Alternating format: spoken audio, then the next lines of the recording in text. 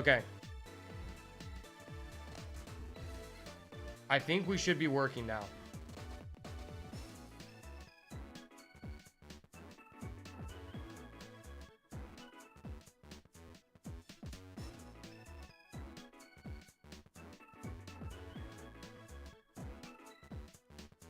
We should be good now. It looks like it's working again. Let me know if it's not working. Or let me know if it is working.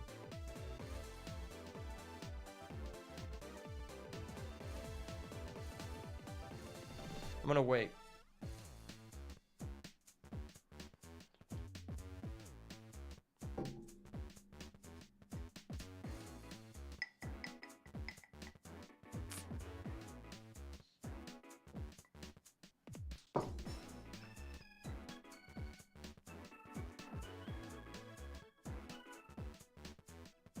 Are we good now?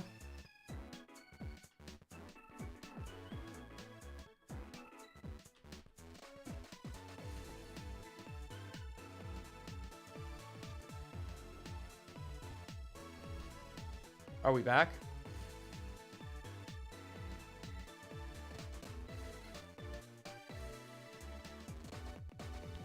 Let me know if it's working.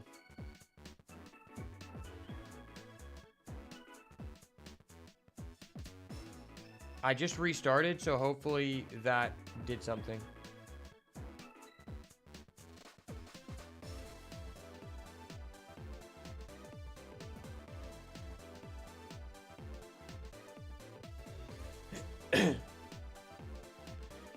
One's in the chat if it's working again. It looks like it's working on my end.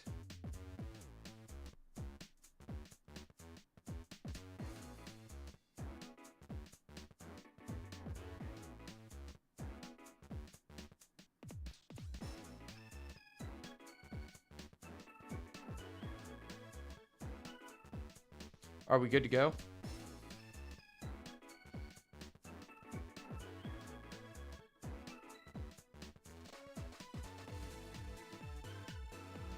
Hello?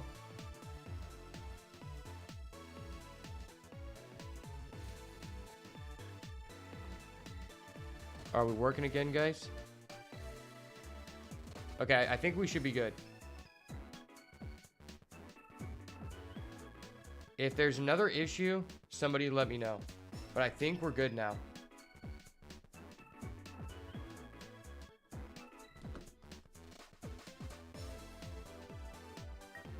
I think we should be good. I don't know how I fucked this up.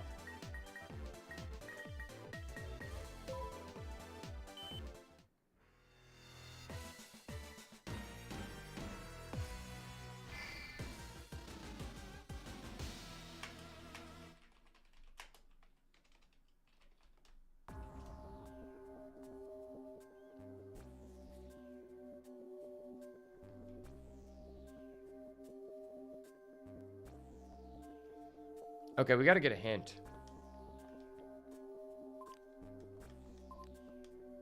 With brain control, take away their X-Saber Gothams, change it to defense, then use Foolish Revival and Karma Cut to remove Shiny Black Sea and perform a Synchro Summon.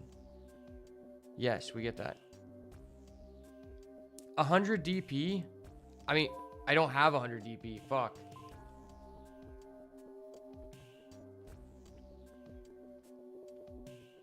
Really?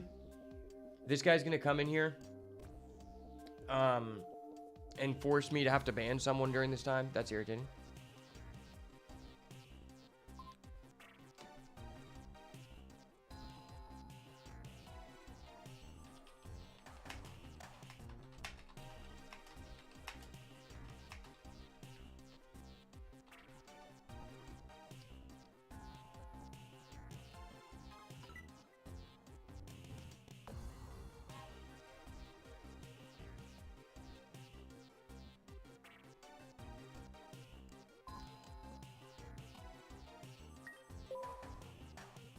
All right, we got to retry this.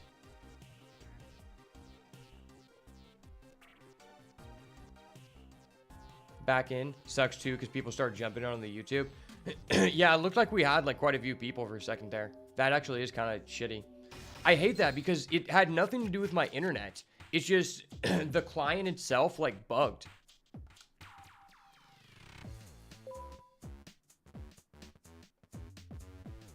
Okay, I think I understand what we're supposed to do now. Activate brain control. Take Gothams. Switch to defense. Activate Foolish Revival. Get his Max C. Or budget Max C, whatever you want to call it.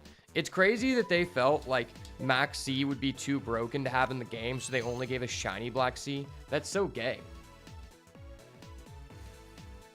Activate Karma Cut, discarding Fabled Lurie, aka the Fiendsmith line.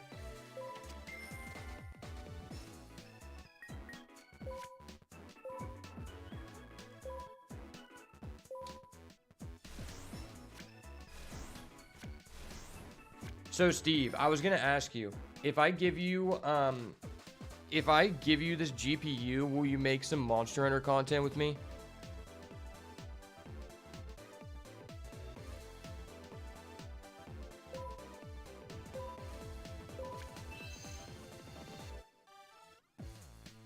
Okay. I'm going to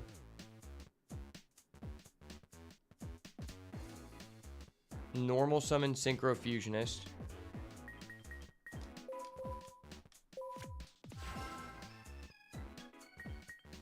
Activate Emergency Teleport. Go get Krebons.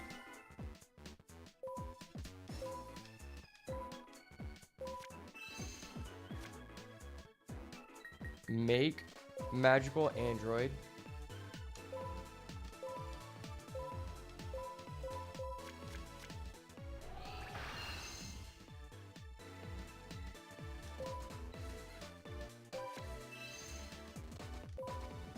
Activate effect.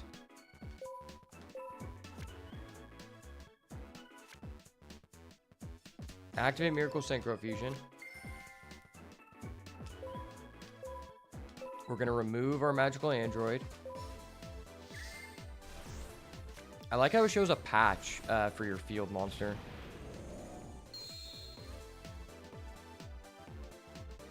As long as you can run it. Well, that's the thing. If I... that's the thing. If I returned this, the $300 GPU that I just bought, you wouldn't be able to run it. But if I keep that and don't return it, then you would be able to run it.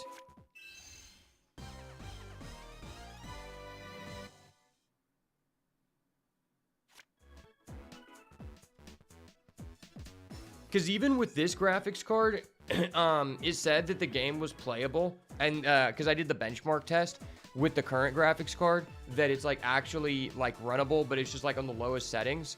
But that's like the main reason that I would like buy this for you, is so that you'd be able to play, to make content.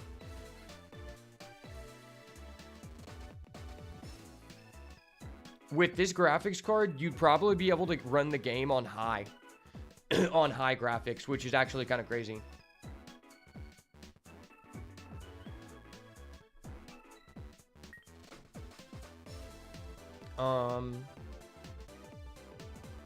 Okay, so now we need to go to the battle phase and attack Blackwing Dragon. We did that before. What did I do wrong?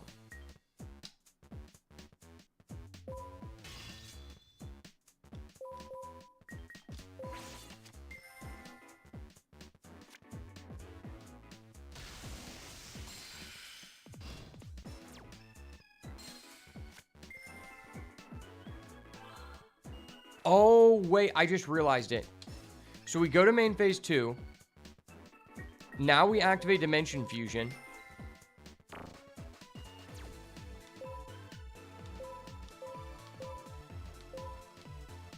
It's because of the old rules. I didn't understand because, like, the rulings have changed.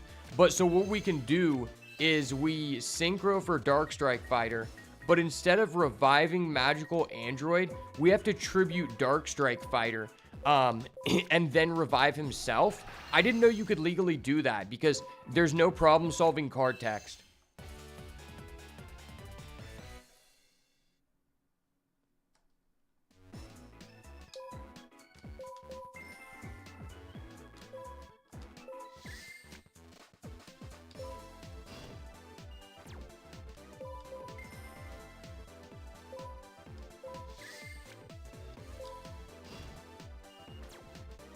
Then we activate himself, tributing him.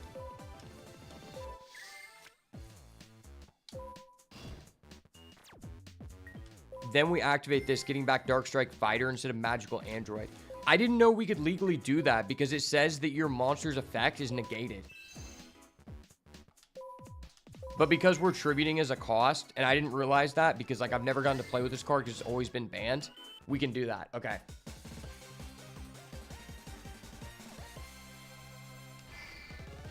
But yeah, I have been hearing a lot of negative reviews for the game on Steam. It's like overwhelmingly negative about the optimization, but not just that. Oh, we get 1800, bro. Hold up. Wait a minute. Something ain't right. You're kidding. We get 1800 DP for beating this puzzle, but for beating the cheating QuickTime minigame cuckold, we get fucking 1,000? Bro, that's actually so dumb.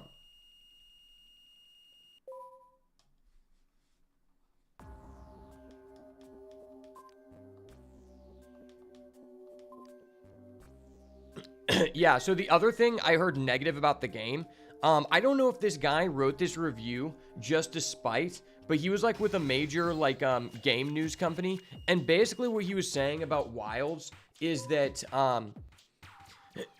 basically he was saying that he really wanted to like the game, and that the Monster Hunter franchise, when World came out, it became his favorite franchise, and he wanted to give like as positive review as possible. But he was saying that it's basically like they left out all of the good improvements that World had and just made them worse.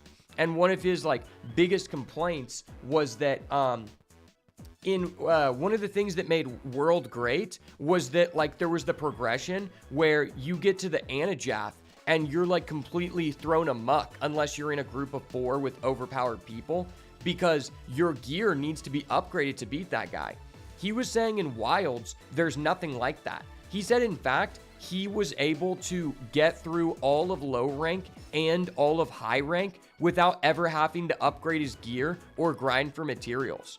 And that it never got difficult until like the end game, post game with the tempered monsters. And that is kind of concerning to me.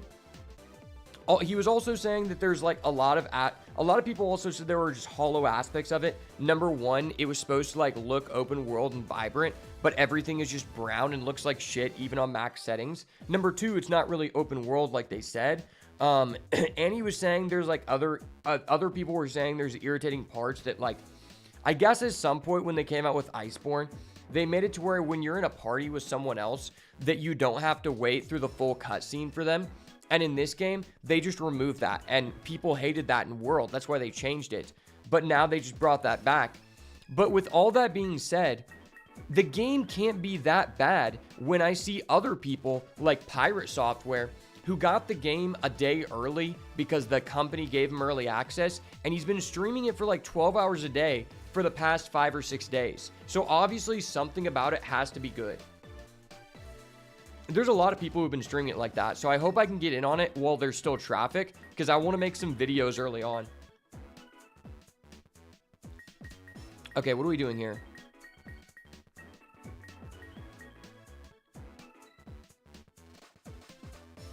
Okay, send 2 cards from our hand. Send Dandelion. Send Core Destroyer.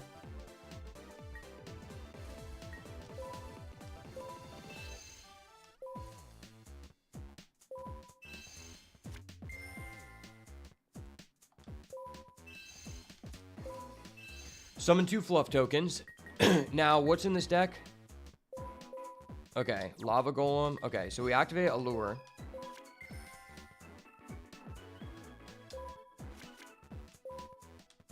Remove this guy. Now, activate Nightmare Archfiend.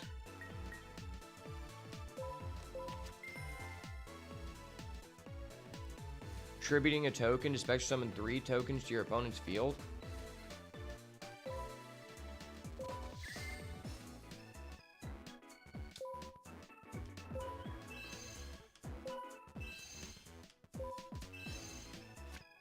Okay.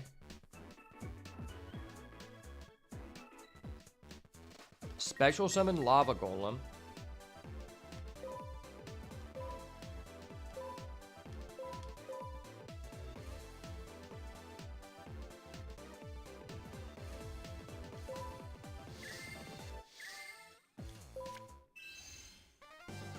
Oh shit, Lava Golem's animation is insane.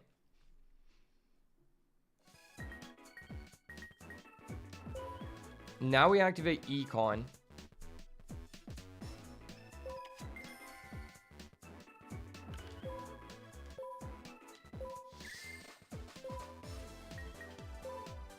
Take this. Special summon Spell Striker.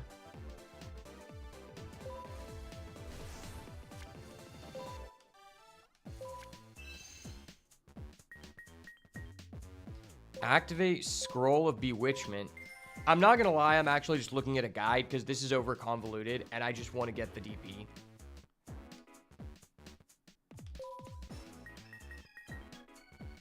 Like, I started off trying to try and then I realized this is over convoluted for no reason.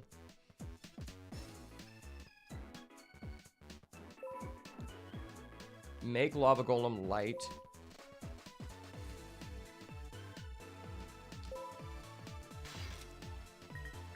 Activate Escape from a different dimension.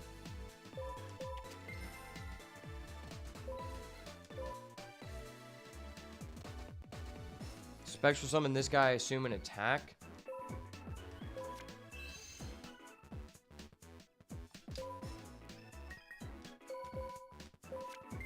Activate this.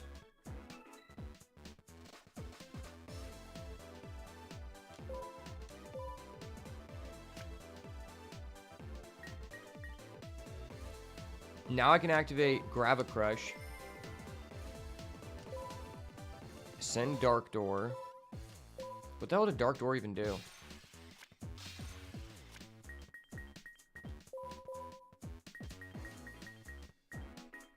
Both players can only attack with one monster in their respective battle phase. Why is this even in the puzzle? That's like a straight up adherent. Why would anyone ever have that? Like, that's not a realistic situation, but whatever. Go.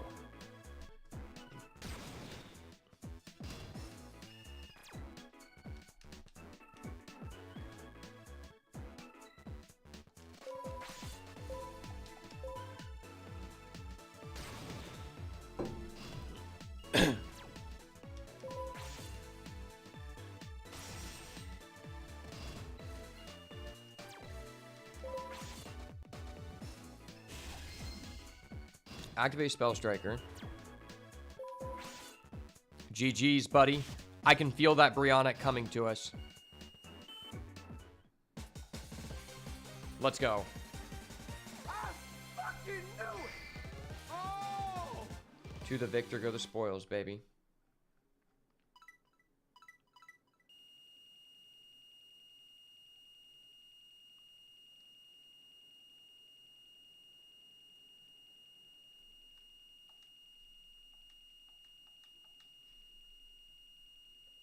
That's nice.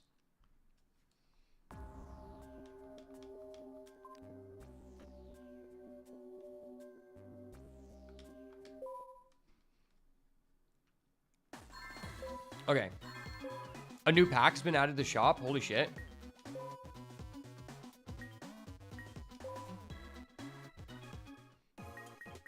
What pack is it?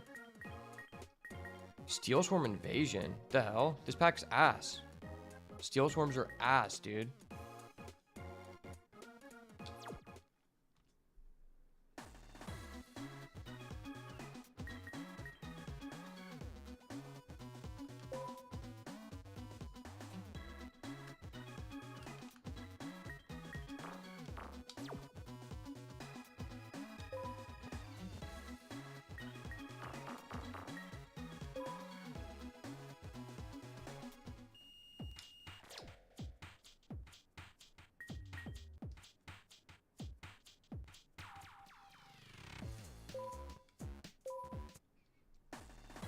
Okay, there's a way we can, like, download puzzles. How do you download the puzzles?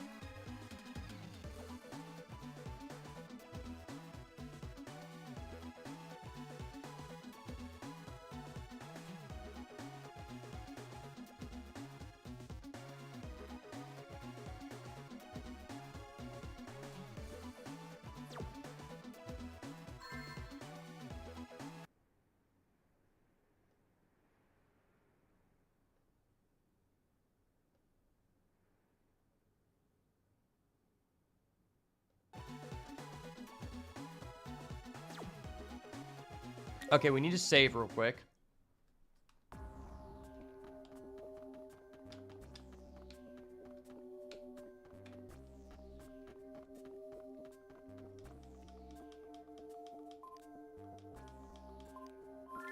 A star chip. Yay.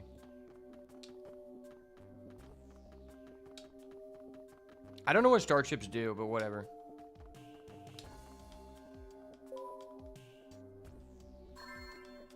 Okay, we save the data. We go save slot 1. Now we're going to configure Wi-Fi and see if this works.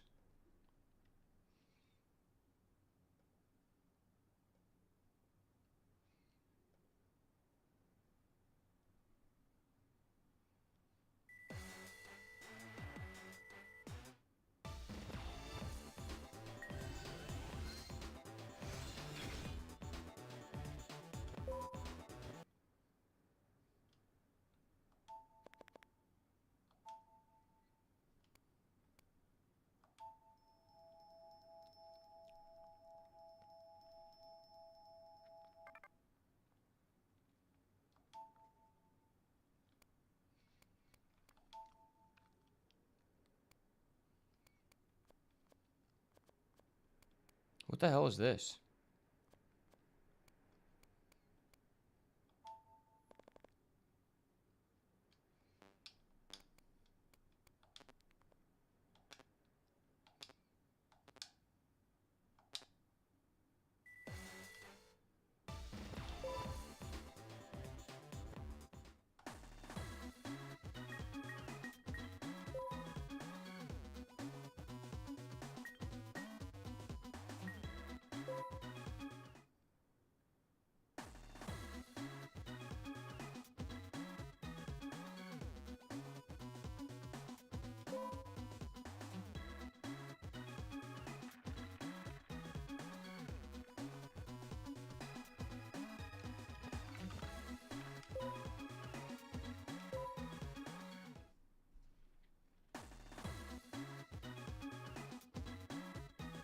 Can we actually... Wait, how were kids supposed to figure this out? Facts. Like, wait.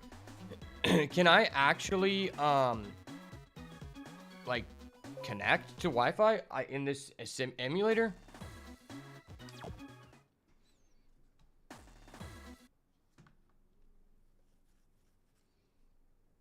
Enable Wi-Fi emulation. Bridge network adapter could not load. What if we do this?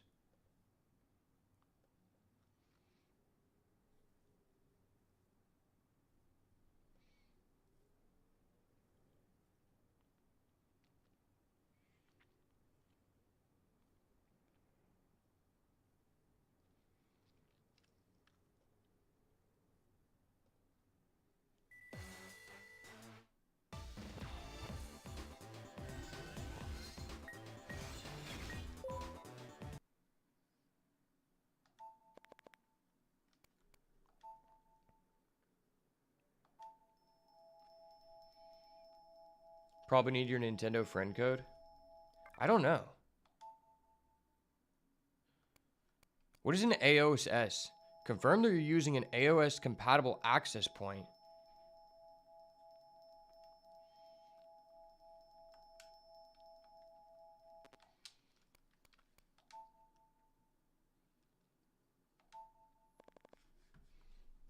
Let me take a picture of my Wi-Fi. I want to see if this works, because then we can do more puzzles and just get instant DP.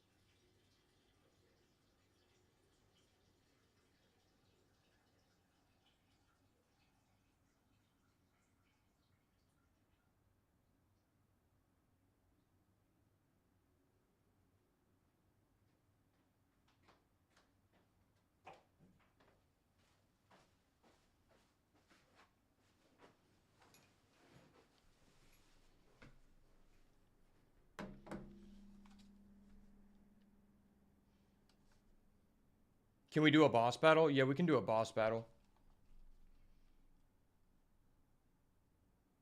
I think there's new bosses. Hopefully we get like an actual good boss. I'm just going to say fuck this and not do it.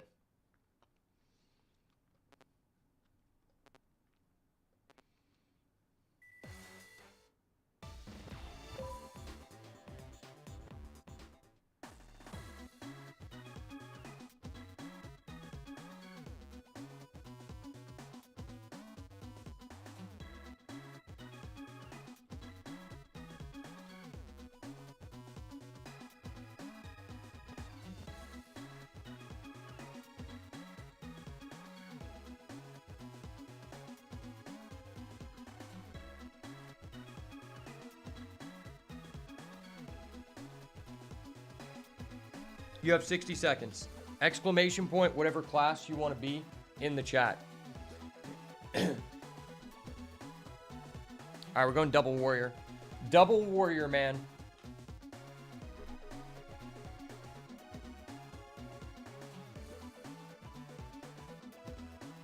I'm gonna make it bigger.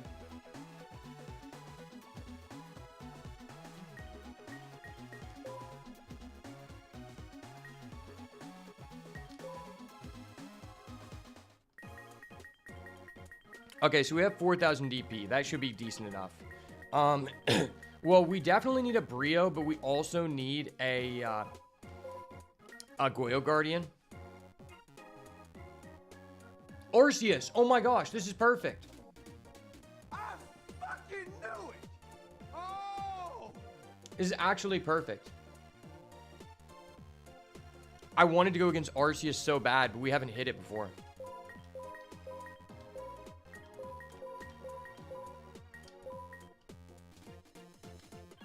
This person in my chat told me that you get better luck if you open at least 10 packs. Every 10 packs gives you something like a rare guaranteed. Okay, we got ourselves a thought ruler. That's good. We didn't have that before.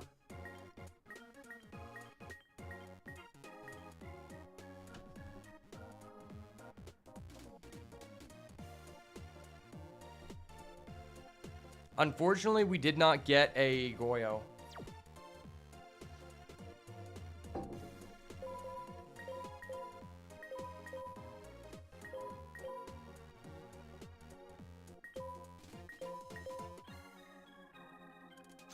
Easy Goyo? No. Do we at least get a Krebons? Do we still just only have 2 Krebons? It's kind of gay.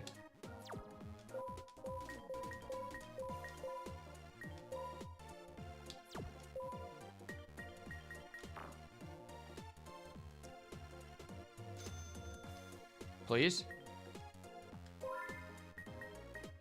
No, we didn't get a Goyo, bro. That's AIDS.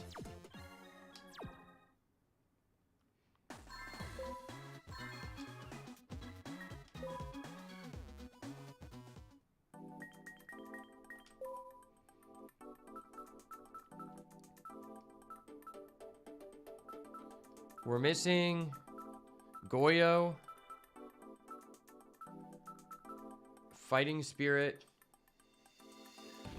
I don't know if you actually do, yeah, you should have been Priest. I didn't know that you were also going to go Warrior. I locked in mine first. Do you actually have to do exclamation point Demoralize? I think you just do exclamation point 1. We could also go for a Psychic Karakuri deck. That'd be pretty cool. Did we get more than 1 Krebons at least? No, we still only have 2. That sucks. Okay. This is the guy that they use in the anime to summon Goyo, but it's ass.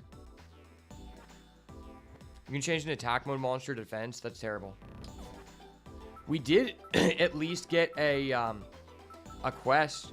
So like our Glad Beast package, we could actually go Glad Beast. Like Glad Beast has a really good card. War Chariot. When your opponent activates a monster effect, negate the activation and destroy it. Counter trap. That's good.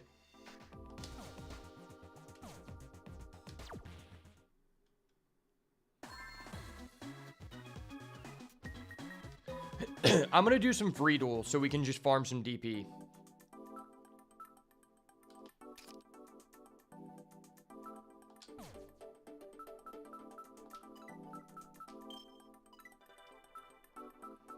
We did get a thought ruler. That's kind of nice.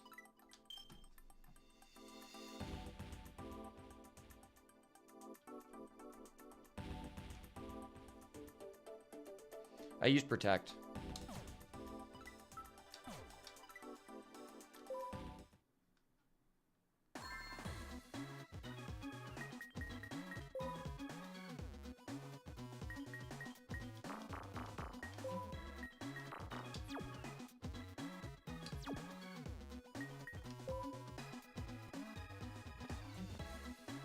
Actually, I think I'm going to go against the little boy.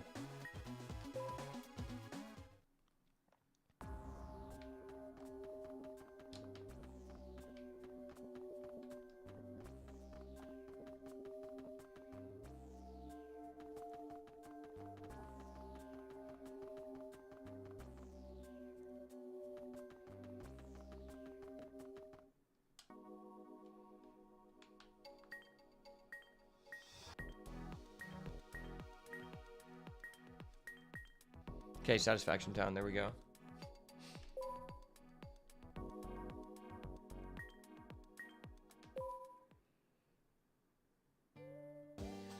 Yeah, I think you have to do exclamation point 1, 2, or 3, Steve, and not demoralize. There, you got it.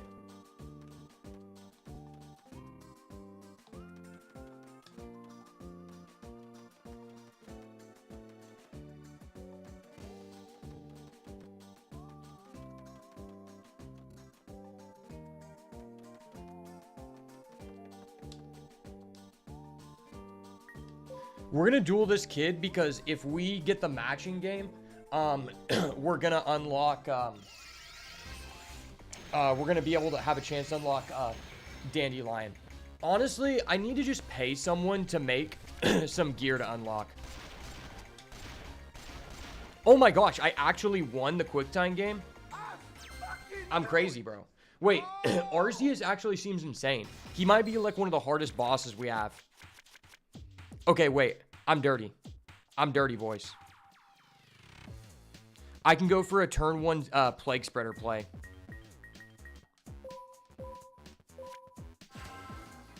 Activate effective Armageddonite. Sending Plague. Plague effect.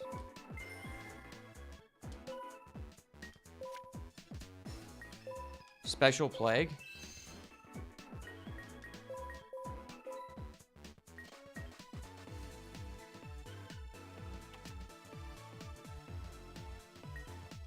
Or just summon Gaia.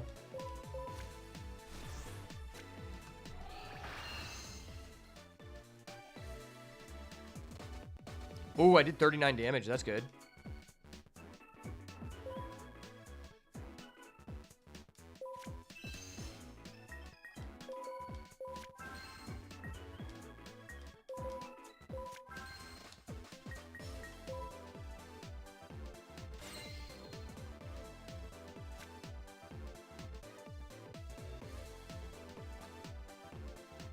I might just look up what people come with certain cards in the memory matching game. Oh, he's going machine dupe? That's actually kind of disgusting. Oh, he only has 2 copies. Great.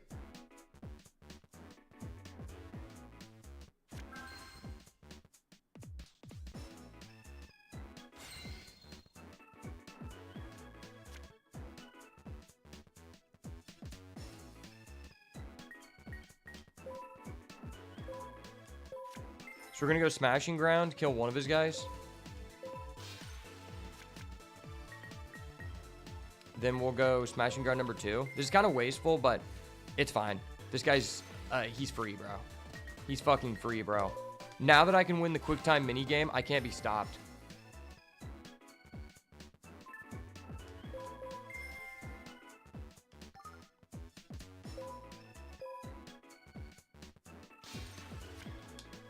Okay.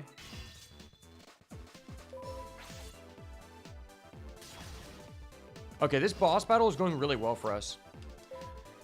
I think all the defense boost that me and Steve used made it really good. Oh shit, he switched to a fire type. That's crazy. I didn't know he could just switch types in the middle of battle. It's actually a really cool boss. Wait, did you die? Oh, no, you didn't die. Wait, Steve died. Wait, did Steve die?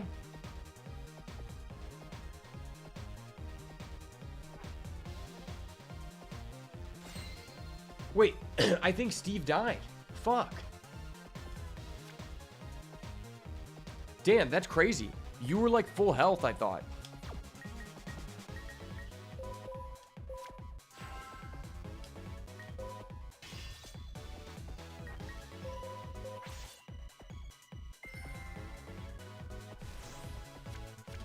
I'm just going full onslaught attack.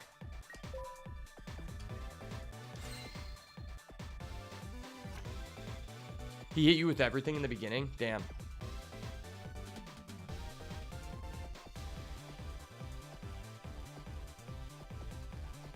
It's the fact that I pulled a crown rare Arceus and I have this Arceus here. It made him too powerful. He's too OP now.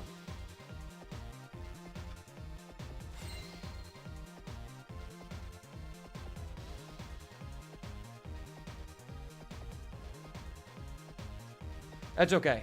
Even though you died, if we win, you still get the points.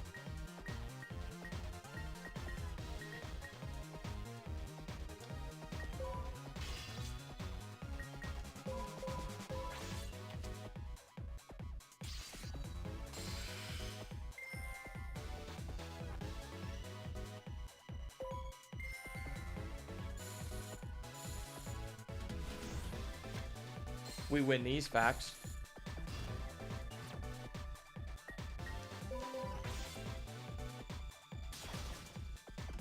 Oh my gosh. Final blow.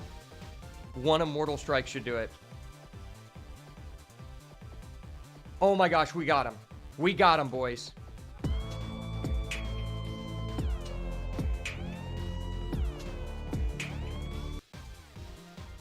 Arceus down, baby. Wait, that was on normal difficulty? Holy shit. If that's normal, what is hard?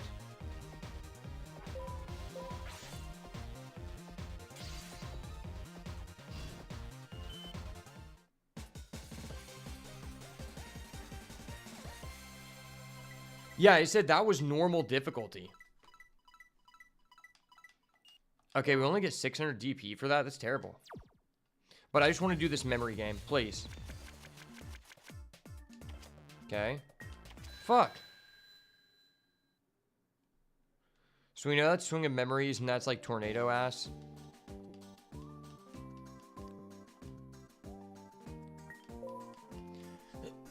I'm pretty sure all the matching things stay the same. Shame on you beating up kids. But he has a Dandelion, and I need that. Oh, we're about to test our skills here. Bro, how is the CPU so much more fair when you go against anyone except that one burn cuck, and he's guaranteed to hit the quick time in 2.4 seconds?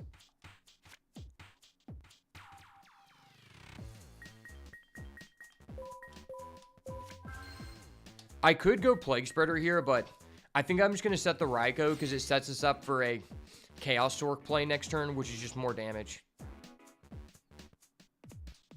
Man, if we had a Goyo Guardian, bro, we'd be speeding this up so much because we'd have a good level 6 to go into.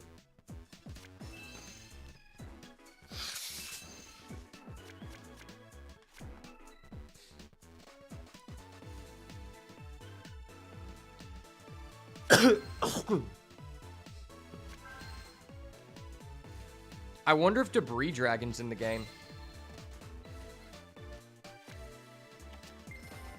Bro, what the hell is this? Hold up. Wait a minute. Something ain't right. Fucking Stall McGee over there, dude.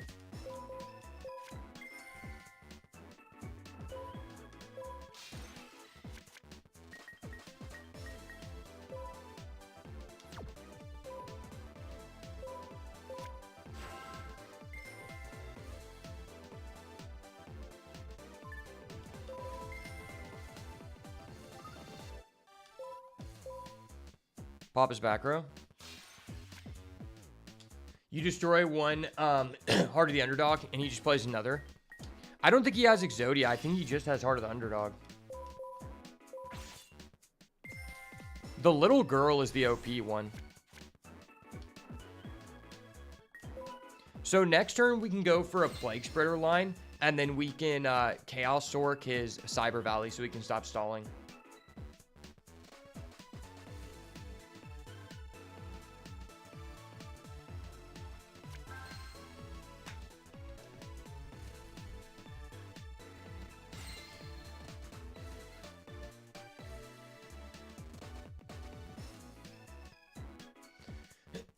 Okay, I'm looking at all the memory game cards. So Wes has Dandelion, and he has basically nothing else. Oh, wait, we could just go Zaborg. That's pretty based. Nah, I think it's better to go for this.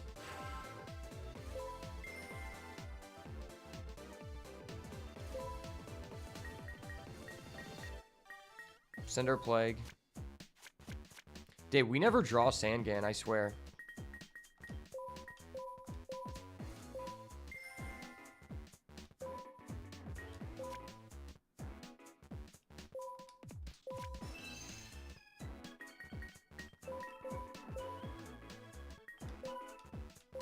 Summon Gaia. Bro, Goyo is so busted. It's like, it's a level 6, and it has higher attack than the vanilla. Like, vanillas are supposed to have higher attack than any other effect monster could have. I think that's why Goyo is so stupid. Priority? Priority, bitch.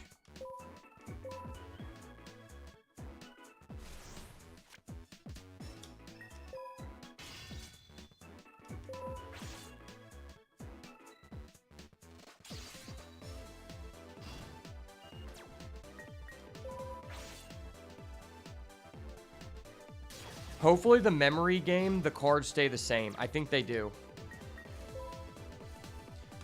Okay, so Nico, you can get Instant Fusion, X-Saber Fall Troll, Scapegoat. That's pretty good.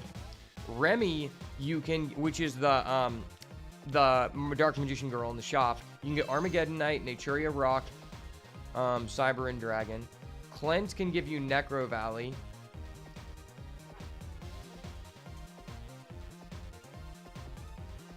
Bronson gives you Stratos. That's good. Masaki can give you Solemn Judgment. Oh, fuck. We need to fight Masaki. Special Summon Jester Confit. Lol.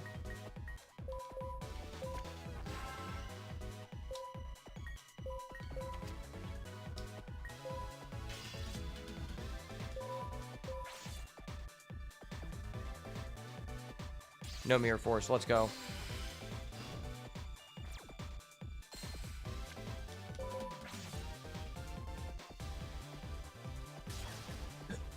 No Mirror Force, baby.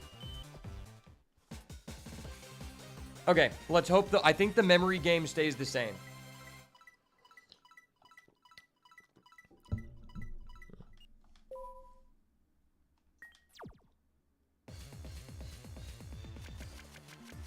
So I think we picked this and this.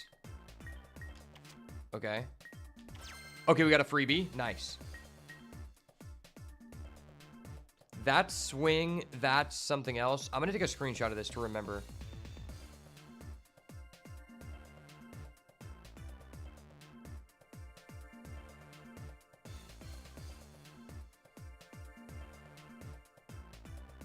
Wait, why can't I take a screenshot? Oh, I think my snipping tool is opening behind this.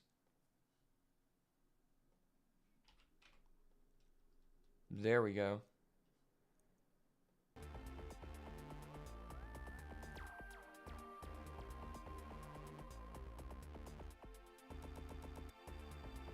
Just drag that over there.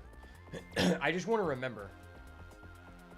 You saw him draw a piece of Exodia? Oh, he's the kid in the satellite? Oh, I thought you were talking about the little boy. Please don't be the destroy. Fuck, dude.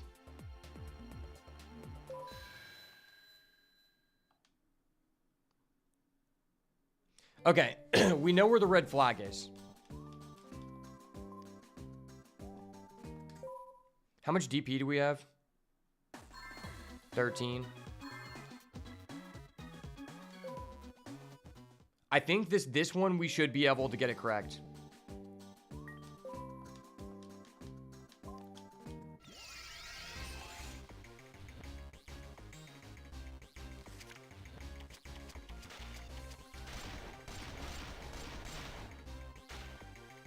Sweet. Even with my delay, we win. I kind of wish that instead of it just auto making you go first if you win the quick time, that you got to choose. Okay, this hand's a little bit slow.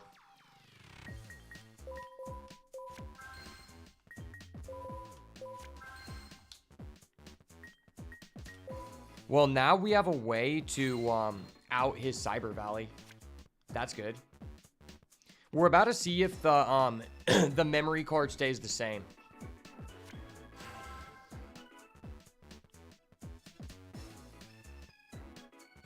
There's also packs you can unlock by just owning a certain amount of cards.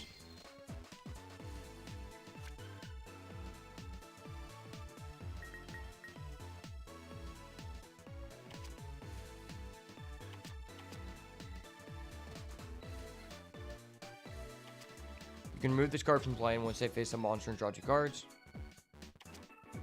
Okay. Do I want to just take control of that and draw 2? No, I think I'm cool on it. Just pop this. Normal Krebons. I have the Krebons disease. Back in my day, it was all about trying to avoid crabs. Now it's all about trying to avoid the Krebons. I forgot we have an ally of Justice Catastor now. But Magical Android is light, so that could allow us to OTK.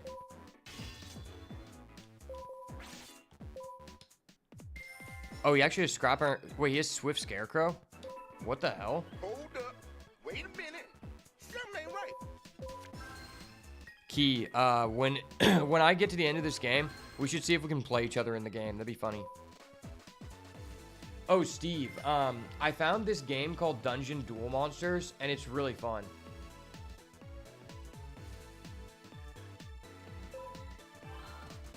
Basically, it's like a draft simulator to Yu-Gi-Oh! It's really cool.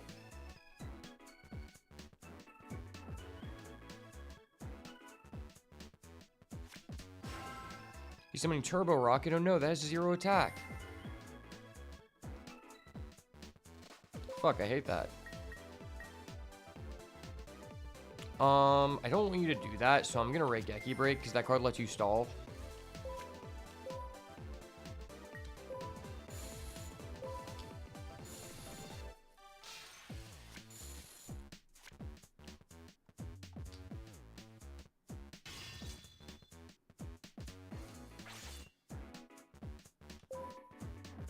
What the hell?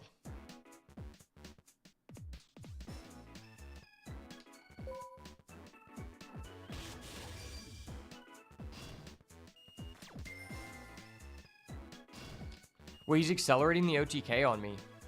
This is good. He just made it quicker for us to OTK. Wait, what? He contribute to destroy a monster? That's busted.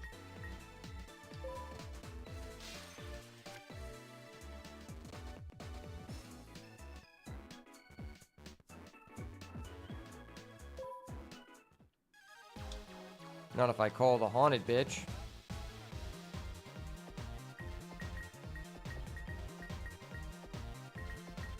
Normal summon, take control.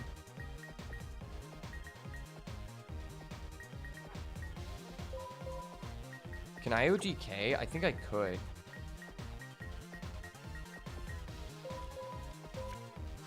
We go normal Raikou. Econ.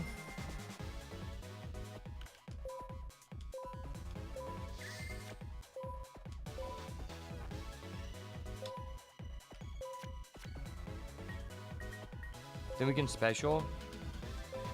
Oh, fuck, I didn't want to do that. Oh well.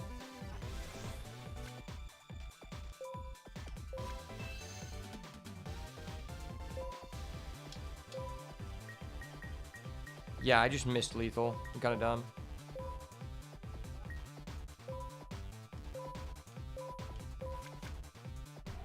Go.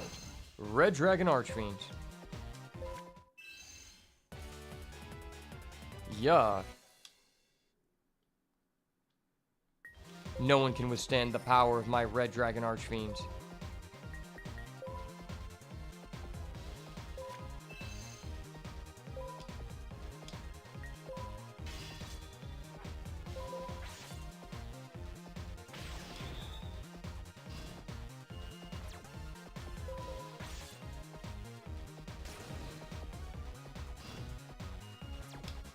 Man, if I didn't misplay, that guy would just be dead.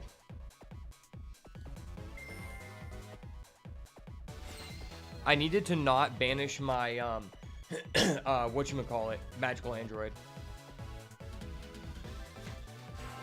Copycat. Okay.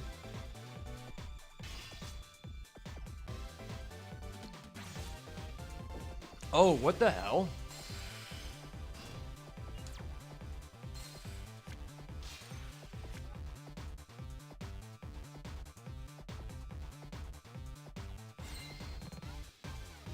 Monster?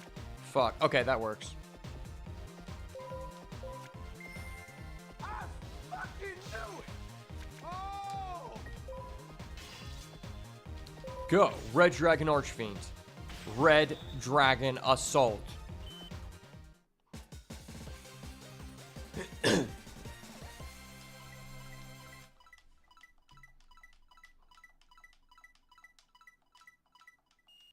Oh, we got 800 that time? That's way more than we got before. I guess because we performed a synchro. Oh, wait, why were these taken out? Oh, because they're like red flags. Okay. Got it. Okay. Got it.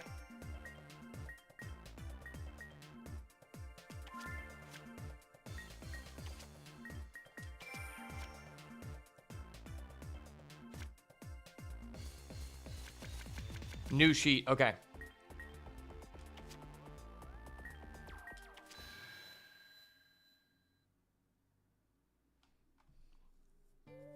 Fuck, we didn't even get Dandelion. That's irritating. Oh well.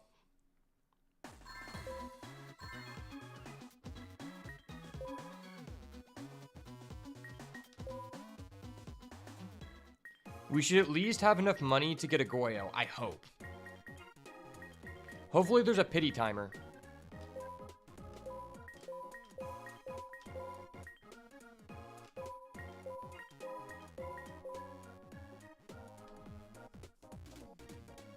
Please, Goyo. Thought Ruler. No fucking Goyo? Did we even get a Krebons? We didn't even get a Krebons. Bro, this is so bull.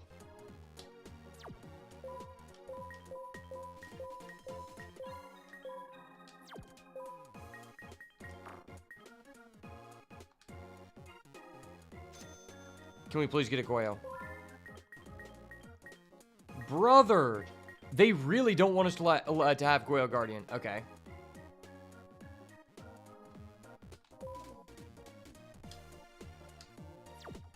Alright, we'll add a third Krebons, I guess.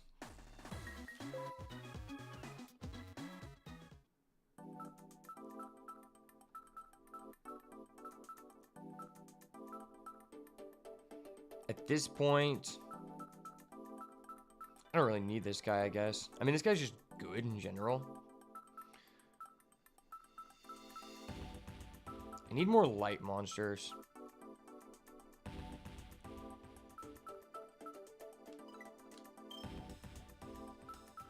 We have 3 Krebons, I guess. That's kind of cool.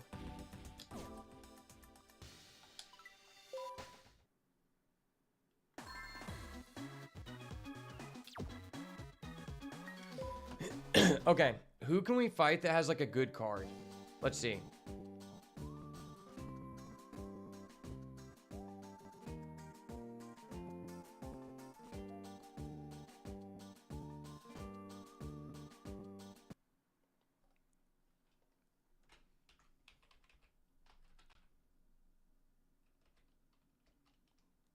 We could get Ryza from Psychic Commander. Let's see. Oh, those are turbo.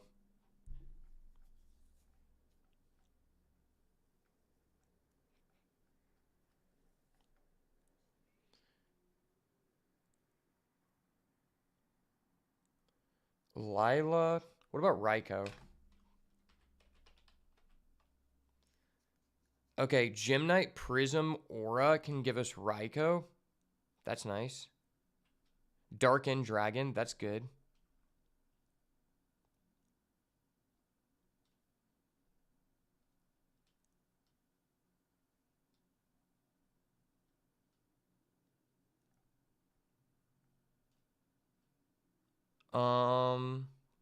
We could get Gores.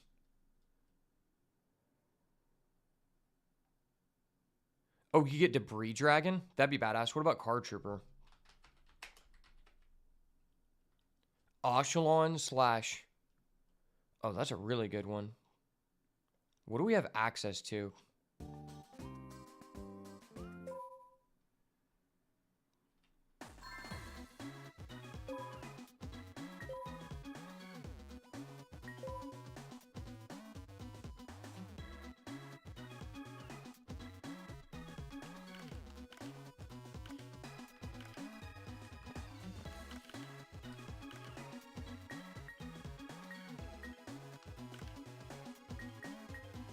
Ronin Totem.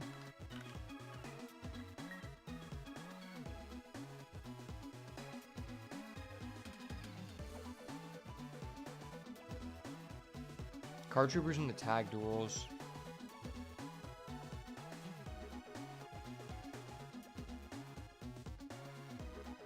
Raikou's Gemknight Prism Aura.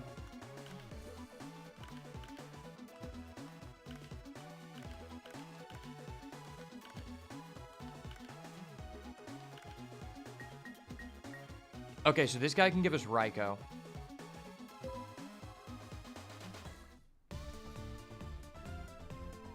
Oh, finally, we don't have to do the stupid QuickTime thing.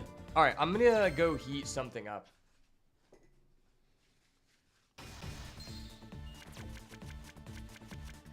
Wait, is there a way we can just get Yugioh from someone?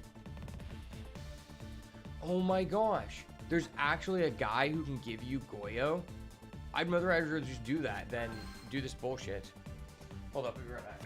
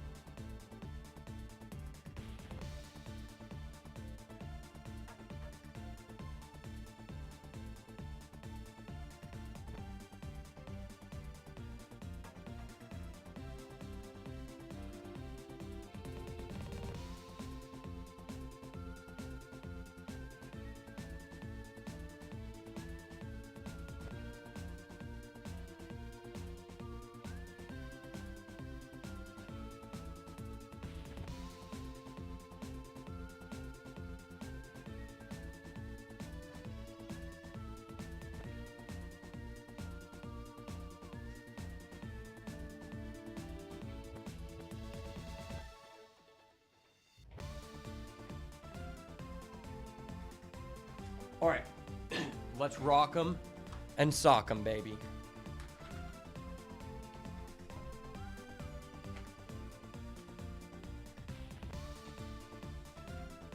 Had to heat up my leftover pizza from last night.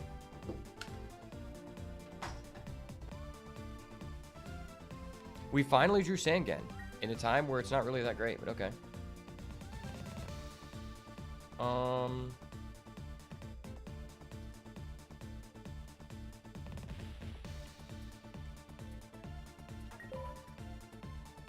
I actually think I do want a Sangen because it can get us to a light.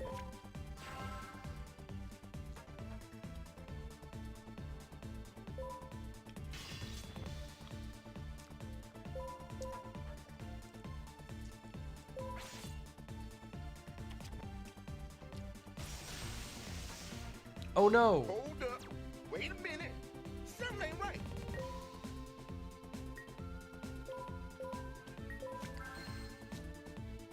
Poor Sangan.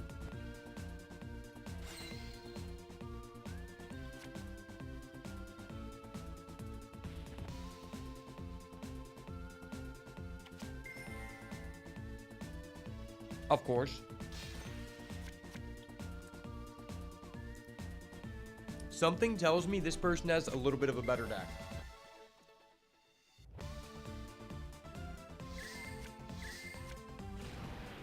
Oh shit, they're going Gem Knight Fusion? What the hell?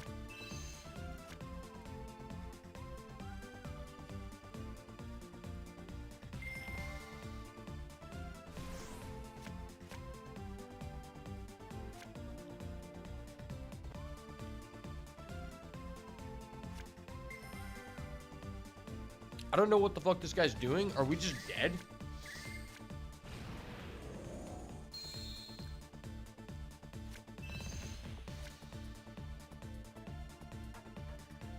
Okay. Wait, so we can just keep adding that back to hand and using it a limited number of times? That's busted. I thought Gem Knights was ass. Maybe he just drew a God Hand.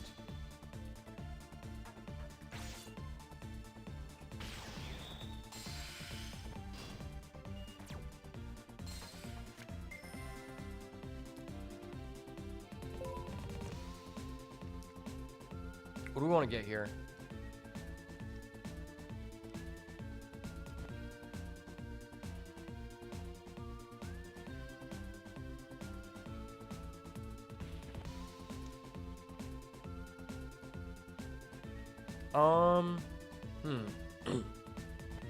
Maybe I should just get Spirit Reaper to stall.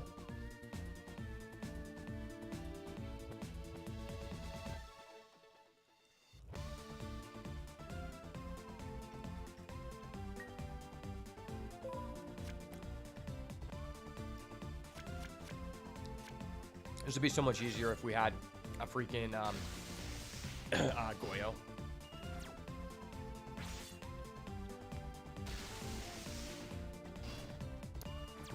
Oh, we can attack multiple times? That's broke.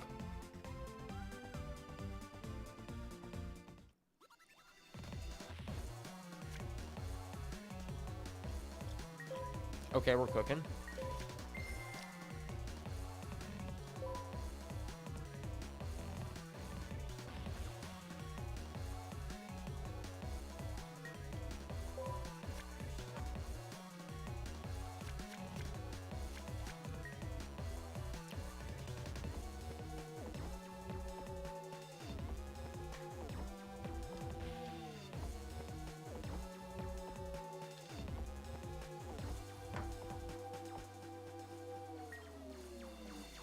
Wait, my controller's not working.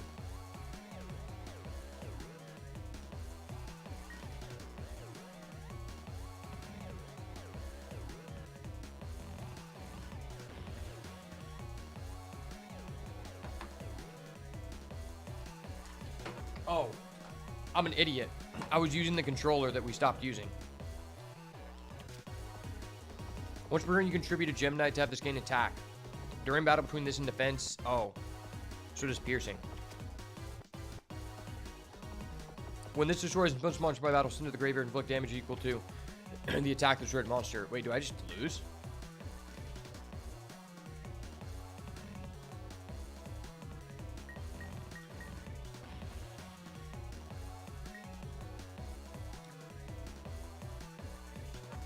Well, I guess I have to Plague. That really sucks.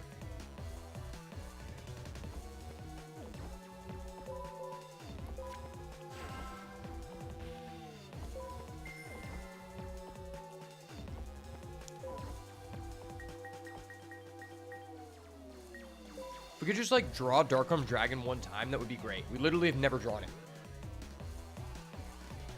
This thing has been in our deck since the beginning of yesterday's stream, and we've not drawn it one time.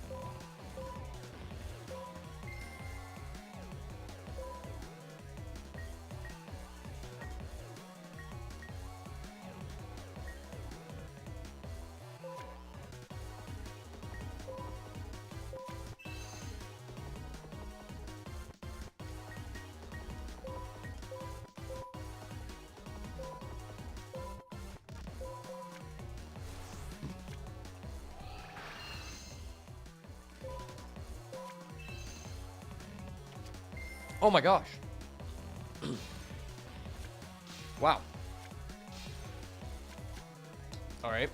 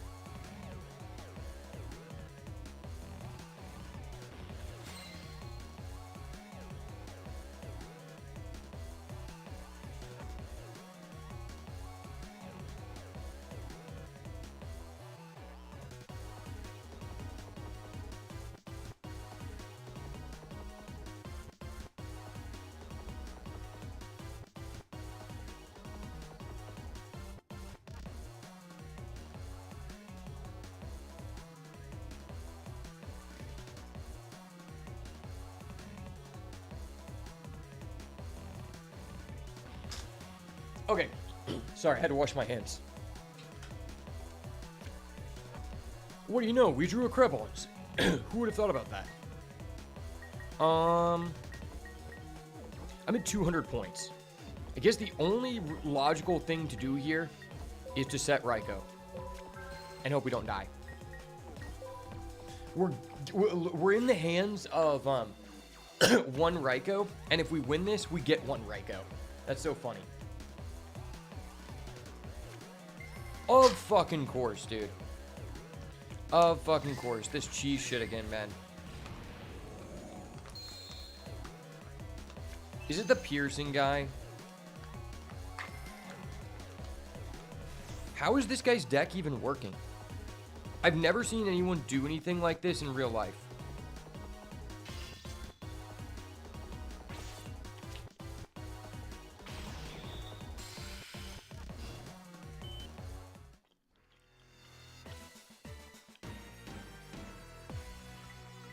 We actually lost. Wow.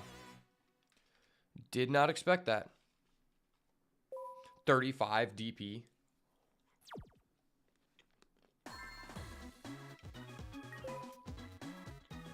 Lamau.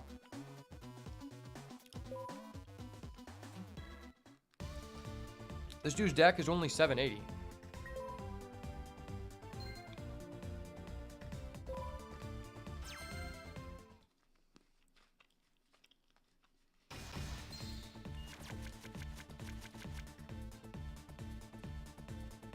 Okay, this hand has a lot more defensive capabilities.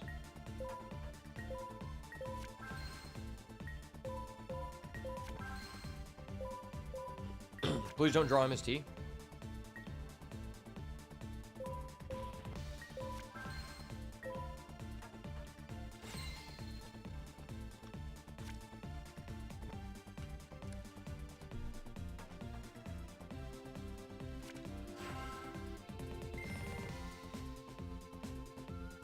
Add one Gem Knight from your deck to your hand.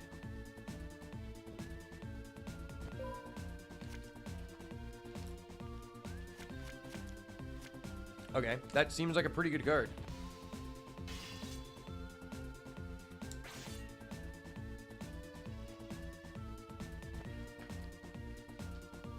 Do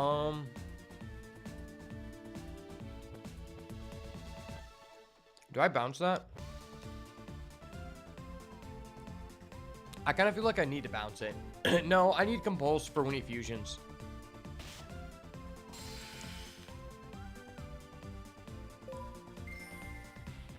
Yo, what's up, Skype?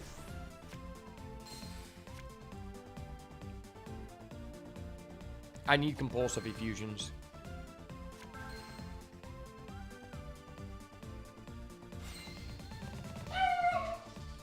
Oh, sorry, my dog's just going crazy.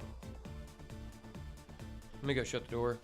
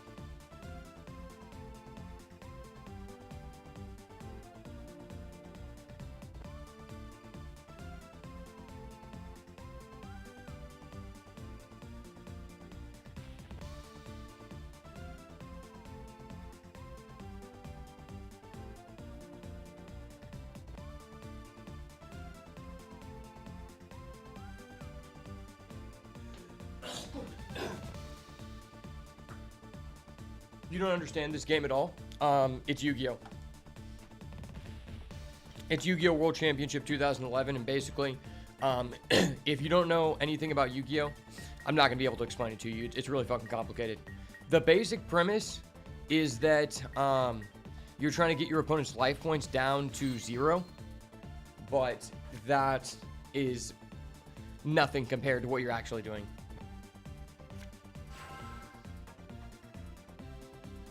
It's crazy how good of a deck this guy has whenever it says his rating is only like 700. Like, that's insane.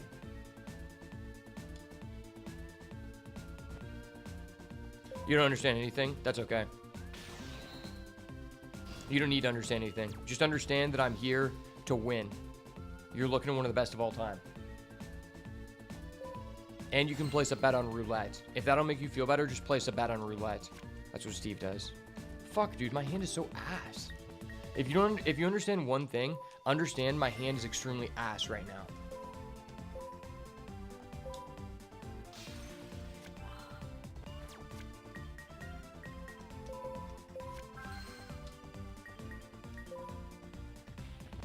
This is a predicament. We just keep drawing dead. Like, can I draw a normal summonable guy? Or just a proactive card?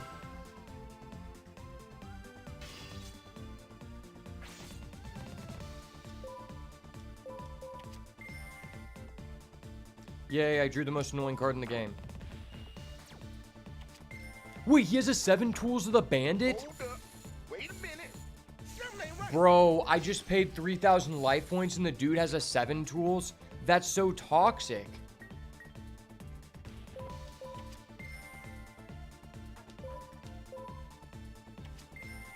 Bro, what is this?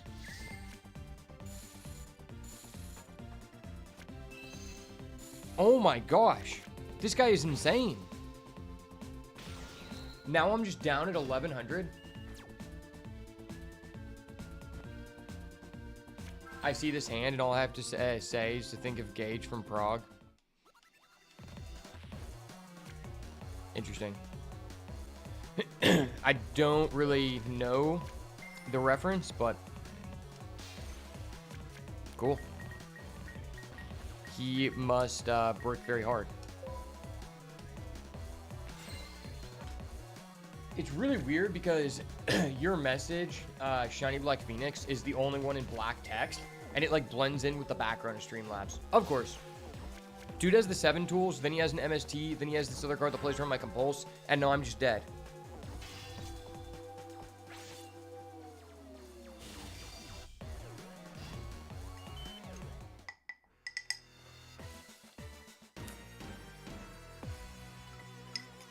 Wow.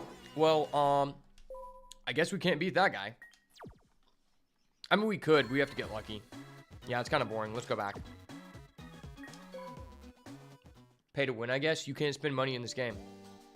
You literally can't spend money.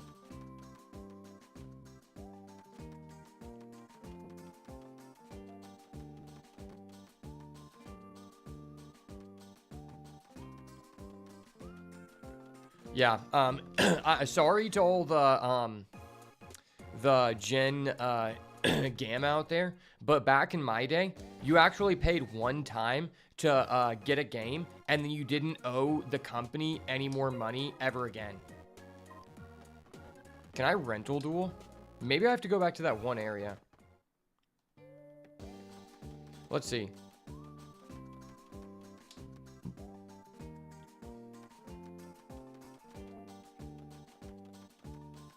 What the hell kind of monsters am I fighting? I don't know. It was something broken. He was playing Gem Knights, but I just couldn't win because the guy had too many staples. Like, I could keep playing and beat him, but, like, I don't want to go against that guy until we can consistently actually beat him. Damon area. Fountain Plaza. Yeah, let's go Damon area, I guess. I think we can do rental duels here and, like, grind out DP. Let's break into this guy's parking lot. Hey, a fellow breaking and entering-er. Nice. We're breaking into colored houses, Steve. Take your time to select your deck. All right, we're going 6 Samurai. It's just always 6 Samurai. Is there any reason to get a star with everything? No, we're just going 6 Samurai.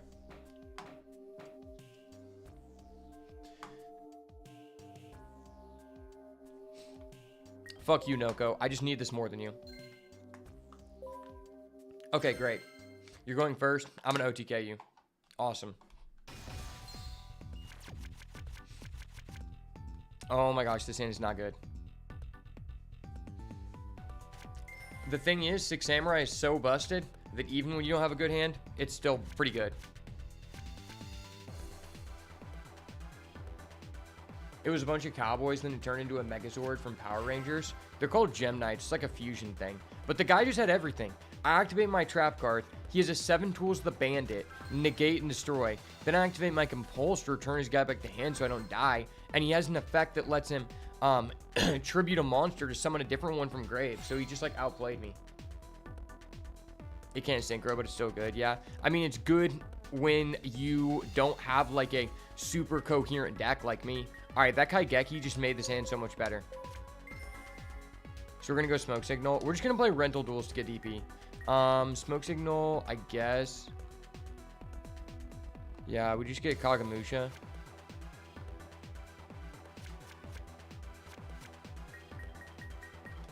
Normal summon Kaigeki. Kaigeki effect. Kaigeki OP. Sir, please don't respond. I have Geki control. Special summon Grandmaster. He never TTs. No Torrential Tribute. He's not that guy. Go. Fuck. Oh, I didn't want to summon Black Rose. No. No. No. No, I don't want to summon Black... Okay, okay. Fuck. That was scary. It almost forced me to summon a Black Rose. I thought I was playing Master Duel for a second. Lamau. Go. I Synchro Shokin. Legendary 6 Samurai. Shi-En. Bro, how does this guy not have an animation in this game? Hold on, man. Hold on. Hold up. Wait a minute. Something ain't right. Book of Moon? Not so fast, buddy. Shi-En Negate. The first ever negate introduced to the modern game. You're not that guy, buddy. You're not that guy. Sit the fuck down. Sit the fuck down, you little boy to me. Gotcha, bitch. I pat you on the head with my sword because you a little boy to me. Go! Grand Master of the 6 Samurai. Respect your elders. Main phase 2. I'll set a little card face down. Could be anything. Could be anything. It totally doesn't fuck you. Don't worry about it. Played out.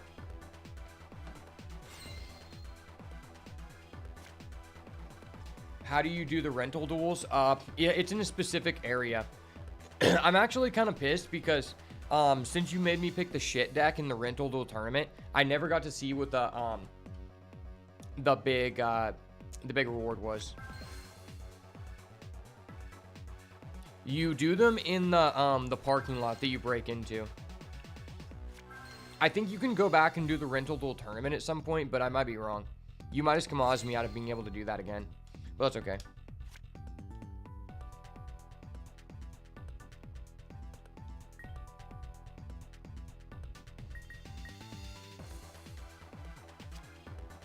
I guess this has to be destroyed by your opponent's card effect. Unfortunate.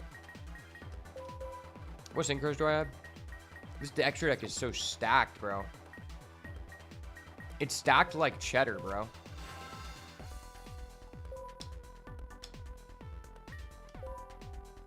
It's stacked like the senators' wallets who do insider trading. Bro, I always risk it for the biscuit.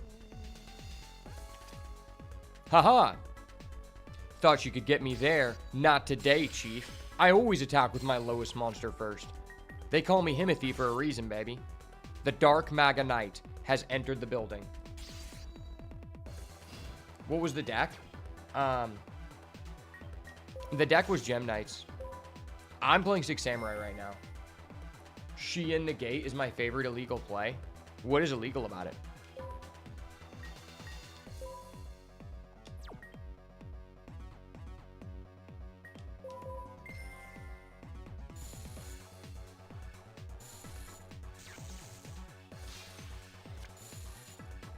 Is it because, are you just saying that because the deck is like 3 Shein, 3 Gateway? It's crazy how almost optimal the 6 Samurai rental deck is, and then you compare it to something like the Heroes structure deck, and the Hero rental dual deck is just complete ass. Like, it's just like 3 Elemental Hero Woodsman, 3 Elemental Hero Dingleberry, and just like, oh, fuck, okay. Negate! Get negated, bitch.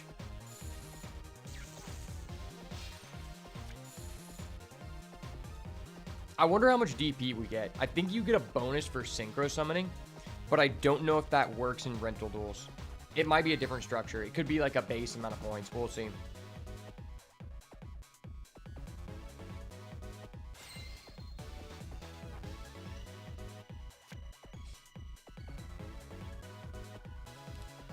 Grandmaster number 2, there can only be one Highlander, and you're looking at him. Let's go. Get that Test Tiger number 2 out of here, bitch. That's what I thought. Go! Grandmaster number 2. Grandmaster.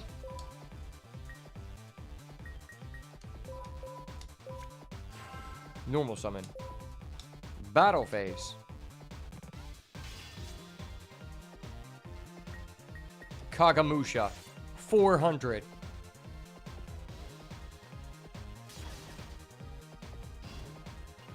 Now go. Legendary 6 Samurai. Shein. Oh, you missed your favorite illegal plays to negate warning with Shein. That is pretty funny. It's funny because 6 Samurai is actually like the first semi-competitive deck I ever got. I'm gonna get 700. That's not like terrible for how fast it is. And back in the day, I still have this today. I have an alternate art Shein that like an artist added an additional sword to. Oh wait, they just give me a miracle fusion? Holy shit, that's amazing. I fucking knew it. Oh. Yeah, that's badass.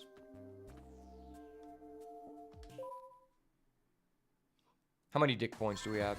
895 dick points? Okay. Okay, if we do one more, we should be able to get a Yugioh.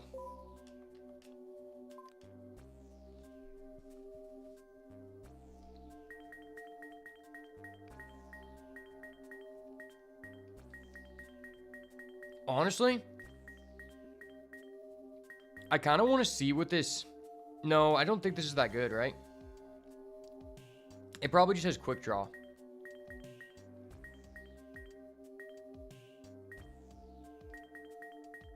I'd be interested to see what the Dragoonity deck has.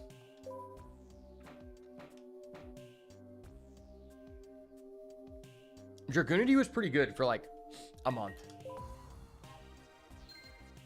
I forget what format Dragoonity was actually good in. I was too young to play at that time. I remember when the Dragoonity structure deck came out, and I only ever remember the Dragoonity cards being used when the Dragon Rulers were legal. But I think there was a time period before the Dragon Rulers came out where it was like its own deck.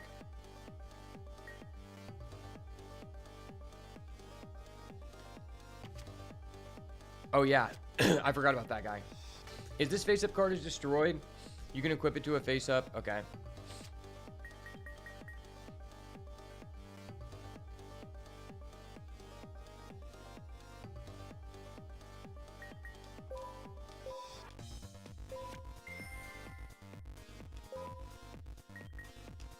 Let's get rid of that guy. Okay, we drew Phalanx. Phalanx is the one good card in the deck. We need to put that in the graveyard, though.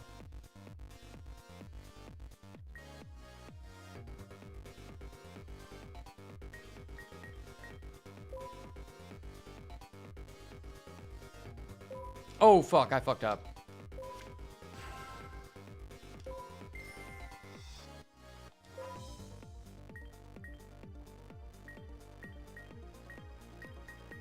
Oh, just in a Phalanx. Phalanx, Phalanx. Pick your poison.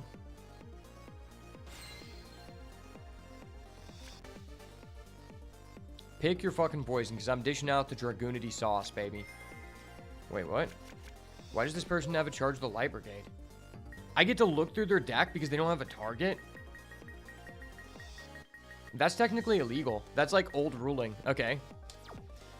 Nowadays, if you activated that and you had no target, and you didn't just mill one, because he didn't mill a target, he just activated it knowingly that he didn't have a target in his deck, that would get you DQ'd from the tournament. That's actually hilarious.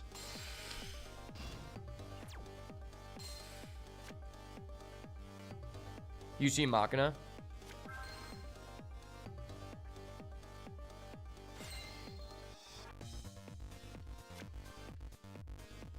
I assume Machina is pretty good.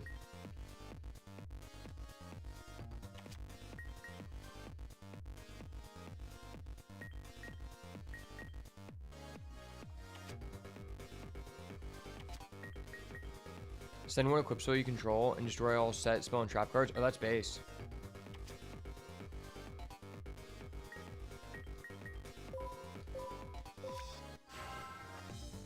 Normal summon.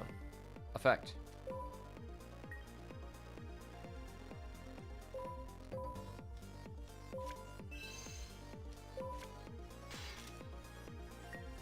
Released restraint wave. Get cooked.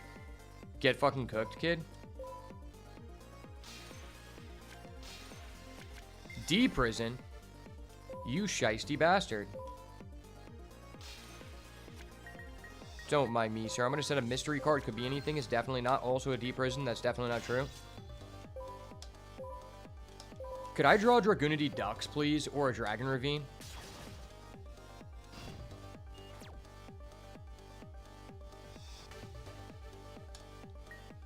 You've never been to a tournament, so you have no idea how strict they are.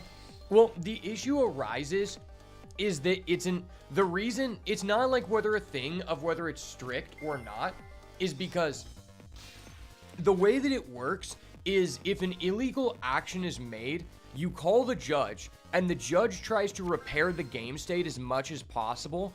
And typically if they're able to revert what happened and put it back into the previous game state, typically that player will just get a warning, and it'll just go back to play. Unless the person already got a warning previously, then they might get DQ'd. The reason you would get DQ'd is because it's an irreparable game state. Because you sent cards from the top of your deck to the graveyard, which means now we don't know, like there's no way you can put those back. Because now I have like revealed certain cards and shit. It's kind of a weird thing to explain. But basically it's just an irreparable game state because you revealed cards and sent cards that you shouldn't have. Okay, cool.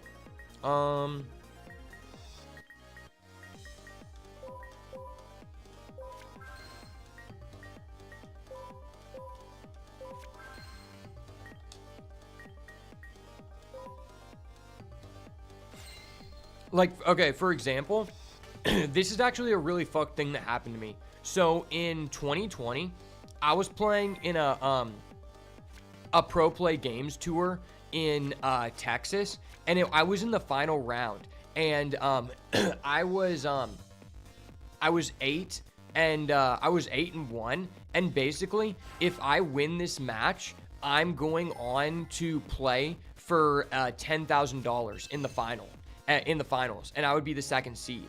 But what ends up happening is, I had this card in my hand called Fantastical Dragon Phantasme, and it says if your opponent link summons, you can special summon this card from your hand, and then draw cards equal to the amount of link monsters your opponent controls, then shuffle back that many cards -1. So basically, if they have 2 link monsters on the field, or if they have 1 link monster on the field, I draw 2 cards, and I put 1 card, I shuffle 1 card back into the deck. Well, I activated Phantasme and I special summoned it, but I forgot to draw. So I shuffled back my card into my deck, but I forgot to draw a card. And that actually hurt me. Like, that negatively affected me personally because I didn't get to fucking draw. So this guy calls a judge, and he's like saying like, yeah, like it can't be spared. Like, we don't know like what your like your card was. And I'm like, dude, like that misplay literally negatively affected me. It's not like I'm like cheating to gain an advantage. I lost an advantage in the situation. I wanted to draw a card. But basically this guy just like finagled his way with the judge to just cuck me out of playing for $10,000. And it pissed me off. And the thing is, I'm like, dude, the card that I had in my hand that I shuffled back, it was Pot of Desires, which says you have to banish the top 10 cards of your deck to draw 2 cards. I didn't even have 10 cards. So I literally couldn't even activate that card. So like I gained no advantage from that situation, but because this guy was a shark and a cuckold, I just got an automatic game loss, and I was going to beat the guy.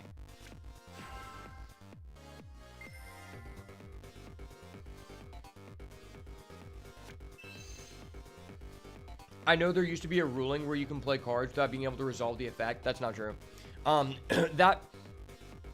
So there used to be a thing where back in the day, basically, if you did a fail search, like you activated something, then the person, you might be talking about this. So back in the day, if you activated something and you like failed search, the other person got to check and see if you actually did. So they could like look through your deck, like what just happened.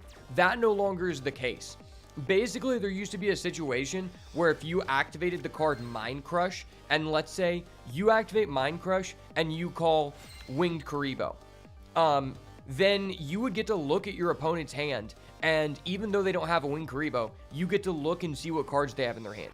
Nowadays, that actually changed several years ago to where the way it works is I activate Mind Crush, I call Winged Karibo, you tell me I don't have any Winged Karibos. Then you don't even have to show me your hand. So you actually could just technically have a Winged Karibo in your hand and just not fucking discard it. Then next turn you draw a card and then you reveal the Winged Karibo, and the guy's like, wait, you had that, you didn't discard it. And he's like, no, I drew it for a turn. So as long as the judge like doesn't actively see you doing that, there are now ways to cheat, and I don't know why they implemented that into the game because it's like really stupid.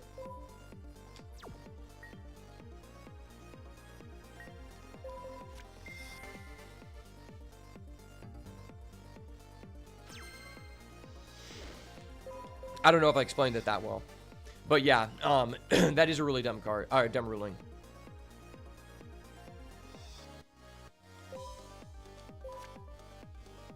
Can I have a ducks?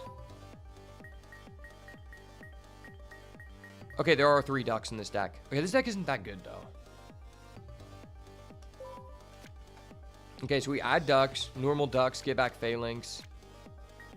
I remember when the Dragoonity structure deck came out, because Dragoonities were actually like, they costed a lot of money before the structure deck. Like ducks and phalanx were worth like a decent chunk of change.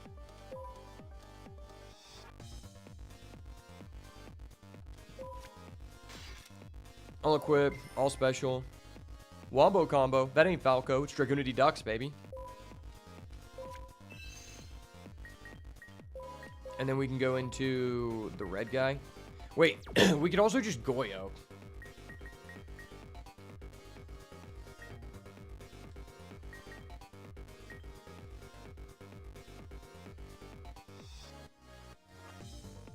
Oh, that's just a permanent attack boost? That's lame. Alright, I guess I have to go into Dirge. Or Gay Dirge. Or no, that's Vajiriana. I have a Vag. I'm a vegetarian, guys.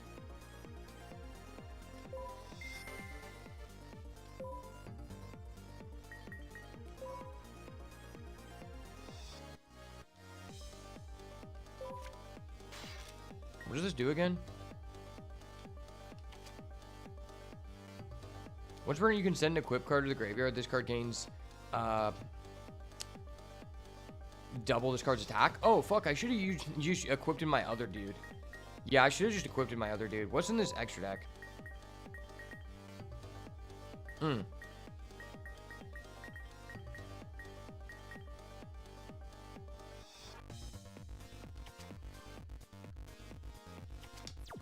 Okay, so maybe that gives us enough attack.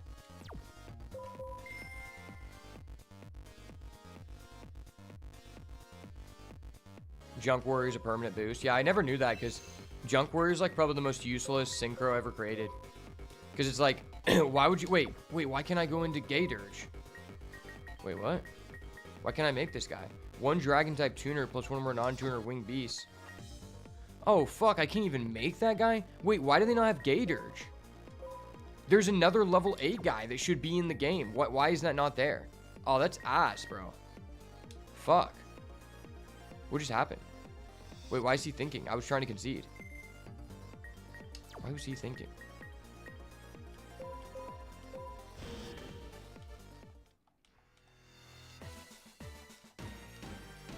Alright, fuck it, dude. We're not playing anything besides 6 Samurai.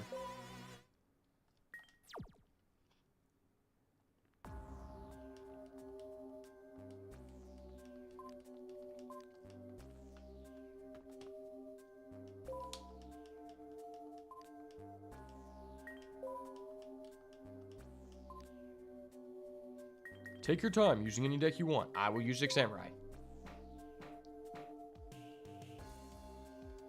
Did I accidentally hit a hidden feature? I don't know. I accidentally pressed start. But this controller is mapped in a weird way, so I don't know. I don't think the Machina deck is that good. The 6 Samurai deck is probably faster. Like, you can just OTK faster. Because you don't have a lot of the new Machina cards. And it's not like it's an optimized deck, right? If it was optimized, okay, cool.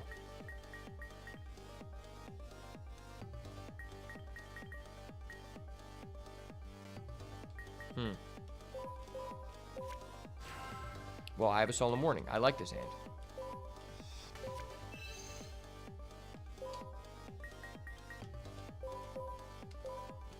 Funny. They're asking me if I want to use priority to tribute my own guy to pop my other guy. Hell no. They always pop the middle. Trust, it's always the middle. You're mostly interested in what they put in there? I mean, we can try it.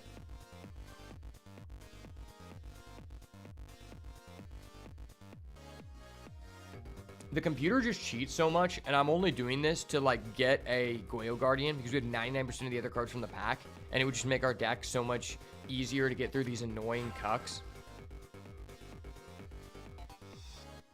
Select one Synchron in your graveyard and special summon it. Sure. That's ass. Why is that guy normal summoning that? Does he have, like, an econ? Oh my gosh. That's so broken. He's going quick draw dandy? Fuck no, bro. I'm not letting that happen. Solemn Warning that bitch. Get that out of here. Ding. I love this deck, man. Congratulations. You get anything you want from your deck. I love that deck, man. It's so expensive, man. Miss me with that quick draw dandy shit, bro. Miss me with that next time, Chief. Oh, you're gonna set a back row, eh? It'd be a shame if someone Mystical Space Typhooned. Compulse. Get cooked, kid. Get cooked. Top deck Kagamusha. Easy Kagamusha. Smoke signal into Kagamusha. I'm that guy. I'm Himothy. Oh!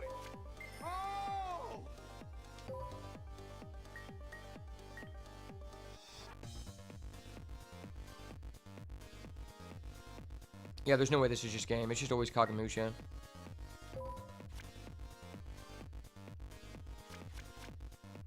I was wondering if I added Kaigeki if it would be game, but I realized you can't even special summon that guy off Kaigeki, so that's just ass.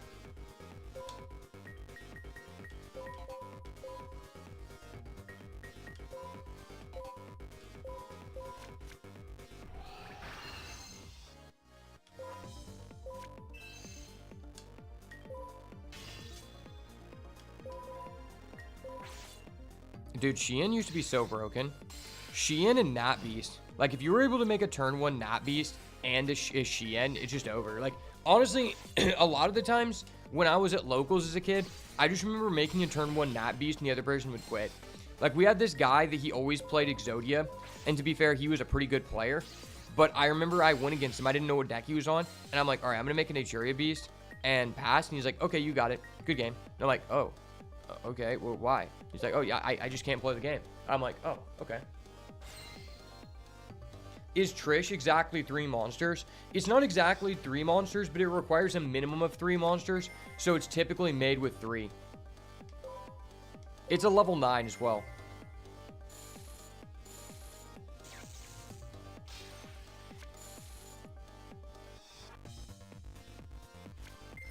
I don't think at the time there were any level 9 monsters that you could make with only 2 materials. The only 2 level 9s in the game were Trish and Mistworm. Wow, this guy's hand was just insane. He had the Dark Hole to bait out my Shien, and now he has a Rhoda for a Junk Synchron. That's so cheap.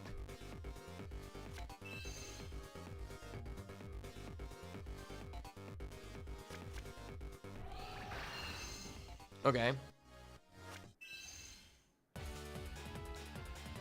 I feel like the computer only summoned this to get this animation. All that she wants is a Goyo Guardian with pepperoni.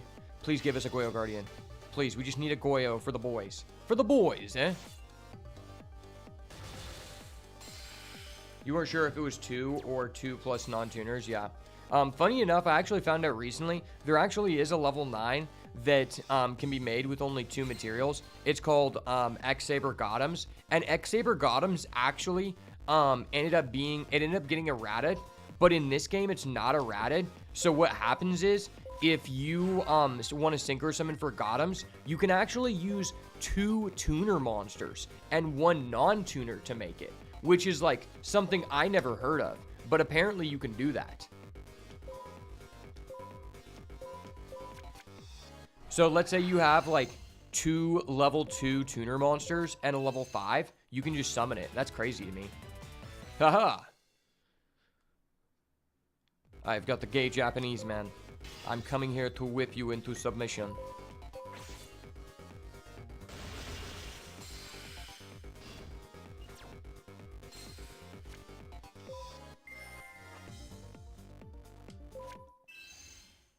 Oh, I get to see his animation again too? That's funny.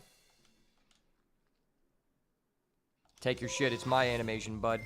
Battle Fader. Hold up. Wait a minute. Something ain't right.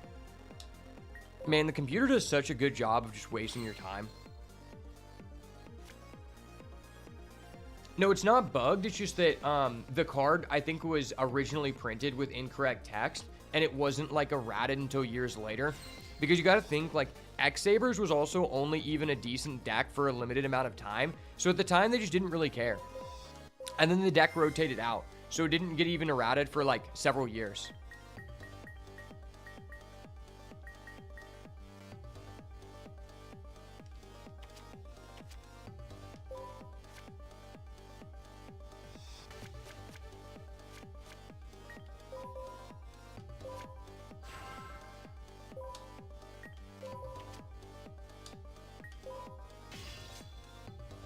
this guy is another freaking battle fader, bro.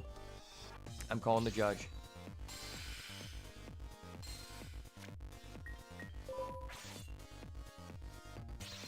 He doesn't have it. He's not that guy.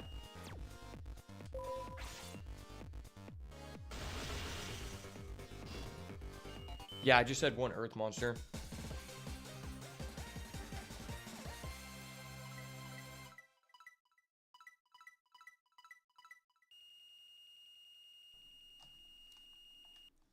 Okay. We only got 600 for that. That's pretty shit. Please give us a Yugioh. I lost. You're pretty good, huh? Yeah, I'm a badass. So what? I don't need you to tell me that, lady. I like how our deck still shows that we have, like, 0 defense, 0 health.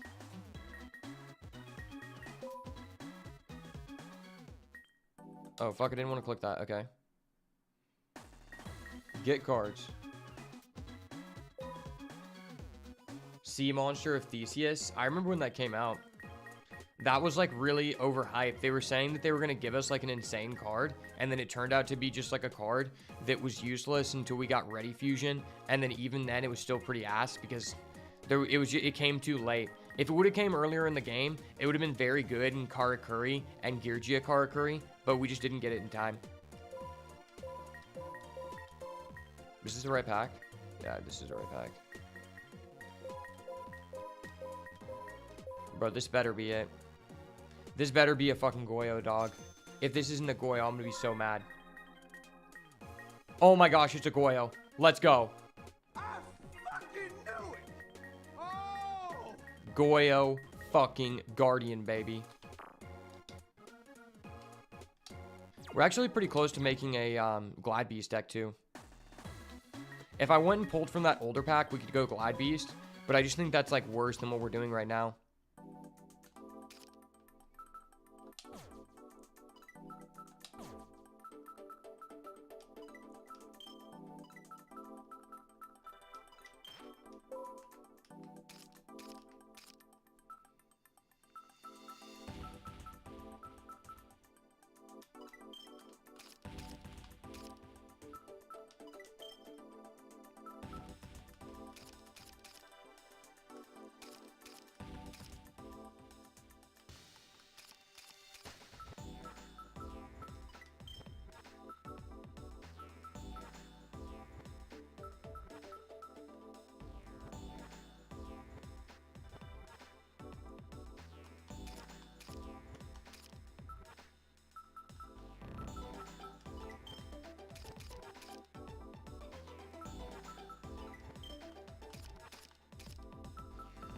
Yeah, let's go to Android.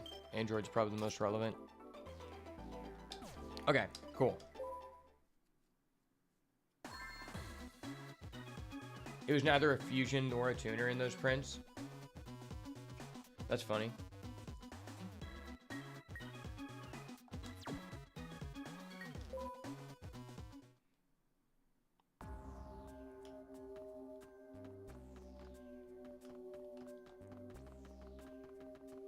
Oh yeah, I forgot. We need to leave this area. We finally got what we came here, boys. Finally got what we came for. Fountain Plaza.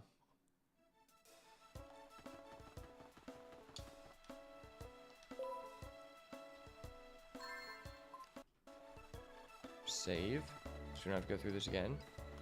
Let's see if there's anything, any DP codes. Okay, big chest. Big chest. Easy 2k DP. Oh, okay.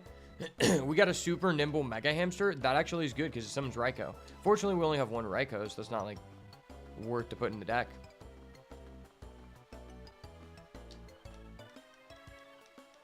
We can order the Blue Eyes Mountain Coffee. Oh my gosh, it's Carly, the love interest of Jack. I'm gonna get exclusive coverage of Jack today. No. The Jack fucking Sims, bro. The Jack Sims pissed me the hell off.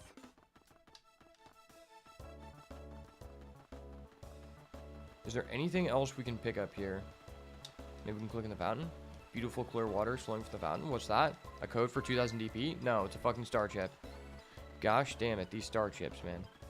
Can we get anything from here?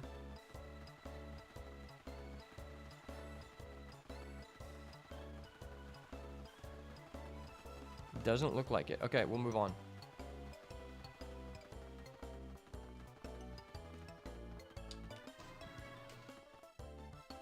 Damn, Yusei's a high roller, bro.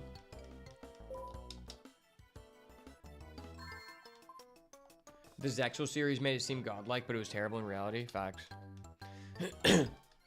Oh, it's you, Ash. What's up? I finally have a Goyo Guardian to take your ass down, Yusei. I gave Yusei back his 50-cent Allen wrench. Golly gee, I left this in your garage. Thanks for the trouble. I didn't have time to go to the dollar store later. We're training here for the World Grand Prix. Oh, I see Yusei's here. If it isn't Officer Trudge, the holder of the Goyo Guardian. Well, now I have the Goyo Guardian, so you're basically useless, Trudge. If that is your real name. And I think I met you once back in Crash Town. I owe you one for what happened back then, but not enough for me to give you a Goyo. I'm Trudge, Vice Chief of Special Investigations. I like to investigate people sometimes. I'm his superior, Mina Simikindin. The Sector Chief of Special Investigations. Basically, I invalidate Trudge. So what's the matter? There have been several attacks on these turbo duelists recently. Turbo duels are all the rage, man. The mystery rider responsible goes by the name Ghost, but we haven't been able to ID him. I suggest you don't accept any challenges from someone you don't know, so make sure to watch your backs. Now, I need to get back to work, as I'm a subordinate. Ghost, huh? Yusei, I'm back. Wait a second, who's this? Oh, this is Ash. You know, the goat. You're Ash, I've heard all about you. This is Bruno, he came here recently. He has amnesia, so he doesn't remember anything. But duels and duel runners, specifically, the two most complicated things in this world. Since he's still got some solid know on duel runners, he's been helping as a mechanic, so he can earn his place on a cot. Well, I really owe it to you. Besides, I just like working with duel runners, you know. You guys are in the World Grand Prix too. Good luck.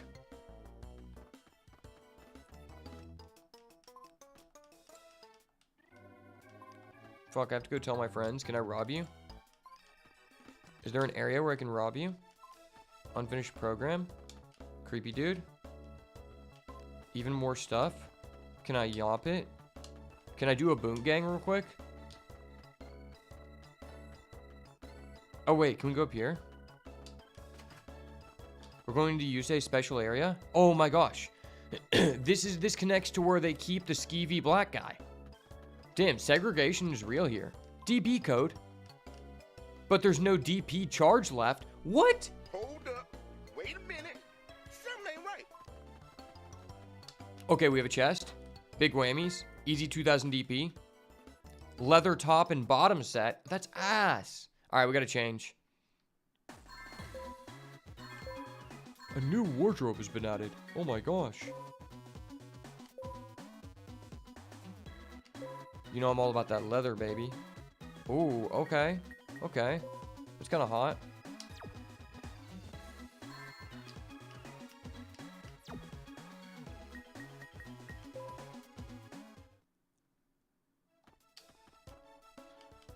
I bet this guy knows a thing or two about the missing DP. Oh, someone finally found me. For finding me, I'll give you this lucky item. But it wouldn't be much fun if I just went ahead and gave it to you. So first, I'll test you to see if you really deserve it. Okay. I'll put this lucky item into one of these 3 boxes. By the way, this is all stolen from Yusei. This is behind his house. If you pick the right one, I'll give it to you. But you only get one chance, so make sure to choose wisely. Wait, what is this guy? Alright, I gotta look this up. I'm not missing this opportunity, bro. Maybe he's just cheating.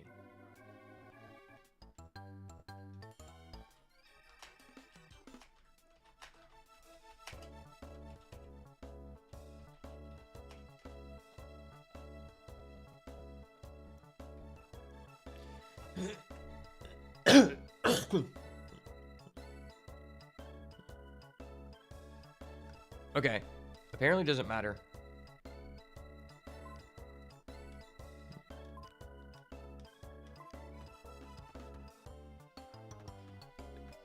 This Reddit forum is saying you pick any box and you can't lose, but I don't know.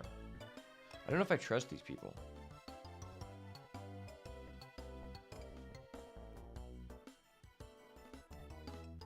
I don't trust these dirty, skeeving guys hiding behind someone's house.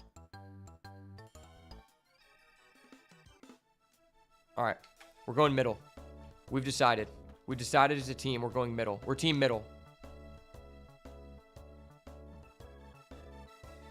Oh, can we not save scum? Oh yeah, let's save scum.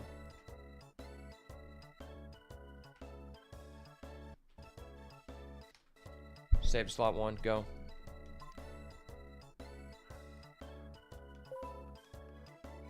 Really want that one. Okay. Yeah. Are you absolutely sure there's no redo in this game? Yeah? Well, if you're that convinced, then go ahead and open it. It's something I stole from you, say. Lucky item. Wow, you sure are lucky. I guess you really were meant to have the lucky item. You want to know why this is lucky? Just find what fortune that key has in store for you. Fortune key. Good fortune key. Luck key. That's right. This is truly one lucky. I've always wanted to say that. Puns are the best. Don't look at me like that. Bunch of creepy peeping toms.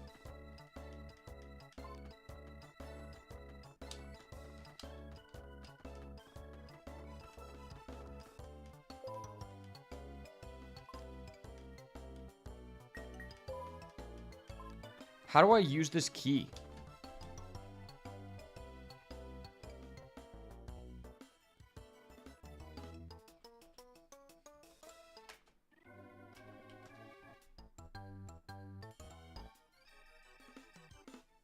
What does ChatGPT say about the lucky key?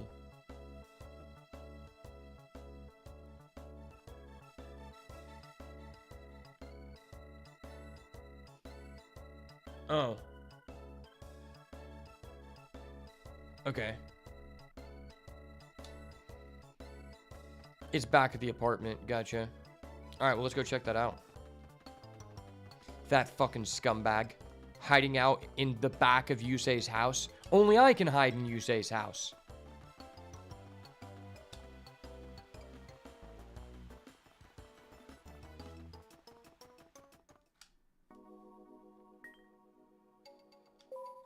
Return to the Damon area.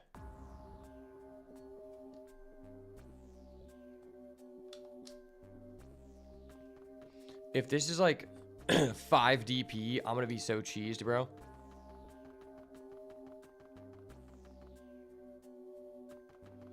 What sucks is we're gonna have to enter a turbo duel soon, and I hate turbo duels. Turbo duels are basically just you use your normal deck, but then you just can't use spells, and that's just like not fun.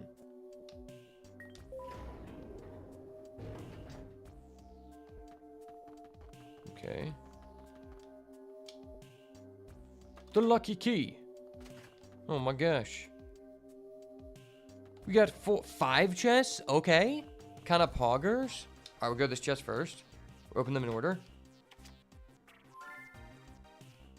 You obtained Shield Wing. That's terrible. Star Chip? Okay. I don't really even know what Star Chips do, but I assume it's just a completionist thing.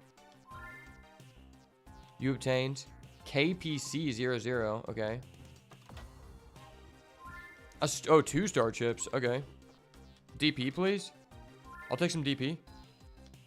Suit style. Bro, that's ass. Hasn't been used in a long time. Okay, I can just live here now. There's an old issue of Arcadia Quarterly. It has a feature on latent psychic power. What's that?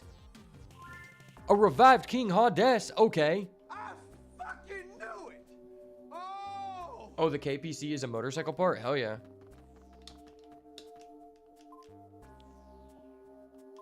Oh, I thought it was a star chip. Dude, we're breaking into colored houses, man. On some Tech 9 shit.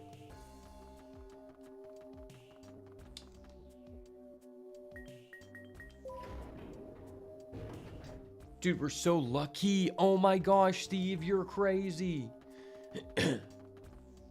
Star chips are an alt currency you can exchange for cosmetics or alt arts for cards. How do you exchange those?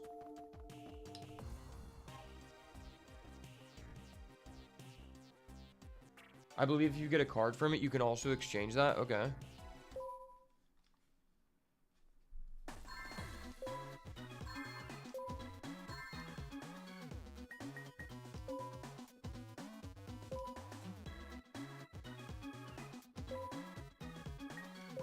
Suit style. Oh, that's gay. Nah, we're not using that. We're going leather tops. Like the Scragglers, you know? You forgot where it is? It's not in the menu, though, right? I just wanted to go ahead and edit our turbo deck, because they're probably going to push us into a turbo duel without consent. Okay. Don't want that.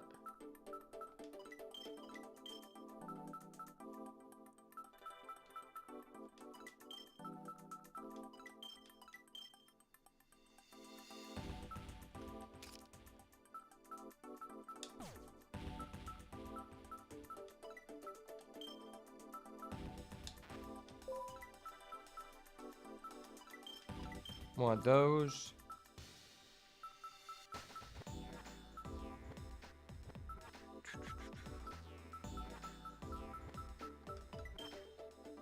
Got our dad. Shout out dad.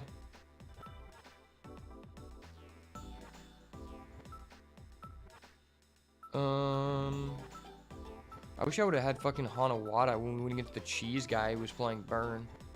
Would have been nice. We still only have 2 Krebons? How? We've opened so many of those packs and only... Oh, no, that was our 3rd Krebons. That's fine.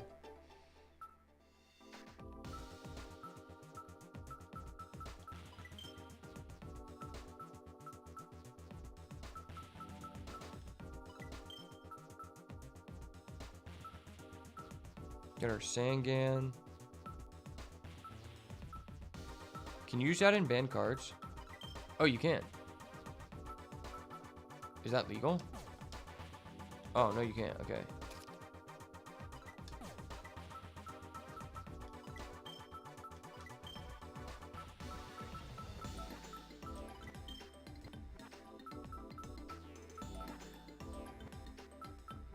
Am I missing anything? Okay, yeah, we need more lights.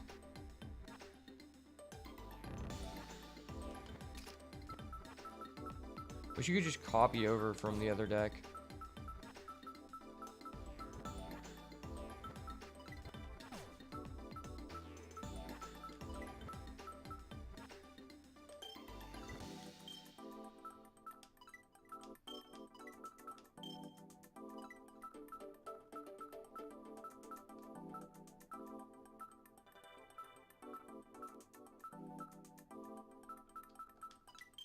Add that.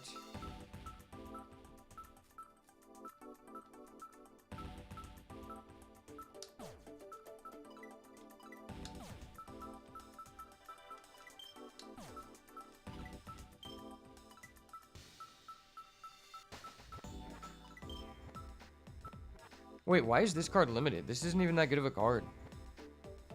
Pay for 800 life points and tribute 1 psychic monster, special summon a level 4 or lower psychic from your deck. That's not even a good card. There's only 1 emergency teleport legal. How's that even... What the fuck? That's stupid. Do I have all the monsters? 1, 2, 3, 4, 5. I thought we had 1 more light monster. Maybe not.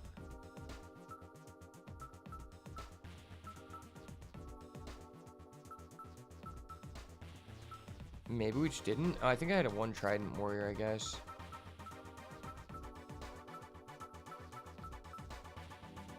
I think I just had 1 of those guys. We'll just add in this dude.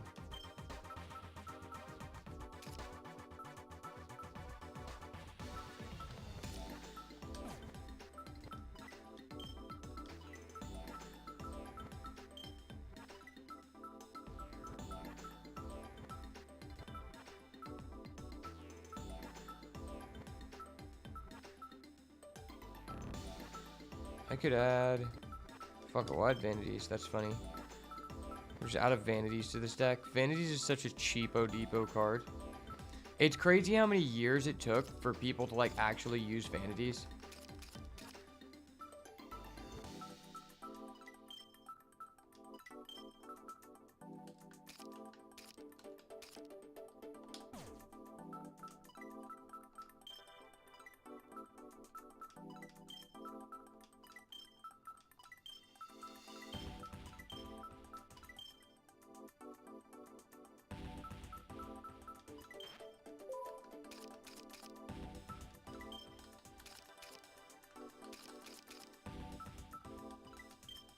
All right, there we go.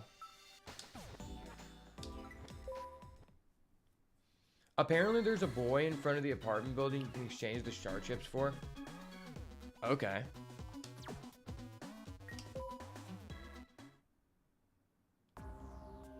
I never talked to strangers, so I didn't know that. Do you know what a star chip is? Wait, this guy just looks like Aster Phoenix. My younger sister really got him into it. So anyway, if you find any, would you give them to me? No, I don't want to give them to you. I want to trade. I'll trade if you have any, okay? Star chip. Did you bring me some star chips? What item do you want to trade for?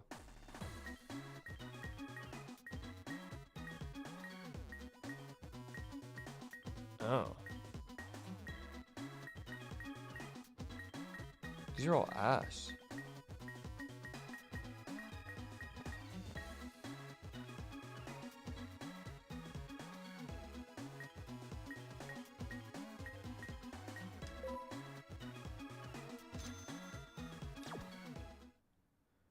Okay.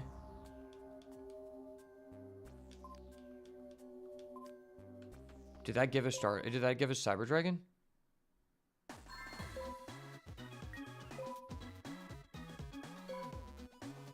If it does, that's insane.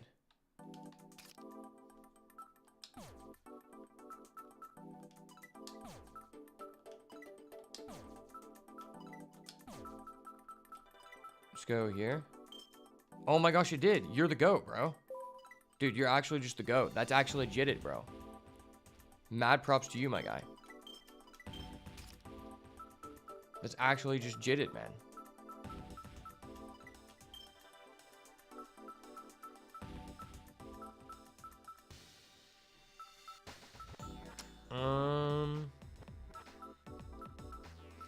What's like the worst card in my deck? I mean, this just adds us more lights, which is good.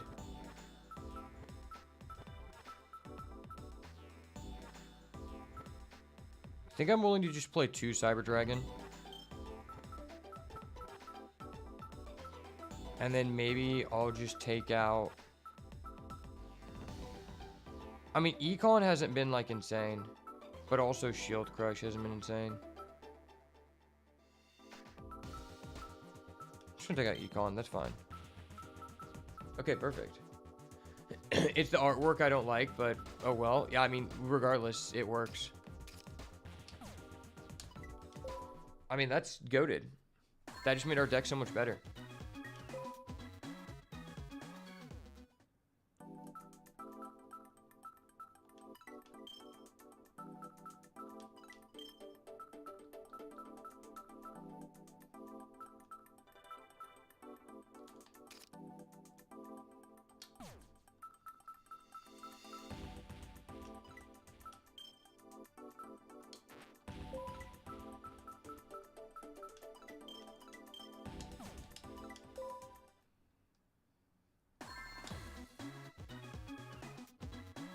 Five star chips is also just not bad as an unlock condition. That's facts.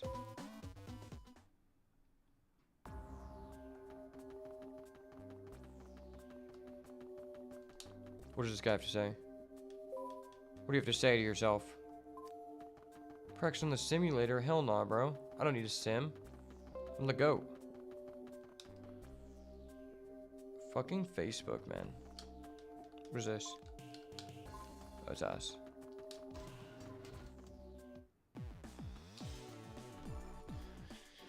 Well, if it isn't the old lovebirds. Hey, you're back. Did you give the tools to Yusei? Yeah, he thanked you for giving him back his 50-cent Allen wrench. What a G-swally well guy you are, man. Might be someone trying to eliminate the competition. We have to be careful too, right? Yeah. Now we're done maintaining the dual runners. Let's get some training going. Training arc, baby. Alright, we're gonna practice in the combat lane. We should aim for the course in the city right now. Team Twilight Moon, go!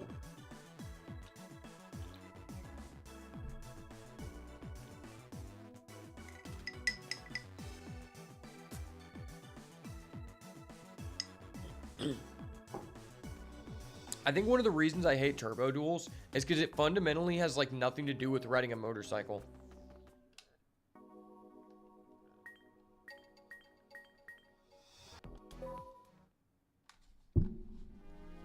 Oh, okay. We get a chest. Nice little chesty wessy. Okay. By the way, if you're just now joining, tomorrow I'm getting my new computer set up and we're going to be playing some Monster Hunter Wilds for a while. Rose Warrior Revenge. Cool.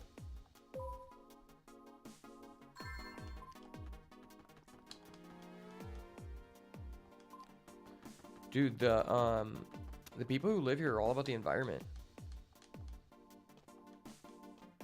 Well, if it is an old Team Twilight Dream, Team Twilight Moon, looks like everyone's here. Let's go. Don't hold anything back. Oh my gosh. Is this the annoying part where you have to beat this mini game or like actually you're just fucked?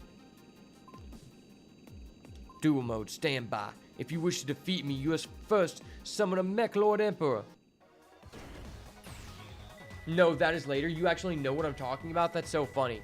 There's that one mini game you have to do at the end where you're dodging all that shit and it's the most toxic thing ever. Alright, are we racing? Or are we dueling? Oh, I thought we were racing. Alright, this guy's cooked. I'm going turn 1 Goyo Guardian. He doesn't even know. Bro doesn't even know about the turn 1 Goyo.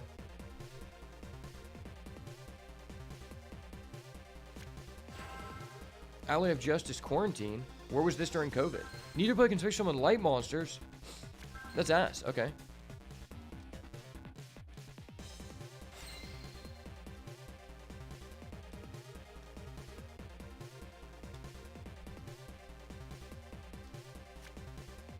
Outro.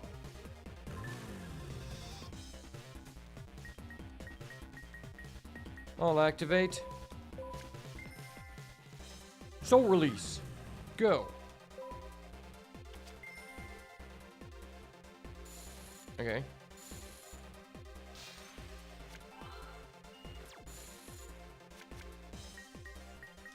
Then I'll summon DD Warrior Lady. Bro, we still have not drawn Dark Arm Dragon one time. If you put enough shield / HP on your motorcycle, you can just crash into the walls, then iframe through all the stuff flying towards you, and you just do that from left to right and right to left until the time runs out. That's hilarious. I didn't even know you could do that. As a kid, I was just like frustrated, and I tried to get my brother to help me, and he couldn't figure it out either. And we both just got frustrated until I did it 200 times. The fact that it is in the game is dumb.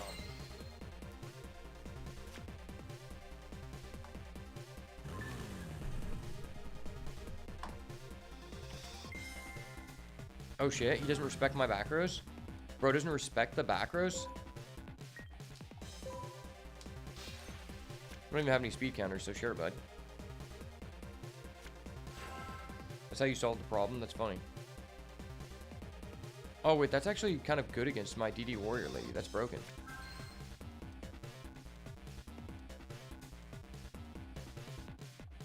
Wait, if he negates my effects, why is he not attacking?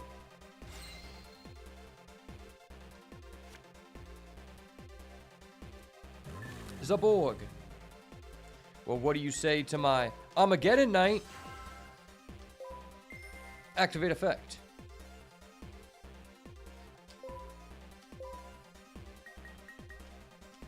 Say hello to my plague spreader zombie. by activating my Plague Spreader. I can return my Zaborg to the top of the deck. And then Synchro Shokin. Go. I'll tune level 4 Armageddon Knight with level 2 Plague Spreader to summon Yugioh Guardian, the ultimate gay Japanese parlor boy. Gay parlor slash. Welcome to the sex dungeon.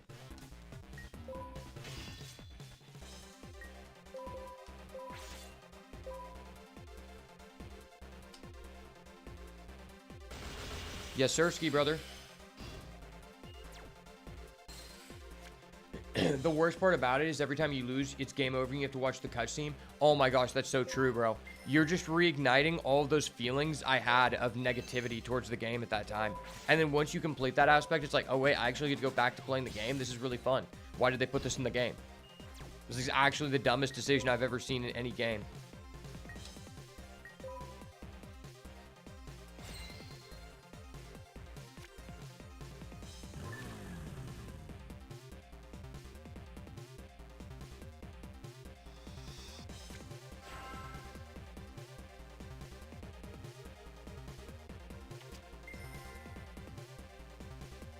Okay.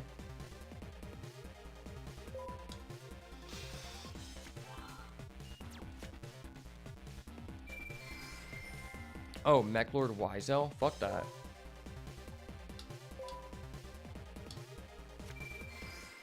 I'm holding chain, holding chain.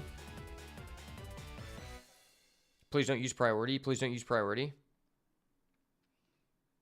I'm holding chain. Do not priority. Do not prio me. He's using prio, bro. No. Why is priority in this fucking game, dog?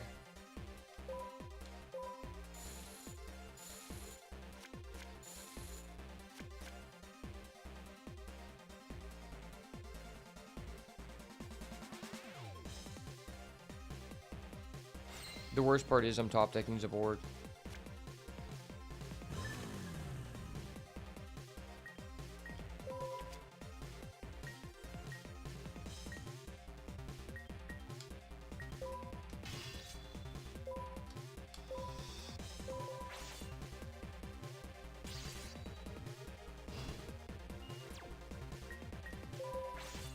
I have to give the game credit that the late game is that 3v3 team duel like in the anime. Even if it is also some very funny stuff that isn't really all well thought out. Yeah, this is one of my favorite seasons. The Crashtown arc is one of my favorite arcs, and then also this. The prison arc's pretty dope too. I didn't really like the Dark Signer arc. It just felt like it went on for too long. That's like the biggest issue with the Yu-Gi-Oh animes is like back in the day on the CW for kids, it would be like, okay, the 5th week in the row, and we're still on the same duel where Yugi is going against a rare hunter. And it's like, bro, why are we still here? Why does one duel take 5 weeks? Wait, do I have enough for, wait, do I have a dad? Is this the first time I can summon dad?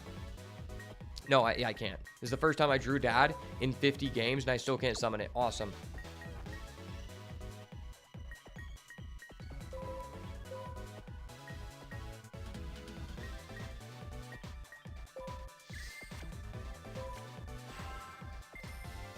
Oh, I fucked up. I fucked up so hard.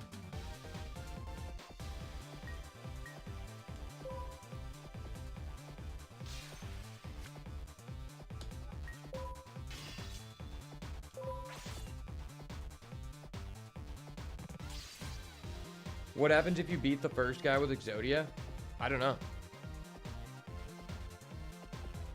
Oh, it has the same rules, like where the life points follow over. I didn't even know that.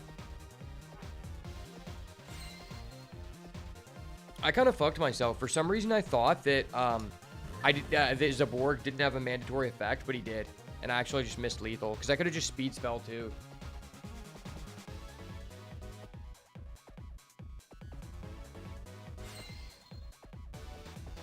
The next guy just comes in and dies. That's hilarious.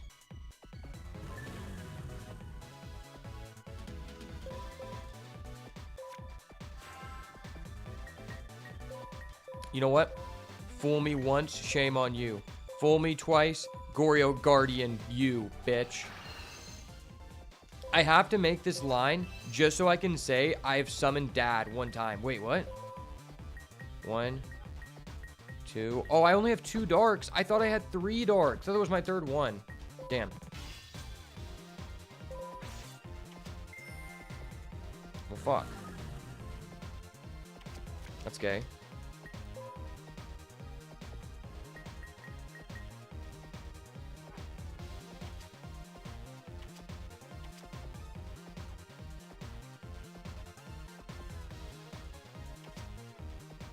Oh, you have to reveal a speed spell. I hate speed spells. I had a Plague Spreader, it got banished. Well, the problem is I originally looked at my grave and I thought a monster that was Earth was dark. And that just was not true. I thought that the sun was the moon, but that just also was not true.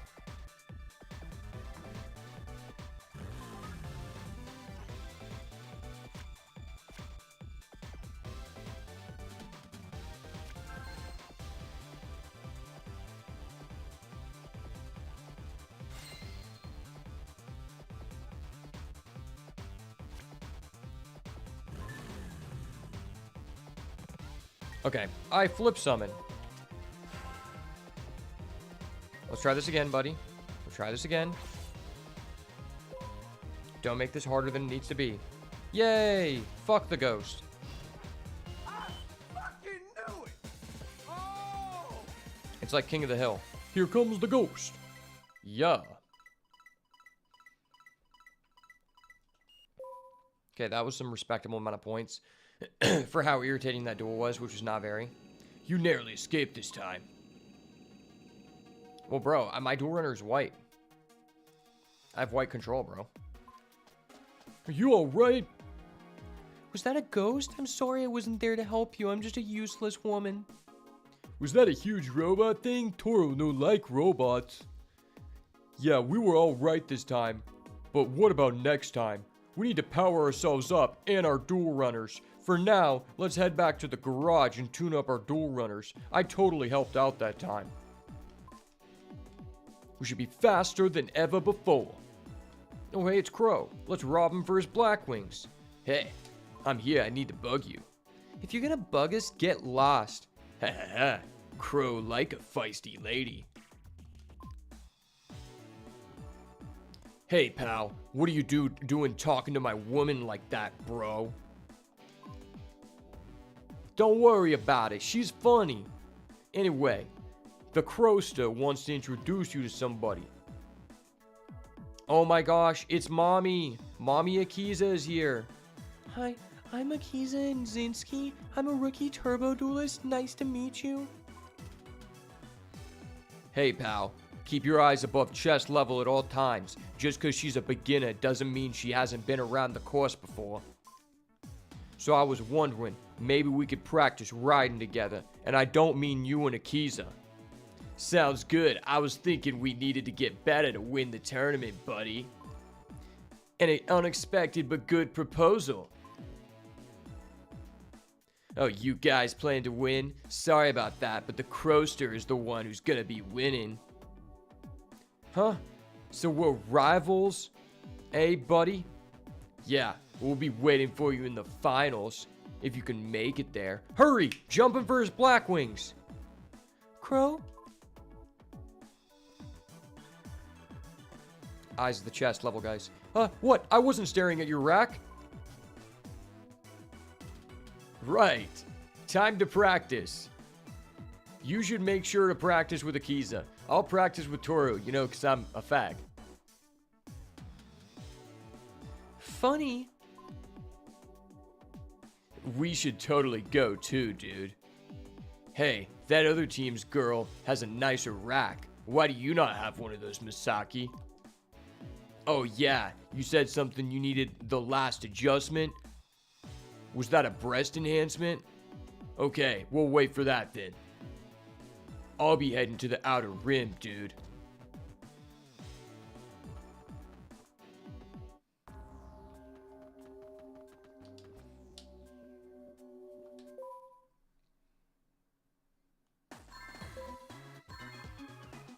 Did we unlock a pack? Did we unlock a cutscene with a fan art that we could revisit to look at Akiza's tits? Don't mind me just using this emulator in order to add a high resolution texture pack to Akiza's rack.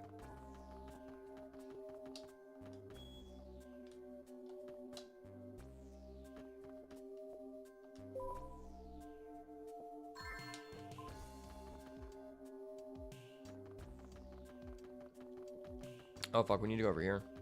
I actually really want to duel Akiza because she can give you lone fire.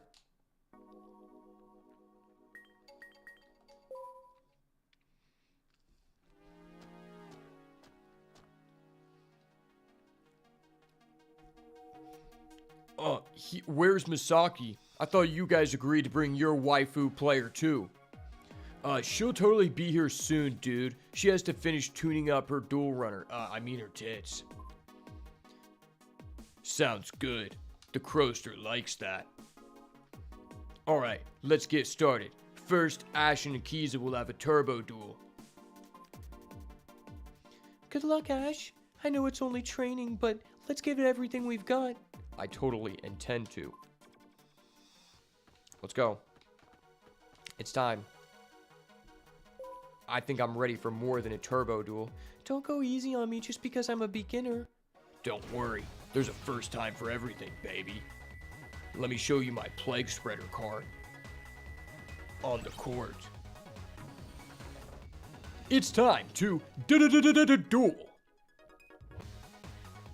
Feel the wind. Elevating my skirt.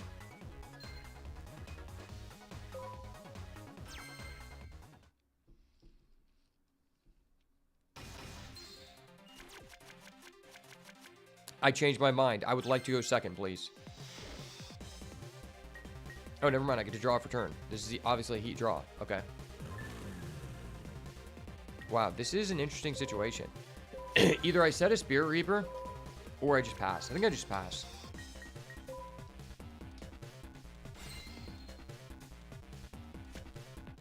Spirit Reaper is such a goated card. That was one of the most irritating cards to play against back in the day. I remember in Dino Rabbit format, everyone ran Spirit Reaper, and it was just so frustrating playing 6 Sams, because you just have, like, no out to it.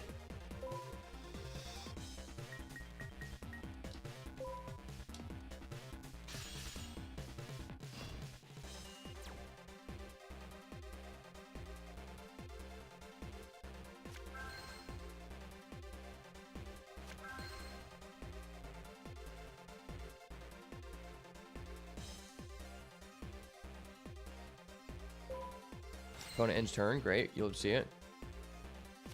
Oh, wait. I have the dirtiest line here. Wait, this is actually just insane. So I'll special Cyber Dragon. Bro, fuck you. Hold up. Wait a minute. Something ain't right.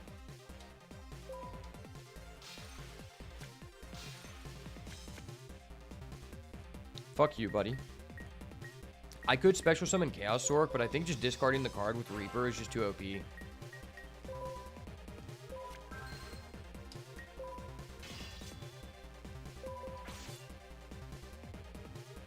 What I wanted to do was Raigeki break both back rows, discarding my Reaper and my second Cyber Dragon, so we could summon a Sork and then just attack over and just clear their full board. Wait, they have a Harpy Feather Duster?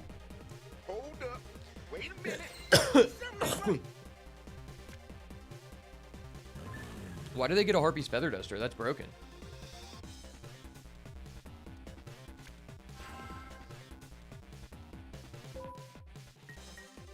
Sorry about you, bitch.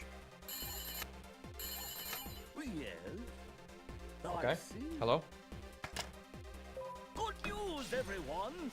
Good news, everyone. Problem averted. We're rolling. It requires 8 counters to be active. I mean, the thing is with, like, AoEs, if we were in a competitive match, most of the time you don't want to turn 1 Heavy Storm anyway. So that's actually not really that much of an issue.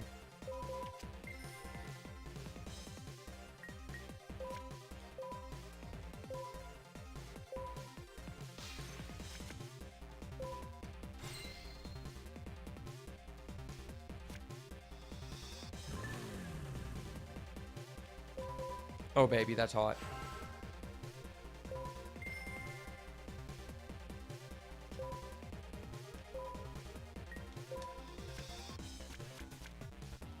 Send plague, special plague.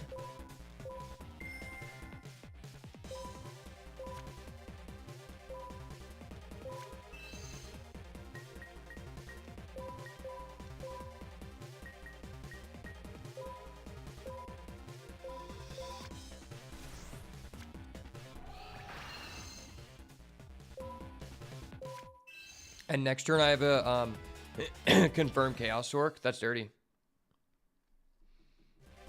Dirty, dirty, dirty. You're kidding me. Hold up. Wait a minute. Something ain't right. You're fucking with me, bro. That's so toxic. Okay. Well, I have a Chaos Orc.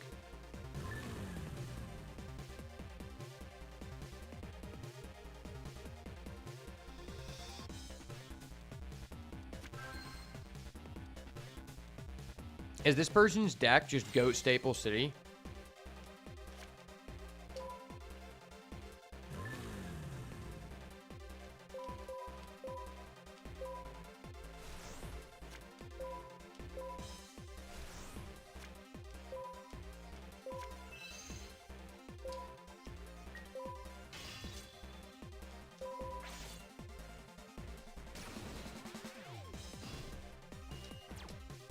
Just because you have a nice rack doesn't mean I'm gonna go easy on you.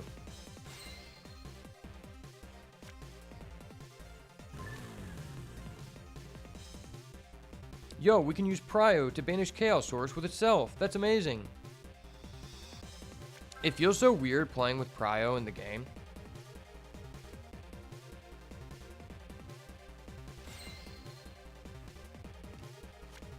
Oh my gosh, we drew a speed spell. That's based.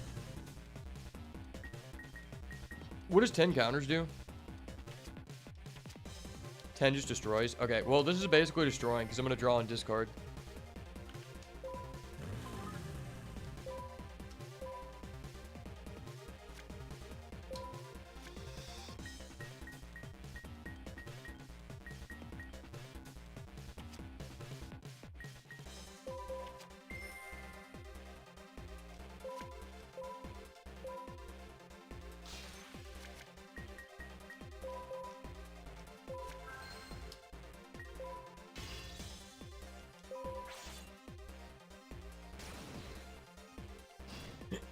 I really hate the -10 ability because it just makes the game go on so long.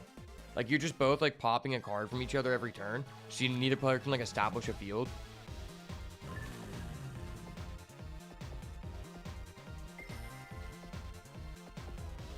Nice. You get to pop my Chaos Sword, and you had to do nothing. And then you pop my backer with your MST. Nice. Oh, this is really fun. I love turbo duels, guys. Turbo duels are great. I hate the 4 counter ability because what is once per turn?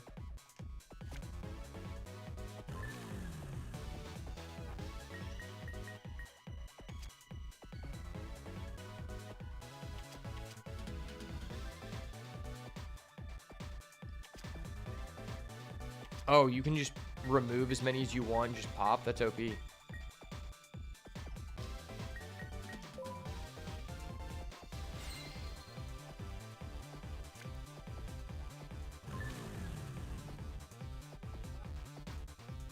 I mean, I'm sure they're just going to MST our back row.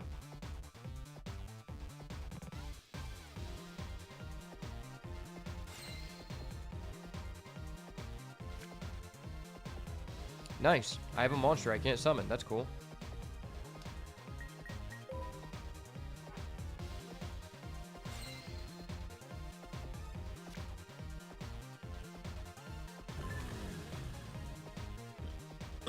Maybe that's our win condition. Just burn 3 times.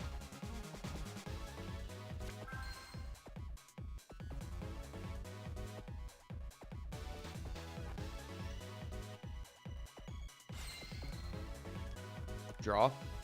Sangan. Oh my gosh, I was literally thinking of Sangan in my mind.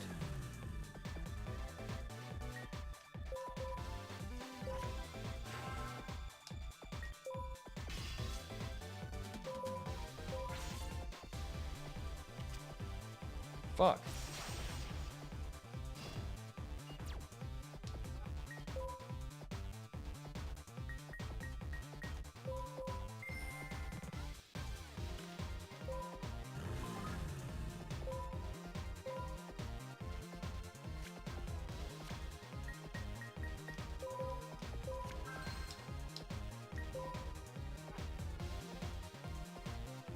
Funny enough, this Naturia card was actually used in the past 2 years to set up an obnoxious lock.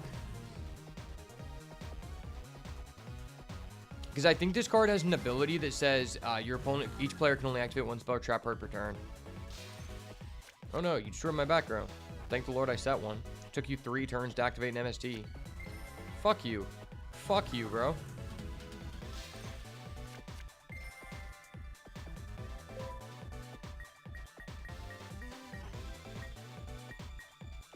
Is this a Krebon's angle? Is it a Krebs?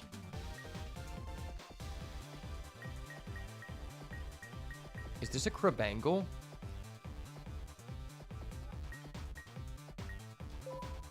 I think it's a Krebangle.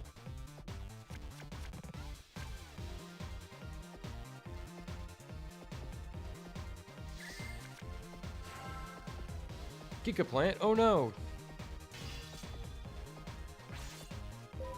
Psych.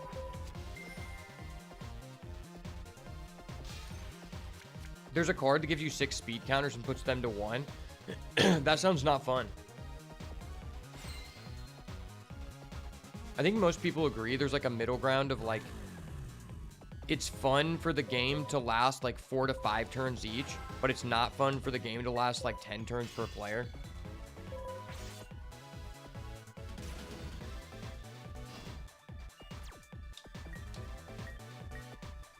Bro, they don't respect the Krebon's control, man. Krebon's beats is just too OP, man. No one can stop the deadly virus known as Krebon's. Not even a woman with a nice rack. Red Rose Dragon.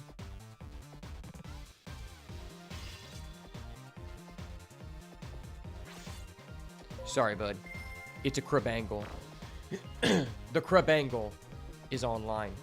So imagine we're playing this game right now, and Konami recently released a collection of games called the Early Days Collection, where it's basically this without any fun cards in the game. In fact, there are cards that literally break the laws of physics and make the game unfun. And combined with that, when you are in this type of setting, there are no images shown on any of your cards. So over 70% of the time you're playing, and the viewers that are watching, no one understands what cards are on the field. That's really fun. I'm glad that they made that collection and didn't just, like, I don't know, add this game and the other World Championship games to this to the collection. Or at least fucking the other collection, the GX games. That would have been badass. So if we just go burn 8, he goes to 11. I think this just results in more damage.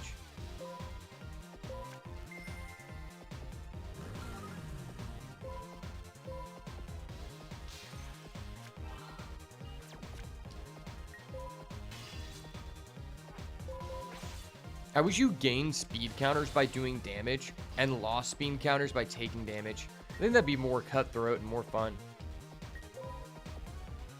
1 counter short, sadly. Facts. There's no way this guy can do anything, though. He's got 5 counters to his name. And next turn, I just go for the burn. GG's, buddy. Now show me that rack.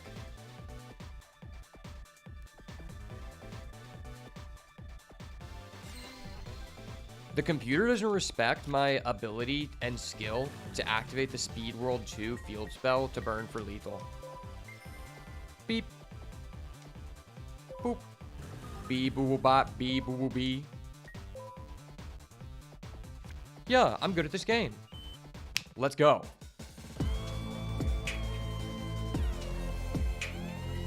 Yes, sir. That's a victory for all of us. Because I won this duel, now Akiza is legally obligated to flash her tits on stream.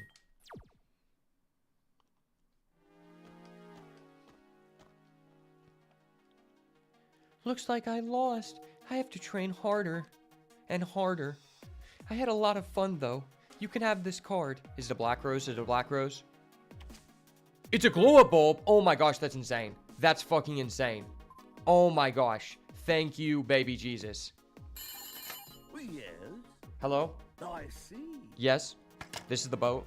Good news, everyone. Good news, everyone. We finally go against someone who gives us a actually decent card, and that person also has a nice rack. We couldn't have asked for more. Now next is Akiza and Toru. Akiza, get in without taking any damage. Well now, I really gotta make sure I don't lose. The toaster doesn't lose to anybody. Let's do this, dude. You won't let me have a second rest, will ya? Come on, Akiza. The Crowster knows you can do it. I hope I backed the right horse. Beats by Ash, we should duel too.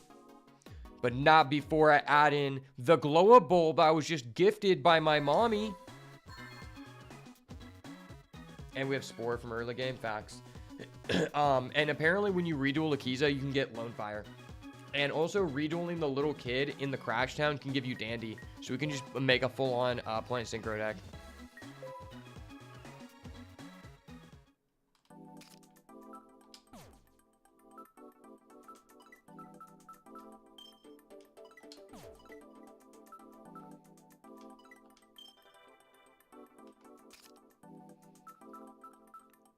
Was the worst card in our deck?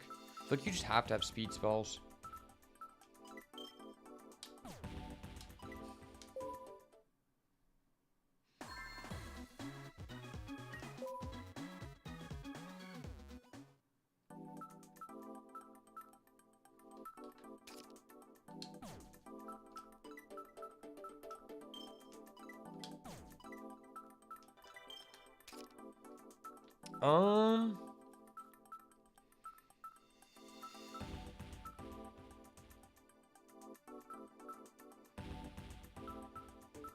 I can take out this, but it is a light. We just need lights in general. I'm open to just take this out. Maybe we just take out Dust Tornado. I mean, this card has just been kind of negligible. It's like okay, but it's like not necessary.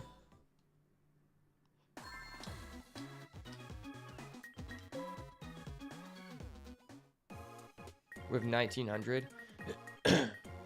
I would like a Brionac, but I also want Stables. Does Wall of Revealing Light do something? Yeah, that's one of the most broken old school cards. I'm surprised you don't know what that is.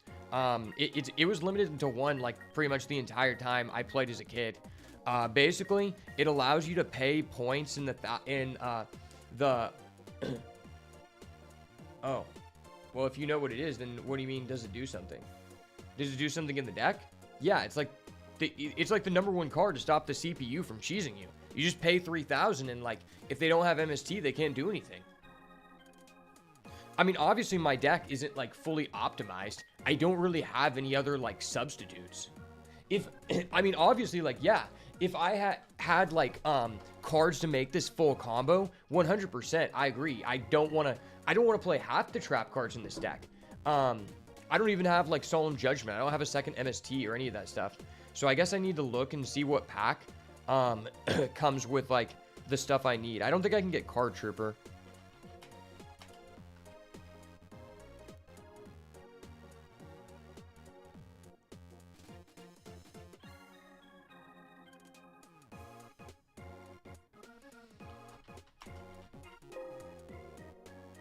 Card Trooper is in Revival of the Fables, which I don't have unlocked. I could unlock it by dueling these people 3 times.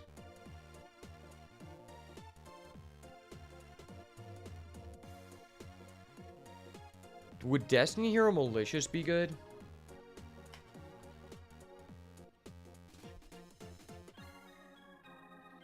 That's in Whirlwind Dragoonity. We also don't have that.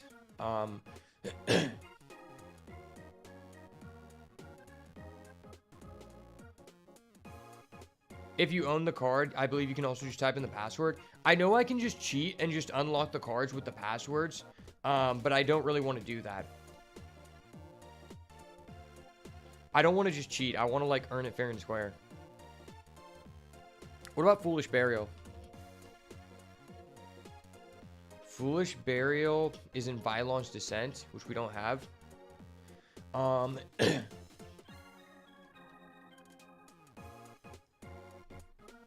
What about Lone Fire Blossom is an extra pack? What about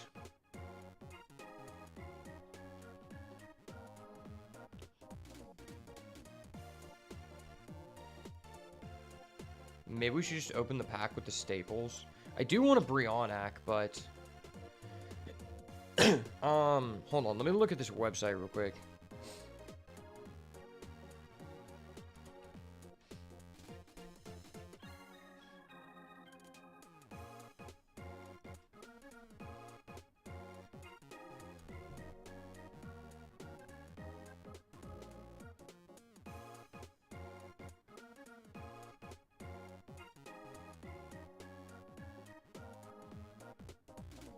Can we get Gores?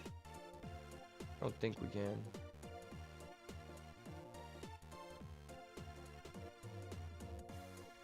What about Debris Dragon? Debris Dragon is in Crimson Crisis. We don't have that. Okay.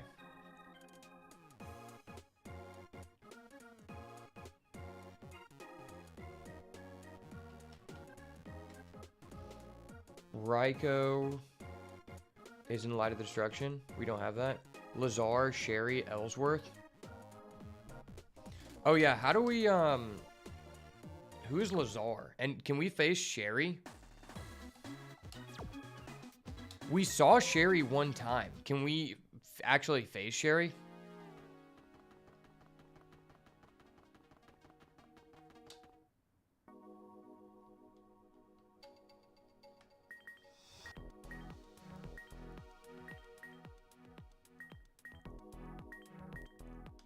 Fuck it. We'll just do this duel. We're probably about to unlock a pack. Lazar is the clown dude. Was Lone Fire TCG exclusive? I didn't even remember that.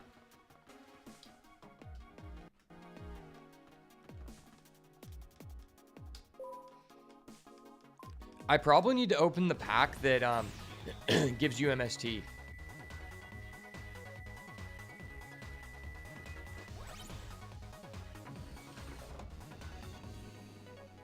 Cards that are in extra pack are usually TCG exclusive imports. I never knew that.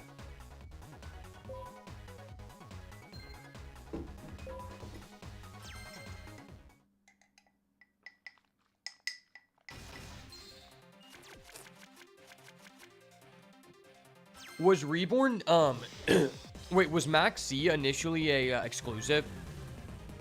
Because I was wondering why Max C isn't in the game. Because Max C comes out of Storm of Ragnarok, but it's not in the game. So I'm wondering if Max C is a TCG exclusive, and also was Reborn Tengu a TCG exclusive?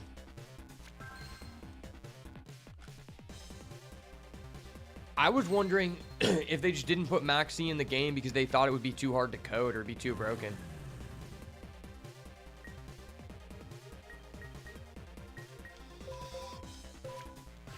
Blackwings is one of my favorite deck.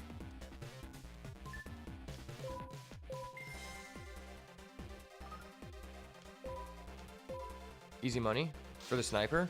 Oh, baby, I'm that guy. I fucking knew it. Oh! Say hello to the Dark Maga Knight. I'm locked in, baby. Fuck, he has a Kalute. Hold up. Wait a That's not minute. fair. He's not allowed to do that. Judge? Judge, why does he have that? Judge, that is not fair.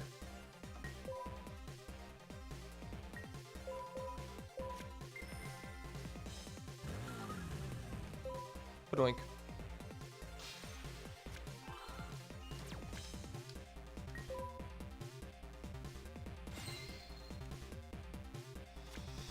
Maxi was a TC exclusive.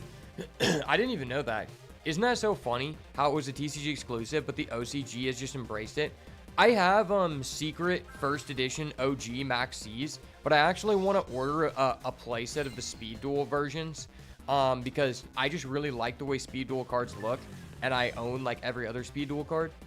Because most of the time when I play Yu-Gi-Oh now, it's old format, unless like recently my friends wanted me to play with them in a 3v3 tournament, and I hadn't played in like over a year since like Snake Eyes.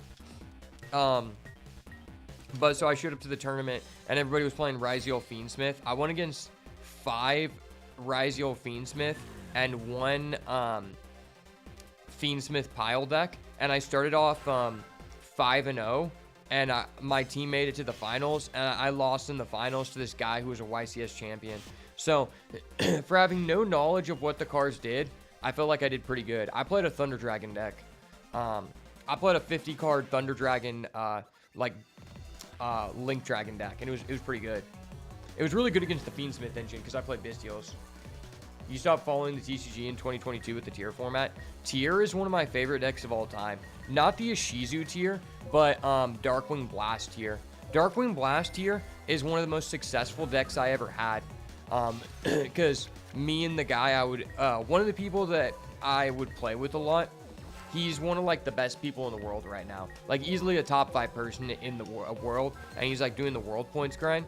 And basically like he lived next to my house, and we were going to this regional together, and we were playing each other at this restaurant with some friends, and he was like, bro, you just need to play my list, like your list is ass. So then he like just like made me play his list, and I just start off the regional 7-0, and then I was 1 match away from becoming the first person to win the Tulsa regional, who is also from Tulsa, in over 10 years. But the last round, I got paired up to the one guy who was on Fluanderees in the top like 50 tables.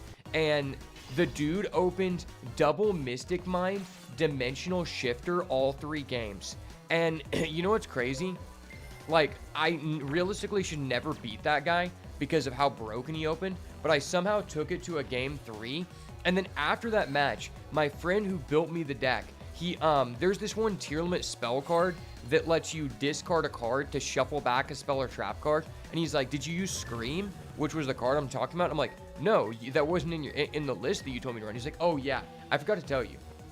We added that last minute. And I'm like, what the fuck?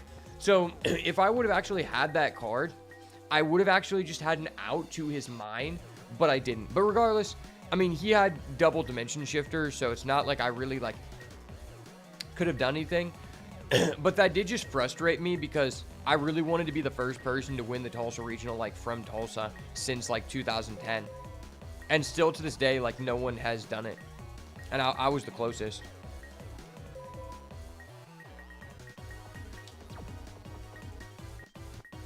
Okay, so if I send this, we go Plague, we go, make our dude. I think we just go Zabord. We just want to be conservative here, because if he has a good back row, this at least trades 1 for 1. But yeah, so nowadays, unless I'm streaming Master Duel or like recording videos of Master Duel, most of the time I play Yu-Gi-Oh! Is I own every deck from the start of the Xyz area, like basically right after Tengu format. I own every deck from Dino Rabbit format up to the end of 2015 with Clown format, with Necros, Burning Abyss, and Shadal. And that's one of my favorite formats of all time too, because I would say that was when I was at my like competitive peak of success as like a kid. When I turned 18 and got back into the game, I started like topping regionals too. But when I was 15, there was like a different level of satisfaction to the game, because it was like, I'm a young kid and I like this game because I'm going against people who are way older than me and I'm fucking destroying them. And there's just a certain like satisfaction you get from just like destroying old people at something that's supposed to be like an adult's game as a child. I think the Sprite tier format was fine, but not my favorite. See, the Sprite tier format was like different than Darkwing Blast. I think Darkwing Blast 2 years from now is going to become a hidden gem that a lot of people are going to talk about as one of the best replay formats, because there's actually a lot of good decks in that format. That was with the release of Sprite Sprint and the Bestials, because so pre-Darkwing Blast, it felt like there wasn't a lot of outplay potential to Sprite and Tier. But with the addition of the Bestials in the format, number one, there's a lot of ways to play Tier. Number two, there's a lot of ways to play Sprite. The Bestials add counterplay, and Fenrir also adds more going second utility. Also, there's just a bunch of other random rogue decks, like a guy who was in that same regional where I started off 7-0. He ended up also topping, and he played a runic synchro deck, and that was pretty good too. There was also the Pendulum deck. One of my best friends, he topped that regional with Draco Slayers, and that was a good deck. So like overall, I just feel like that was a really good format. Just specifically based on the deck diversity and the overall skill level. When the Ishizu cards were introduced, I just felt like it made it like so much less fun. Not just because I really like Tier based off the playstyle. I liked it from the beginning of the Power of the Elements and on, because I used to love Shaddoll's. And I just love like the I built a Thunder Dragon deck, and Thunder Dragon is my favorite deck of all time. I had a Tier Thunder Dragon deck, and I would cook people with that shit. But really, like what the Ishizu cards did, like the biggest issue is it made it to where there was really no reason to play any other deck. And to me, that makes it a lot less fun, because I don't like going to the tournament. And even if I built my deck more streamlined than these other people, I don't like just going against the same deck over and over again, because I feel like it just adds more variance and makes the issues in the game even more like in your face than they normally are. Because everybody knows, like, Yu-Gi-Oh! Oftentimes is very unfair. Yu-Gi-Oh! One of the best things about Yu-Gi-Oh! And why people overlook that is because the deck building aspect is so in-depth and so enjoyable. Very often, you build an awesome deck and you're excited to go to this tournament, but you bubble out of the tournament even if you made the best deck in the room, because you got floodgated by a random guy who's playing a rogue deck that hard counters your deck. And that's just what Yu-Gi-Oh! Is.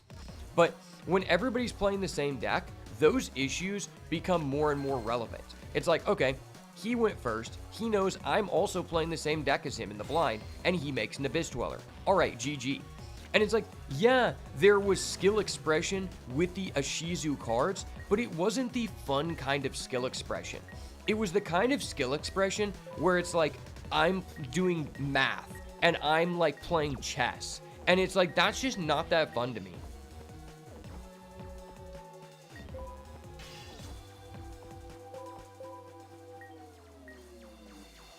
Very often, the skill expression was not about, okay, what line should I go for here? I have a lot of different lines I could make. It was more so about, okay, I need to count the amount of resources my opponent has versus myself, and that's how we're doing this.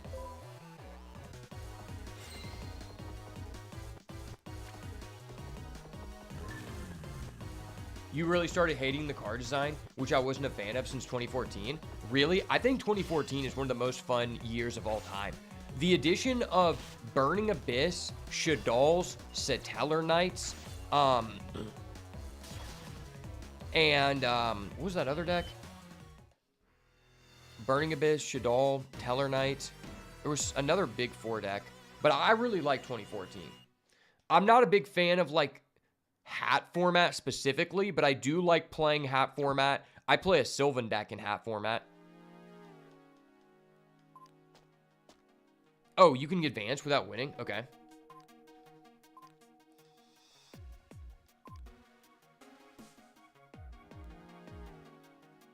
You hated how the card design started to become so floaty.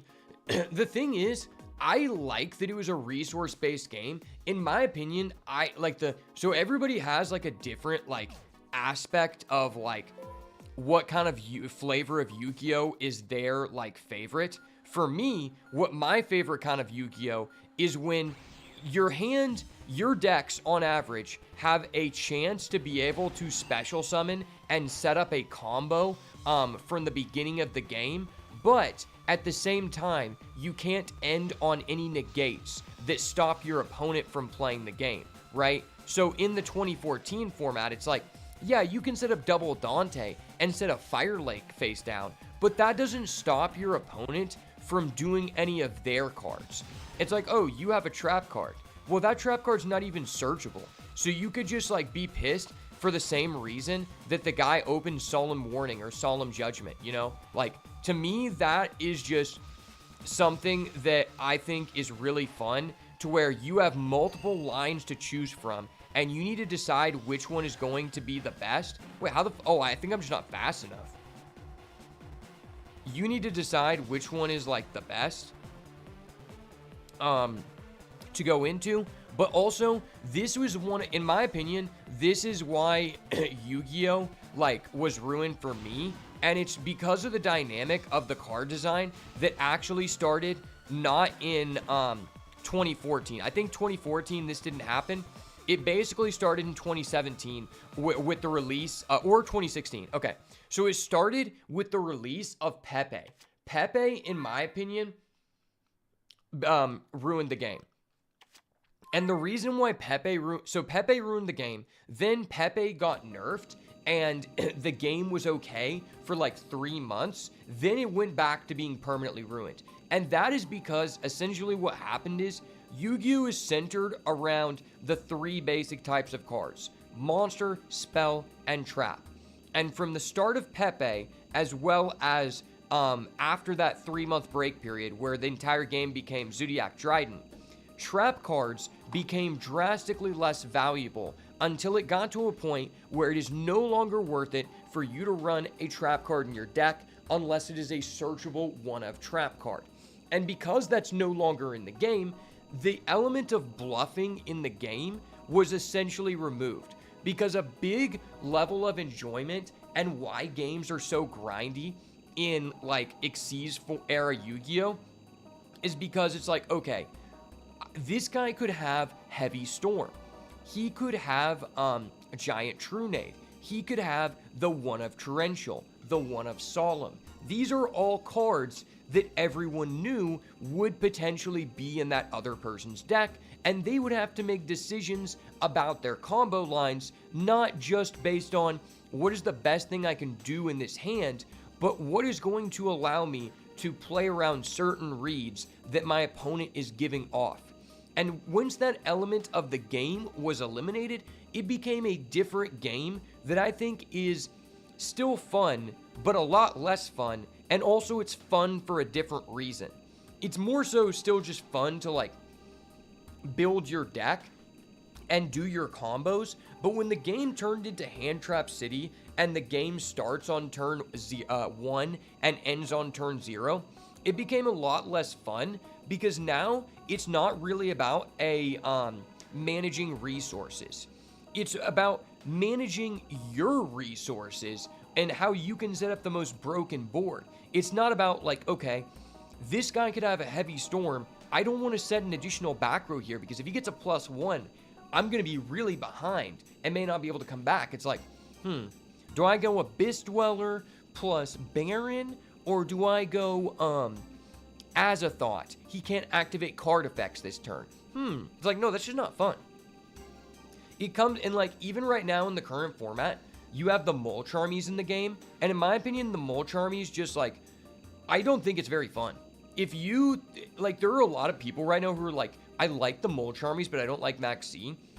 That is a dog shit mentality, because it's essentially the same mechanism of the game. Specifically Mulch Army Fuelos. The other Mulch Armies I don't mind, but Mulch Army Fuelos has consistently been a card. Number one, it's over $100. I don't know if it is now, but it had been since its release. And number two, it's been a card that is generic enough that you're always going to at least draw 1 to 2 cards and cause the other person to pass. Now, there are some decks that can go do lines that allow you to play under a Fuelos, but does that like make it any more fun? No, it doesn't. It's just not fun to enjoyable to play against. Like, I really felt like the game was headed in a good direction with the recent ban list where Baron de Fleur and Apollosa, aka Apollo USA, got banned because generic negates are unfun. When you have an extra deck card that can interact with the other player and interrupt them, that's locked into your archetype, as long as it's somewhat like not unbeatable, those are the cards that I find fine. It's the decks where it's like I'm making a bunch of generic negates that every deck can include that make the game unfun. So I felt like by banning those cards, the game was headed in a good direction. And I think overall, outside of the Fiendsmith engine, the game is like in a really good place. But the issue is that the Mulch armies kind of like just ruined that. You saw the power of the Mech Lord Emperors. You can't defeat them at this level. There's only one way to fight back. You have to evolve your Synchro Summon to a higher level.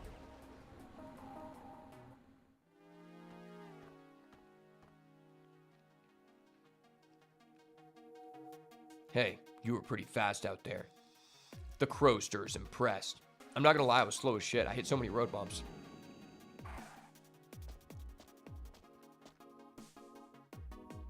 Man, Ash really left me in the dust out there. Ha ha ha. Yeah, he was completely gone before I knew it. I thought he was gonna come back and lap me. Hey, but you both got pretty good times, eh? Since you were trying to keep up with Ash. When everyone trains together like this, we all improve, especially the Crowster. Ha ha ha. What's wrong, dude? Let's head home. There's only one way to fight back. You have to evolve your Synchro Summon to a higher level. Oh, dude, Misaki didn't come here. She must have had a hard time working on the last adjustment. Her breast enhancements must have not come in today. Late night, several days later.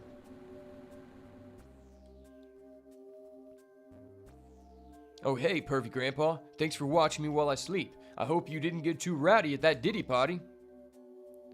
Well, golly gee, someone was riding a dual runner late at night, you think? Riding that late at night is a nuisance. Tell them to knock it off, would you? Fuck off, buddy.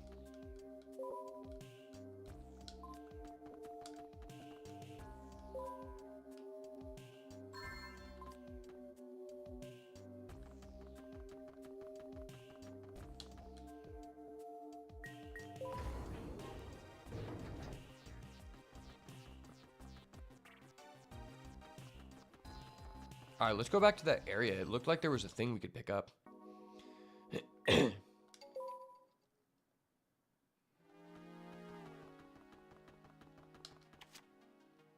7 tools of the bandit? That's ass. I thought it was gonna be a broken synchro. What the hell? You are now entering.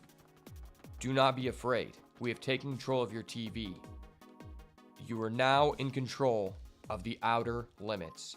Something's in this bench. It's a star chip. Damn it. I wish star chips weren't ass.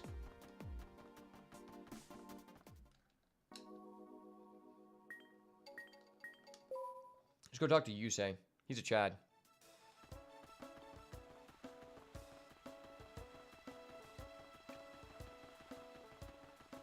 What's this area?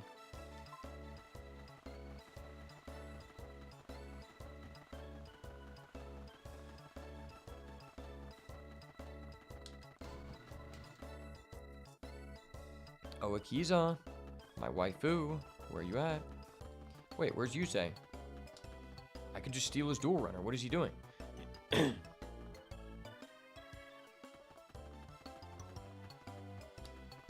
Oh, also, when I get my my second movie camera in, I'm probably gonna be recording some old school Yu-Gi-Oh content because now my office is like set up where we have like a good space to record.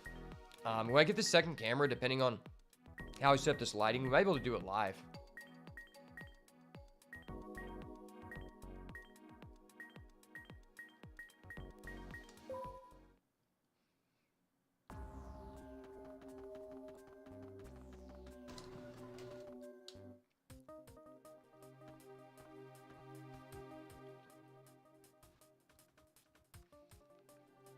Dude, my dual rudder is gone.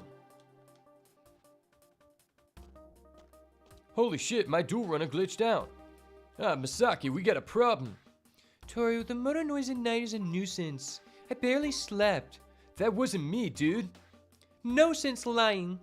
I know that engine sound. I know you were out late at night spying on Akiza. You dirty, dirty peeping Tom. What? Klaus said the same thing. Someone stole my dual run in the middle of the night. That's why the dual runner is gone and just glitched out of sight in front of our eyes. I see. Good detective work, Sherlock. Who did it? I need to get my hands on that bastard. We go look for it too. Ash, go talk to Yusei. He might know something. I'll check elsewhere. I was just at Yusei's house. I robbed him for his racks. He has nothing left, bro.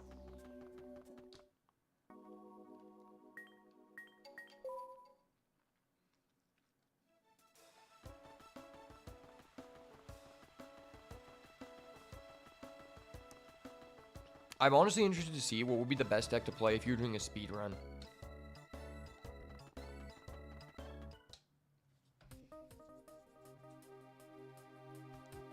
Ash, my dual runner's been stolen, so I called these guys.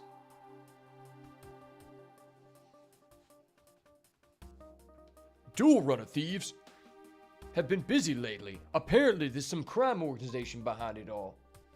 Those thieves stole my dual runner. Whoever stole my dual runner will soon regret having messed with the king of fast, Jack Atlas.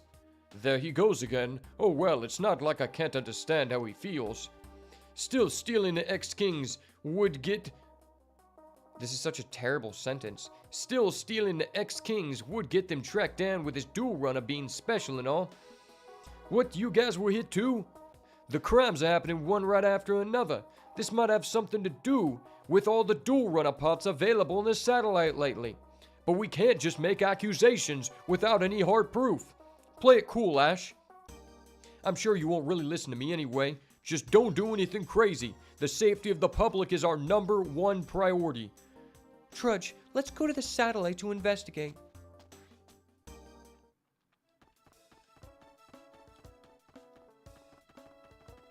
I'm the new Yusei in town, baby.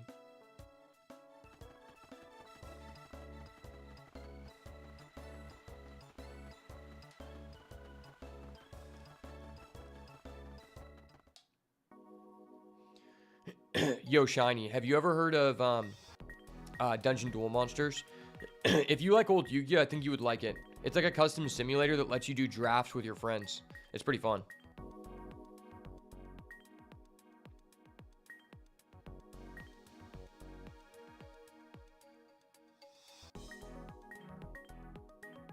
Pretty sure it's Machina related. You never heard of it? It's hella cool.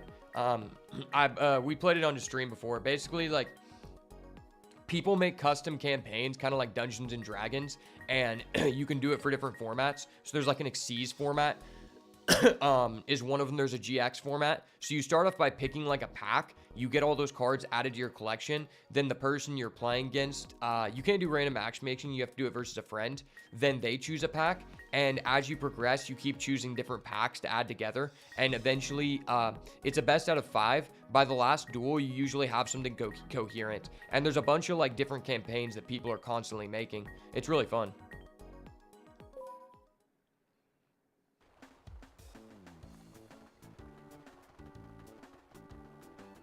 I don't think we even went to this part of the satellite before. It looked different. A star chip. I feel like star chips become really useless at some point, right? Do you get something for like getting all the star chips? Oh, there's something. I'm sure it's a DP code for 5 DP. A DP code was on the ground. 36 DP, dude. Fuck, I hate these codes for 30s. Like, just don't put those in the game. It's so fucking useless, dude.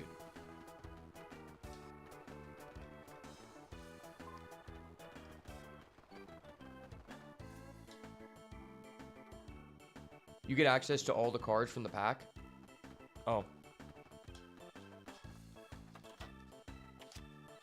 Oh my gosh, we just got a random solemn warning? Are you kidding me, bro? That's actually crazy. Wow. Hold up. Wait a minute. Something ain't right. I mean, that was literally like the best thing we could have gotten. Okay.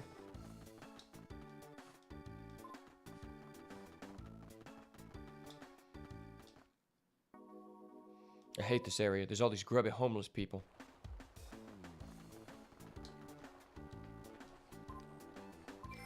Oh my gosh. We can just keep farming this area for a 42 DP code. I hacked the game, bro. All we have to do is just keep walking back and forth, and we'll just keep getting codes for 40 DP, man.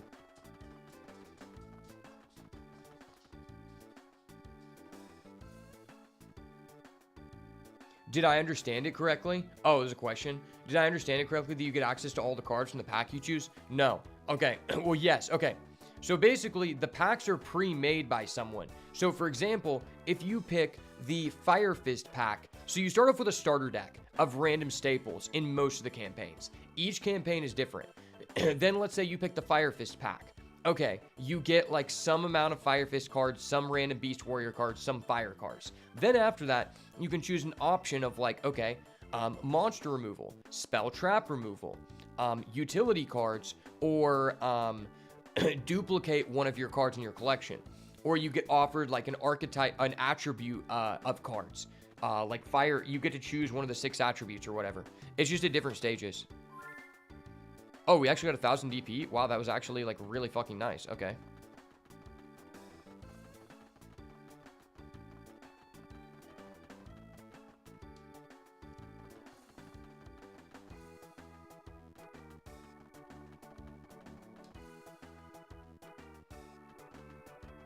It's really fun. The GX one is really well done, too.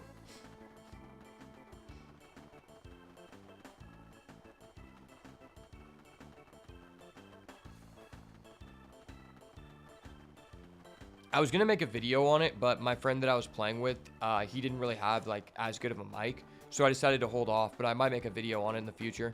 I've seen a couple people do it.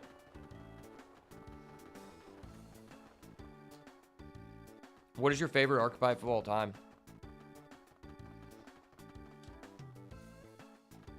My favorite archetypes are Thunder Dragon, Necros. Necros I had like the most accept with. Oh, Inzektor. I fucking love Inzektor. Inzektor was one of the first decks I got my hands on as a kid.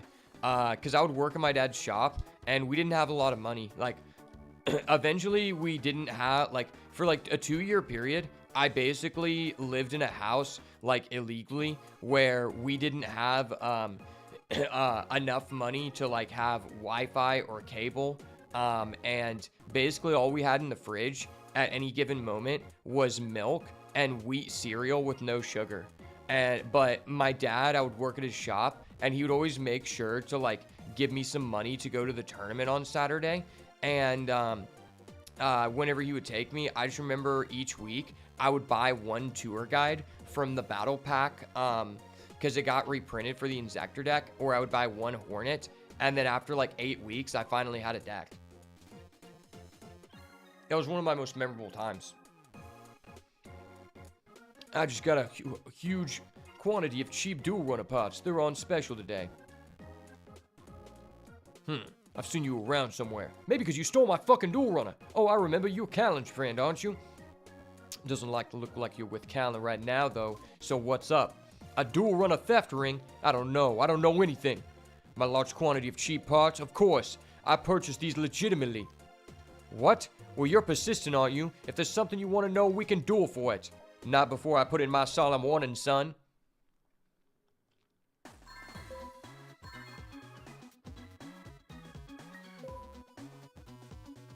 Wait till I give you a real solemn warning, son.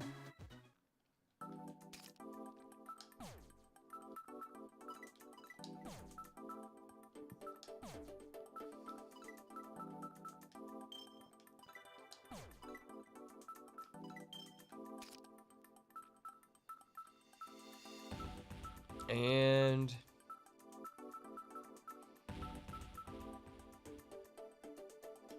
got that.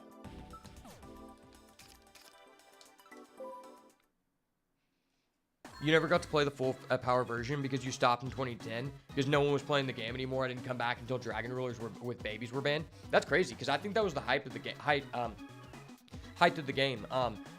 I don't know if this stands to today, but I remember at least a couple years ago, the world record for the largest card game event ever held was YCS Long Beach 2012 at the 150th YCS. There was like, I think like 4,000 players or something.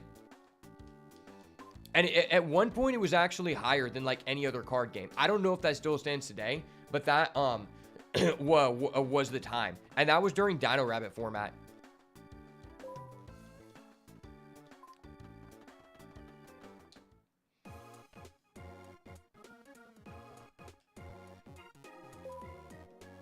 I will say, it was really hard to get into because like even as a kid, you know, I never had a wind-up Zen mains. When it was at peak, and wind up Zen mains was like a need to play the game, and it was minimum $100, and then you also like you really needed 3 tour guide. Like you could play Mystic Tomato instead, but it wasn't the same thing. And really you wanted 2 wind up Zen mains if you could afford it in you know, most decks, like especially in Zectors. If you're playing like Chaos Dragon, it's like way less necessary, but if you're playing in Zectors or even like wind up, you really did want like 2 Zen mains. And a tour guide was $130. I remember that.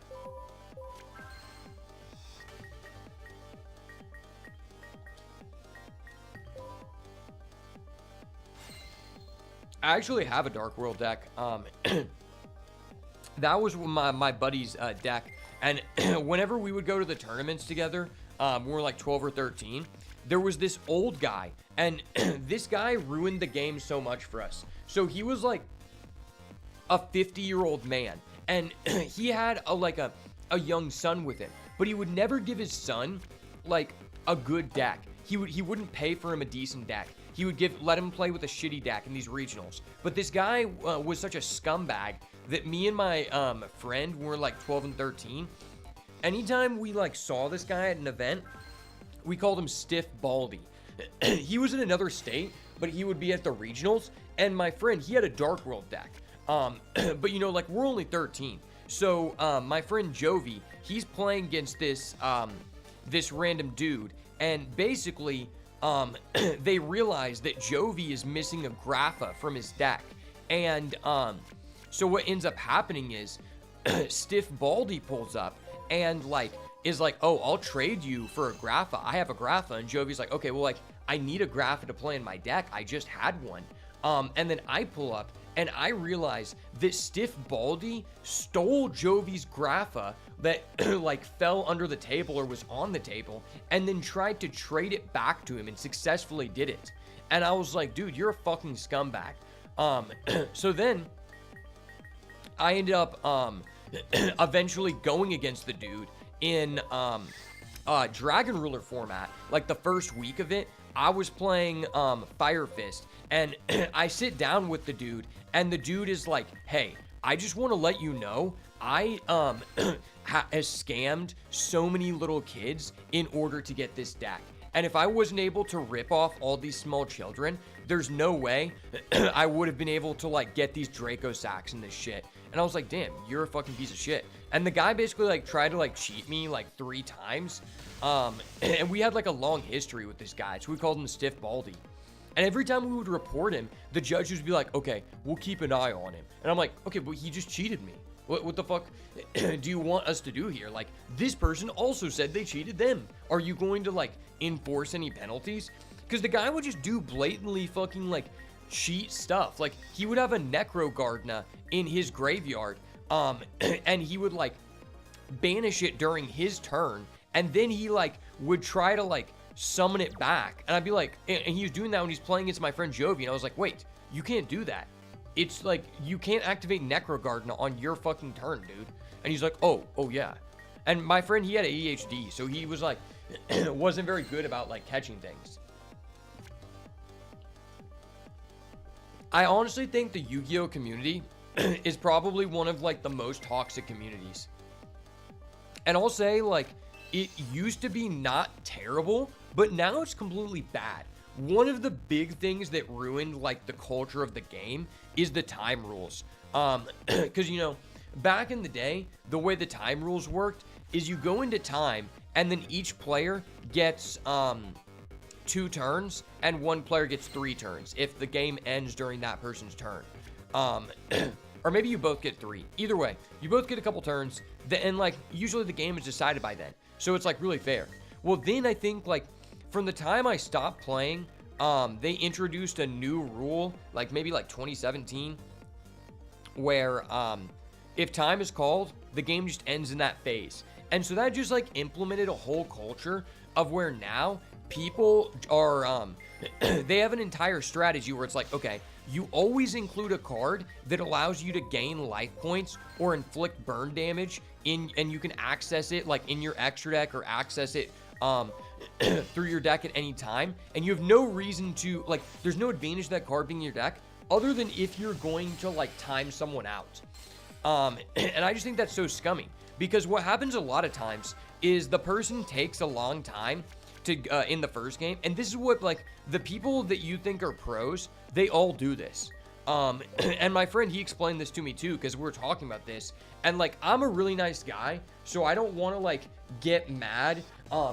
I don't want to like cause a beef with anyone. Like I don't really care if I win or lose. I want to do, my goal is just to play as good as I can, and I'm only going to be upset if I make like an error, not if that guy beats me. But what so like I'm not going to get mad if we go to time. I'll just be like, all right, good game, man. Whatever. But my friend, he told me, the guy I know who's like a top 5 in the world, he's like, bro, when you play against someone and they're stalling, after they haven't made an action for 45 seconds, you just need to be like, okay, this is fucking ridiculous. You need to make a move or I'm going to call a judge. And I really just try like to play as fast as I can and hope that doesn't happen. But he explained to me like basically all the pro people, a lot of the people, the way they have like a high win rate is not because they're like even that good at deck building or anything. It's specifically because they sit there and shuffle their hand and wait 30 seconds per action, to where by the time you're in game 2, I'll give you a hypothetical situation. So I am up 1 game. I'm in game 2. I see my hand. There's 20 minutes left on the clock. I know that I'm not going to be able to win this game because I straight up bricked. But what I'm going to do is I'm going to play cards in a way that does not increase my chances of winning the game, but does allow me to drag the game on as long as possible, to where now, once we get down to 6 minutes or like 5 or 6 minutes on the clock, I'm going to concede that match. We're going to go into game 3. I'm going to use the 4 or 5 minute period of side decking to just sit there and like just keep moving cards in and out of my deck, to where now we can go into the 3rd game and the game is guaranteed to end on my turn because I just chewed the entire clock, and I'm going to activate a burn card or a life gain card and just guarantee the game. And there are a lot of pro players who like they do that like it's their main objective. And I just think that that like really ruins a lot of the integrity of the game, because at that point, like realistically, Yu-Gi-Oh has legitimately the worst possible prizing. Like, you don't really gain much by winning a major tournament. And even if you win a YCS, it's not like life-changing. But outside of getting first at a YCS, which is really fucking hard to do, even if you're like, being malicious, because eventually you're going to be in Top Cut and there's so much variance, it's not like life-changing. And so the way I look at it is, I want to beat people fair and square, because to me, it's like, I think this is a really difficult thing to do, to win a YCS, like an incredibly difficult thing to do if you're not like cheating. And so what I want to do is like be the first person who's like actually playing fair and has good etiquette for the other player to like win a major event. Because almost every single one of those people, they don't play like that. They all play to be as scumbaggy as possible and try to rule shark people. And I try to be like as fair with people as possible because I want to beat the person when they're doing their best. I don't want to beat this guy just because he fucking like is a noob and didn't know like how this card worked, you know? There's a difference between like, okay, it's 2 turns later, I'm gonna let this guy take this action back, versus it's like, okay, this guy is obviously a new player and he just activated an Ash Blossom on my monster card that has no effect. And he just discarded that card for literally no advantage to himself. It's situations like that where I'm like, listen, dude, my card is a cost. You doing this actually does nothing. Just put that back into your hand. No, I'm not going to tell them specifically what they need to stop. But if someone's just doing something that like blatantly does not like benefit them, and they don't know why that is, then I'm going to tell that person, because I actually want to have like a good back and forth and win because of my skill and the time I put into this activity, and not because I just fucking cheesed this guy and I cheesed 9 people in a row. I don't understand the people who like take pride in that. And it's mostly these people who like, this is the big issue in the community, is a lot of the sweaty people are basically just people who have really sad lives and they are sitting on a welfare check and they're spending their entire welfare check living in their mom's basement to buy the most expensive, like high rarity cards possible because they think of it as a status symbol. And by doing so, it's the one way where they can feel like they're like a high status individual in some kind of like realm or capacity, right? And a lot of those people try to take that out on other people, and it really like pushes a lot of people out of the community. You know, I saw that happen at locals so much where there was this one guy who was so toxic, and basically he would always run a shit deck. He always ran an Earth Machine deck when it was like legitimately never like good, and he would run that like even as far back as a couple of years ago when I was playing. He would just only play this Earth Machine deck, and his deck can't even end on any negates or interruptions. But his way to win is to be like, oh shit, sorry, you lifted your hand off that card in the graveyard. I'm gonna activate this card. You can no longer respond. Like specifically, one example I can give is I was playing Sky Striker, and I summoned my monster, and I'm like, he has this card on the field that's a Orcus monster, and it's like, all right, you can shuffle back a card that's in a zone this card points to, and I'm like, all right, normal summon. I activate my effect, tributing my monster to link summon here, and the guy's like, no, sorry, I've already started putting back my cards in the banished pile as a cost to send your monster to the graveyard, so you just can't activate that. I'm like, no, I want a chain. And he's like, no, sorry, I've already put my cards back, so you just can't respond. And it's like, bro, wait, so you're just saying, like, I activate this card out on the field, but I'm putting it into the graveyard before you do anything in 1 second, so now you just can't respond? It's like, no, that's not how the fucking game works, dude. And it's like, this guy, he was doing this, like, even at locals. It's one thing to do that in, like, a regional, but he was just doing that to, like, normal people. And it got so bad that me and my friend group would actively only go to the tournament on Wednesdays because we knew that he played on Mondays. And it got to a point where there was this guy who was like, he was on the spectrum. I don't know if he was like just autistic. He had something wrong with him, and he was a really nice guy, and his name was David. And he always like hooked me up with cards, and he was just a good person to play.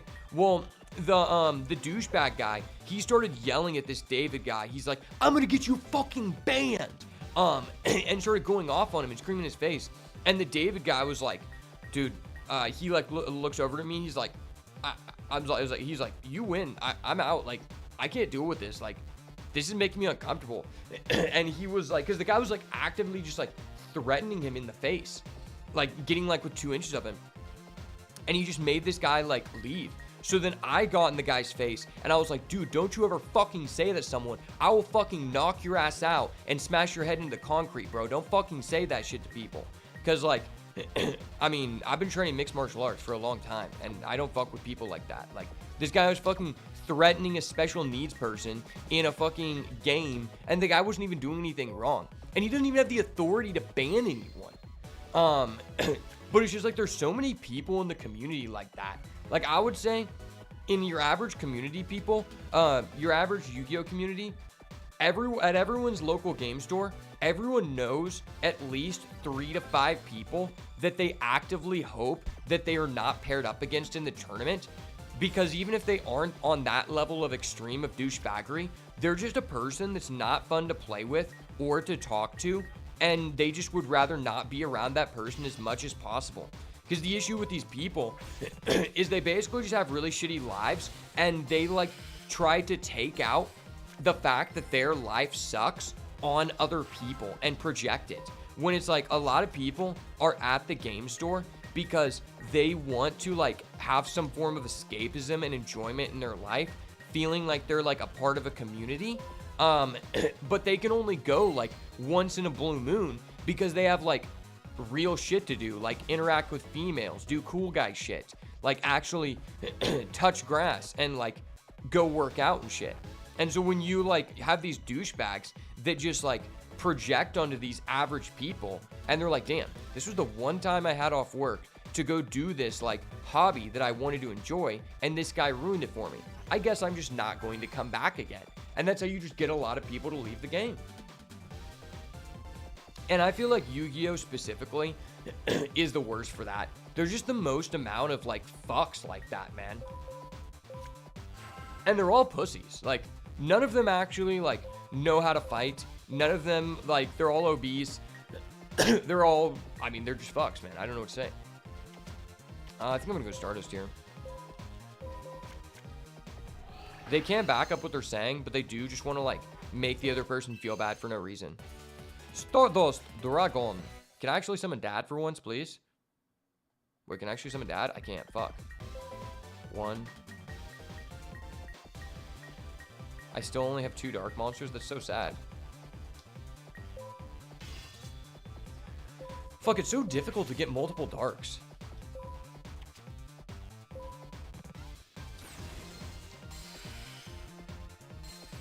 Honestly, from what I just described about the toxicity of the community, that's one of the only reasons why I liked playing the One Piece card game. Because even if the game wasn't nearly as fun as other games I enjoyed, the average person I went against was just such a good person and like made me feel like I was more glad to have met them than not. And I can't say that about other communities.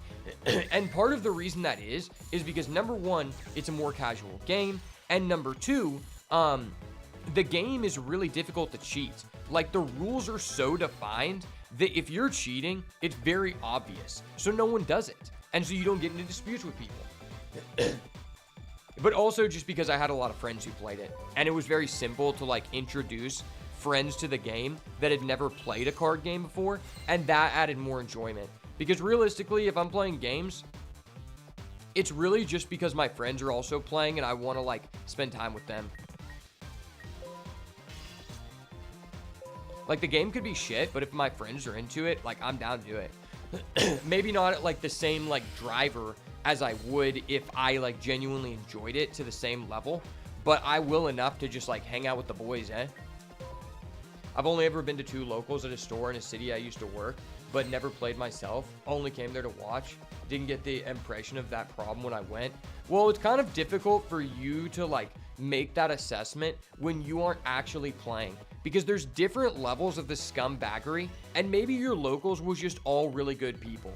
But I think in general, Yu-Gi-Oh kind of like incentivizes those kind of people because there's so many ways to like bend the rules and cheat because it's so overtly complicated. More so now than 10 years ago.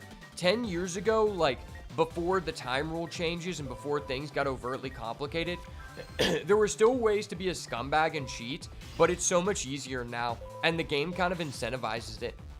Like, the game is less about, like, okay, I did the right play, and I built the best deck in the room, and more so about, I understand how to catch this guy when he took his hand off of this card. And so even though he didn't intend to do this thing I'm calling him out for, I'm going to shark him because I need to get this victory. Like, the game just incentivizes that at so many levels, because the game is so complicated that, like, there's way too many situations where a judge needs to be called just for both people to be clear about what's happening. Like, there's so many errors that happen in the average game that both people are unaware of. Like, there could be a specific ruling between two cards, but also online, there's no specific ruling for that interaction, and it's up to the judge's discretion.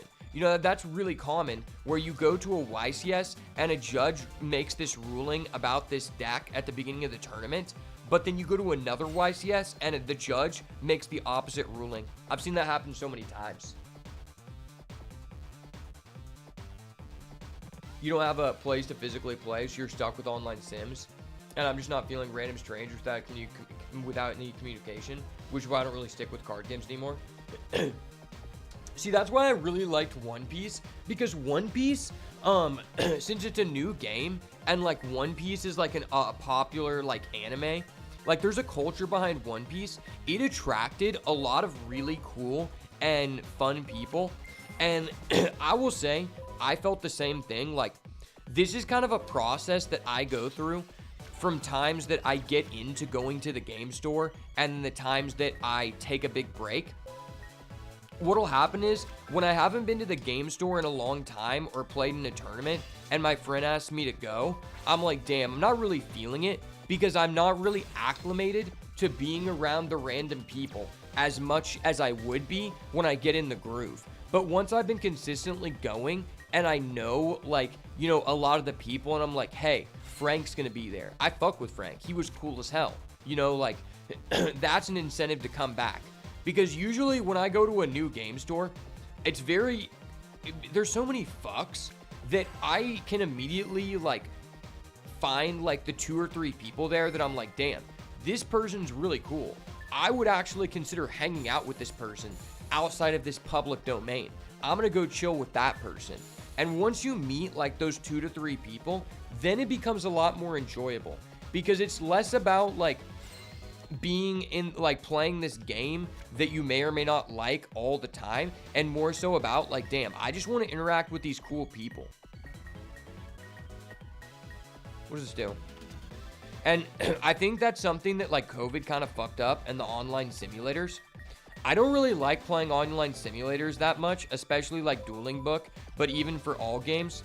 If I wasn't live streaming, I wouldn't be playing on simulators, like, nearly as much, because it just eliminates that human-to-human interaction.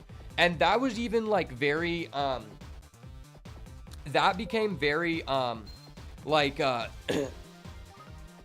don't know what to say, apparent to me. Yeah, that became very apparent to me whenever I was playing the One Piece card game, and they started having these webcam regionals where I would stream them, and I would have, like, 30 to 50 people watching, and I enjoyed playing in the webcam regionals because, like, I just enjoyed streaming, and, like, that was the only time you could. I've never seen another card game where you can, like, live stream a event like that, and I thought that was fun. The issue was the aspect of the online, like, simulator. It made it to where it removed the human interaction and attracted a lot of scumbags to where it became drastically infested with cheaters. Like, it happened so many times where, like, I'll give you a prime example of this. You don't know anything about the One Piece card game? Basically, online is fucked. So there was this one guy at every single, because if you get top 8 or even top 16 in a regional at all, you're getting minimum $10,000 of prizing. And even for getting top 64, which is easy as fuck even for a noob, you're guaranteed a prize card that you can sell for minimum $500 on site. And I've done it so much. One of the reasons I played the game so long was because I didn't have to spend any money. It was the first game I ever played where the game legitimately paid for itself. 2 years ago on my taxes, when I was at the peak of the game, and I was considered one of the best people in the country at the game.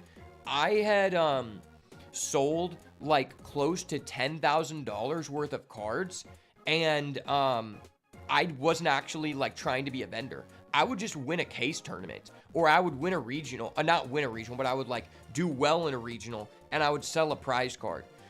So I was actually like making some amount of money, of a profit, by doing something I enjoyed. But the online got a lot of these people to be consistently playing online. Number one, it was like really difficult to get in, because when an online regional becomes available, you have less than 10 seconds to sign up and enter your information, or you're not getting into that event. And these people would scalp it, who were also cheaters. So this example I'm going to give you, basically in One Piece, it's similar to Pokemon, where you put down 6 cards after shuffling your deck, and those are your life cards.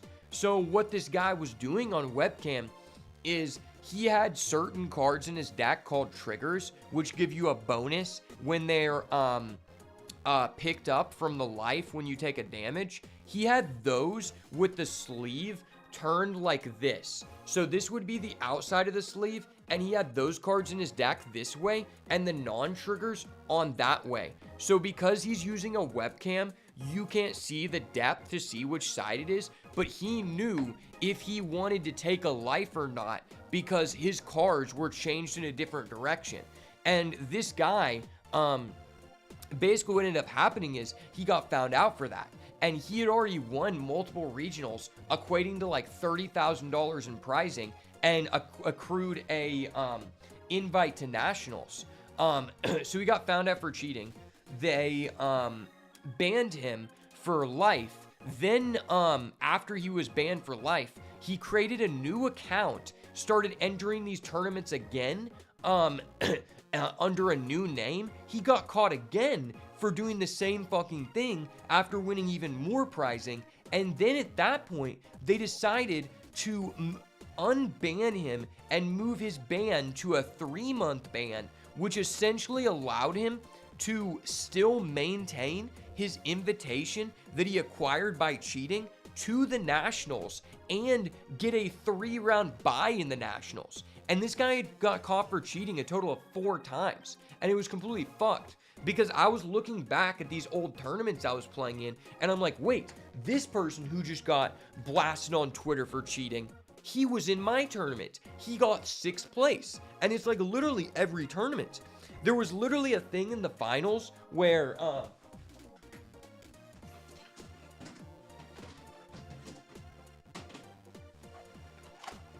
so there was a thing in the finals where the finals was being live streamed, and there were judges. And basically what this guy did is, when he, your webcam, his webcam was pointed directly down to present a 2D effect. So when the guy asked him to cut a certain amount of cards on his deck, what he did is he went like this.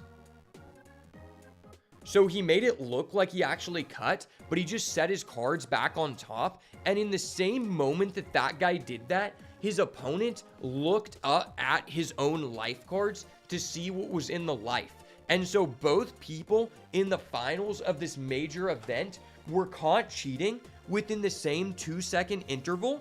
And none of the judges on site noticed it until after it was already over. That's how bad the cheating was getting. So then whenever I was streaming at this time, I was like gonna show that clip of the people cheating.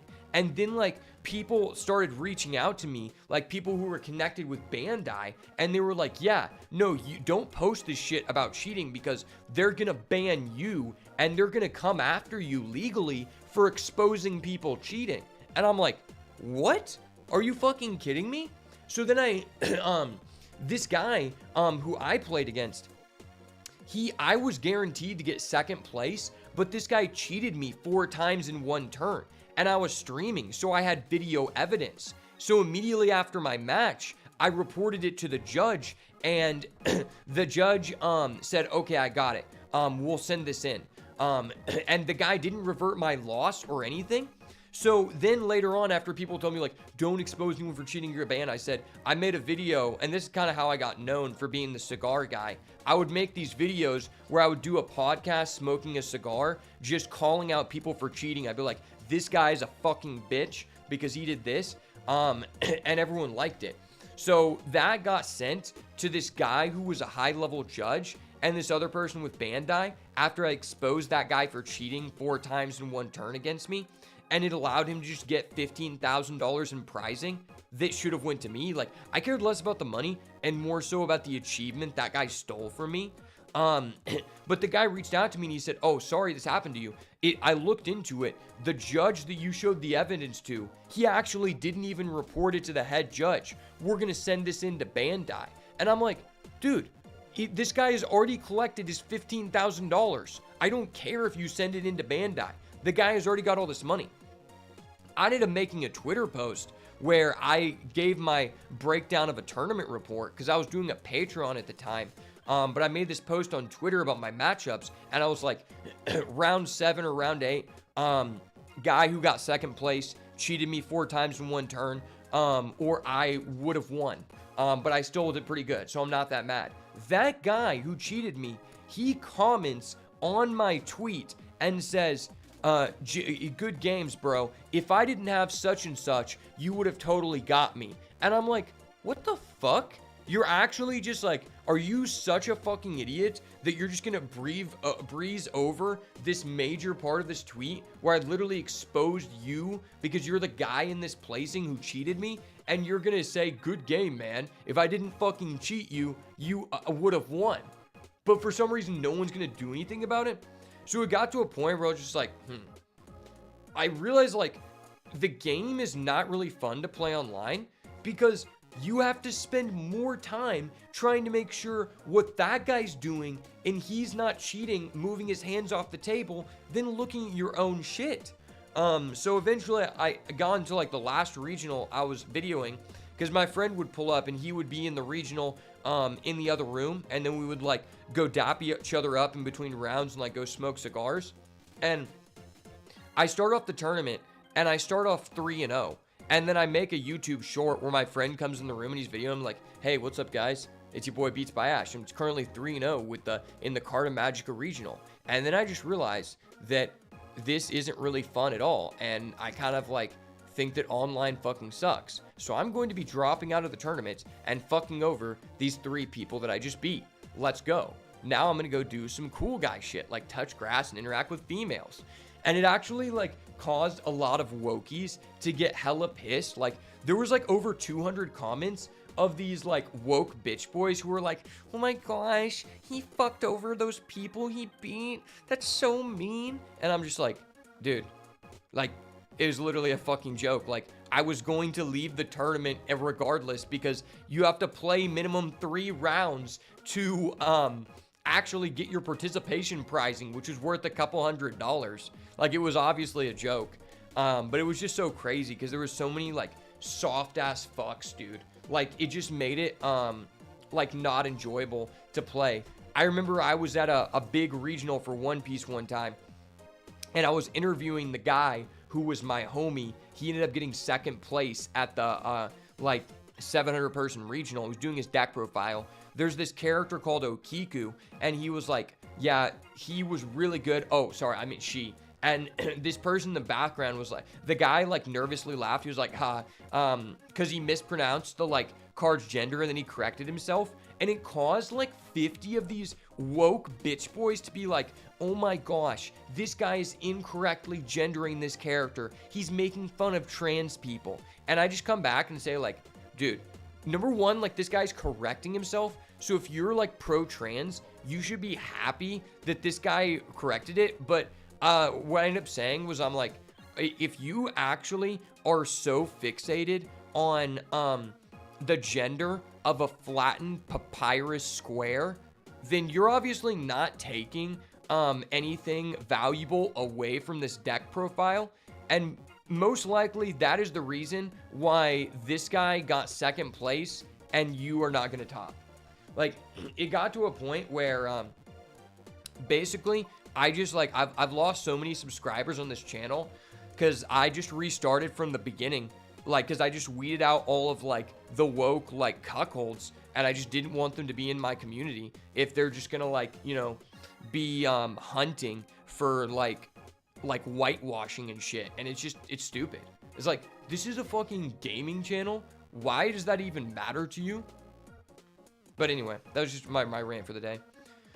Where's he at? I don't know, but he always seems to come from the port. Oh, and don't tell anyone that I told you this, okay? Well, I just beat your ass, bitch. Okay. Solidarity? No, that's ass.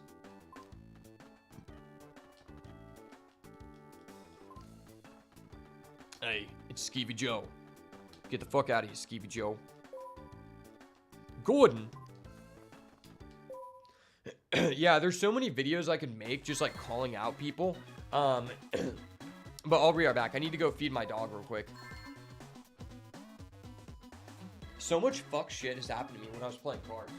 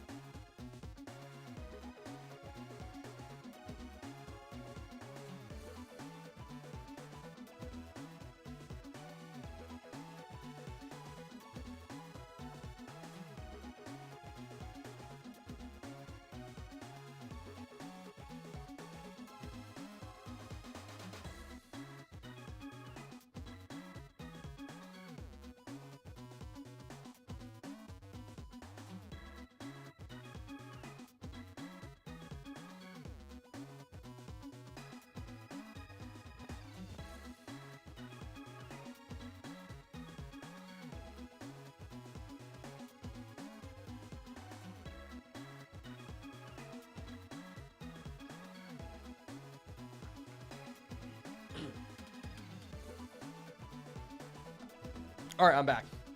I swear, the more I hear about this, the more I'm glad that I never wanted to try competitive.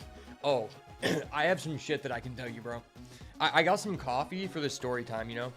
Now we can just vibe. Shout out the top G, my boy Andrew Tate, for gifting me this mug. I've got that chess horse energy, baby. So there's been like 3 or 4 specific times that caused me to basically just stop playing card games or going to tournaments for like several months or like a year. And I just have like a lot of natural anxiety being around like a bunch of people at one time. And so it's like when something bad happens to me, it takes me a long time to like reopen up to say, okay, I'm willing to like go do this again. And one of those situations was I was in the last round of a YCS in Texas, and I've said this before, so I'll keep it brief. Basically, whoever wins this round is guaranteed to move on to day 2. And I'm going against this guy, and I sit down and I'm like, hey man, how are you doing? Like, I'm just like a really nice person, because my number one goal is when I go against someone, I want to try to make sure I'm making the best plays I can. And number 2, try to make the other person feel like they're more glad to have met me by the end of the match than not. But so I'm talking to this guy, and he's like, high roll, and I'm like, sure. So he rolls his dice, and he gets some number. I pull up my dice, and I roll mine, and I get a higher number than him. And this guy, then from that moment on, you know, there's like 5 feet between me and the other guy. He gets within like 4 inches of my face, and he's like, whoa, we're supposed to roll the same pair of dice. And he was like tweaking like he could have been on something. And I'm like, okay, well, like, I'm like talking to him calmly. I'm like, well, you didn't like tell me to like roll your dice. And he's like, I will fucking call the judge on you and all this shit. I'm like, dude, I will call the judge on you for like harassing me. Then the guy starts getting in my face even more, like within an inch, and he starts threatening me and like threatening my life. And like, you know, I'm a mixed martial artist, and like, I'm not like a violent person, but if someone's like within a range to where I feel like they could attack me, I'm gonna fucking knock their ass out. You know, like, this guy's a fucking tweaker. So basically, I just like got up and left the table and walked away because I was in another state, and like, I didn't want to like, number one, like go to jail for like something stupid like that. Because if I stayed there, I was gonna knock this guy out. And I also didn't want to be like banned or whatever. But so I walk away, and like 15 random people come up to me who like I've never met before, and they're like, dude, I'm so sorry you had to play against that guy. That was fucked up. That guy is like a known scumbag, man. Like, what he did to you, like that was just like uncalled for. But basically, after that experience, I just didn't like want to go to like a tournament or even like a small event for like, I think like a year, because it just made me so uncomfortable, because I felt like I mean, the guy was literally threatening my life. And like, I live in an open carry state, but that wasn't an open carry state, and I didn't have a firearm. And like, I don't know if this guy like is tweaking and he has a knife or whatever. Like, I don't fuck with that shit. Same thing with like, if someone's like hovering behind me, there's a difference between like, okay, this person behind me, we're at like a store, but if you're on the street and there's someone hovering behind me, like, I don't fuck with that shit. Because like, I don't have a view of them, especially like if you have a gun on you, like, you don't want that person to like take your firearm and shit or be doing weird shit. Like, I'm just very cautious of that stuff, and it gives me a lot of anxiety. So I try to stay safe like that. That's why I like playing games while streaming, because it's just a lot more stress-free and just like chill vibes, you know, talking to cool people. Okay, we finally got a good DP reward. Man, we're going to be able to like open some like real man's packs after this. So let's do a quick save here. I think we're like, as soon as we finish this chapter, we're going to have some good packs. Like, we already have a solemn warning. Oh shit. It's fucking Bebop and Rocksteady, man. Today we got 2 vehicles. Simple as pie. Ha ha ha. Like a carrot pie. Ha ha ha. One of them is the X-King's Dual Runner, so it should be pretty good press for the hardcore fans, you know. Nobody would even imagine that this ship is a hideout for the thieves. Stop right there, thieves. It's your boy, Mr. Beats Bash 1000 Bands, the best of all time. It's time to take you out, buddy. Let's go. There's not enough room in this town for more than one mohawk-looking fuck. And I've got a cool cowboy hat. Wait. Well, damn, I wish I could do a British accent, but I can't. Depending on the character, I can do a good accent, but this game, it's so hard to differentiate the characters, especially because I don't remember a lot of them and their voice actors. So you're the insolent fools who stole my door runner. A personal appearance, is it? Well, whatever, it's a fair match. We'll beat you 2-on-2. Okay, please tell me there's no quick time minigame. Dear Lord, in your holy name we pray, there's no quick time minigame. Let's fucking go. Hold up, let's see if there's any bonus shit over here. We got that one bonus thing, I guess. Let's save. Check our DP. Quick little DP check. Sip some coffee.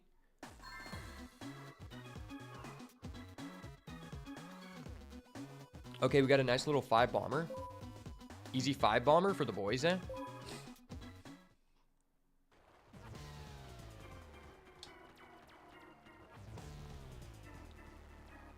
TCG partners are very special. That's facts.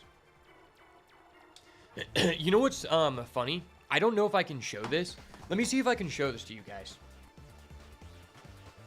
So in my room, a lot of the walls, I haven't put up all of them, but I have a lot of the mats that I've won from events on the wall.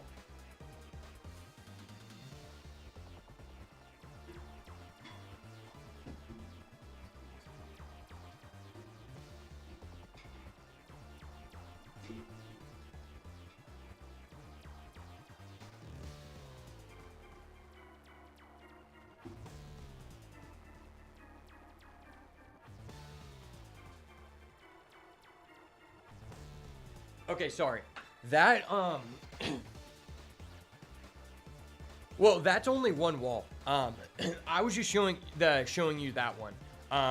I couldn't really get it out far enough, but that mat I just showed you guys from the Tomb Kingdom, that's actually from the, 2022 Nationals, where, me and my homie that I taught him how to play the game, earlier that year, we played in the tag duel tournament at the Nationals, and we ended up getting first place. So I'm literally technically the 2022 tag duel national champion, and I just think that's kind of cool. Basically, it was kind of difficult to see because the my movie camera is plugged in right now, and I can't take it that far to show you guys. But we both got a 2x2 uncut sheet from that set that was released. It was the set that came out with Exo Sisters.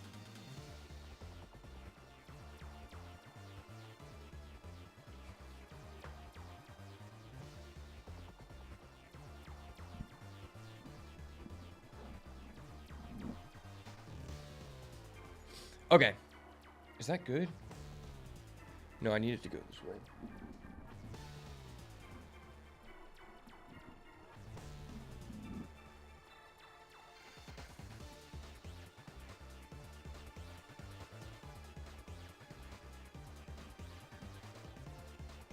That's better.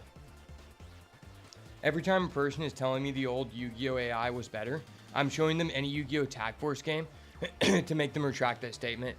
Yeah, no, I never got to play Tag Force, but I've heard really good things about it.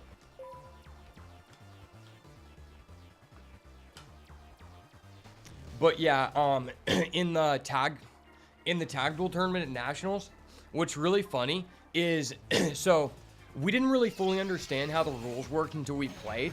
But so the way it works is you each have your own field, but you can use your teammates' cards to pay for costs. So let's say I have a Chaos Monster, I can banish a Light or a Dark from his graveyard to pay for that. And I was playing a Chaos Thunder Dragon pile with the Punk engine and all this shit that literally I never saw anyone play. And my friend, he was playing Live Twins. And what ended up happening is we got to go first. And so I would be the first person who gets to attack. And you have 16,000 total life points combined. So, because of how broken my deck was and how I was able to use his monsters to pay for the cost of my cards, all he did was hand trap the other guy on their first turn. Then on my first turn, I did over 16,000 damage to literally kill them on the first turn of the game. Like, that's how broken this deck was. In this deck, so when I was playing it in the Nationals main event, there's actually a video on my channel, one of my older videos, of that deck profile. I went against a guy who was playing Eldritch, and he had a skill drain on the field. So I make an access code to out this guy's skill drain, and I use access code's effect to banish himself. Then I use Necro Shinobi and the Chaos Creator in order to shuffle back my access code into the extra deck, and I was able to re-summon access code for the second time in that same turn. And access code, none of its effects are once per turn. So I literally killed this guy and made double access code in the same turn. And it was fucking crazy. Like, that moment just made me feel like, damn, I've never been in a situation where I've seen someone use so much link material like that. That was crazy. Especially like under a skill drain, and he also had like other back row. Like, I pushed through like 4 trap cards. It was fucking insane, dude.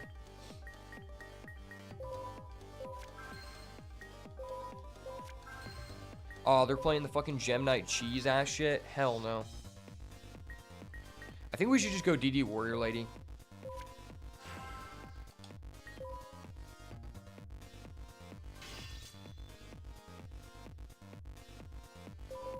Thinking on the Mirror Force?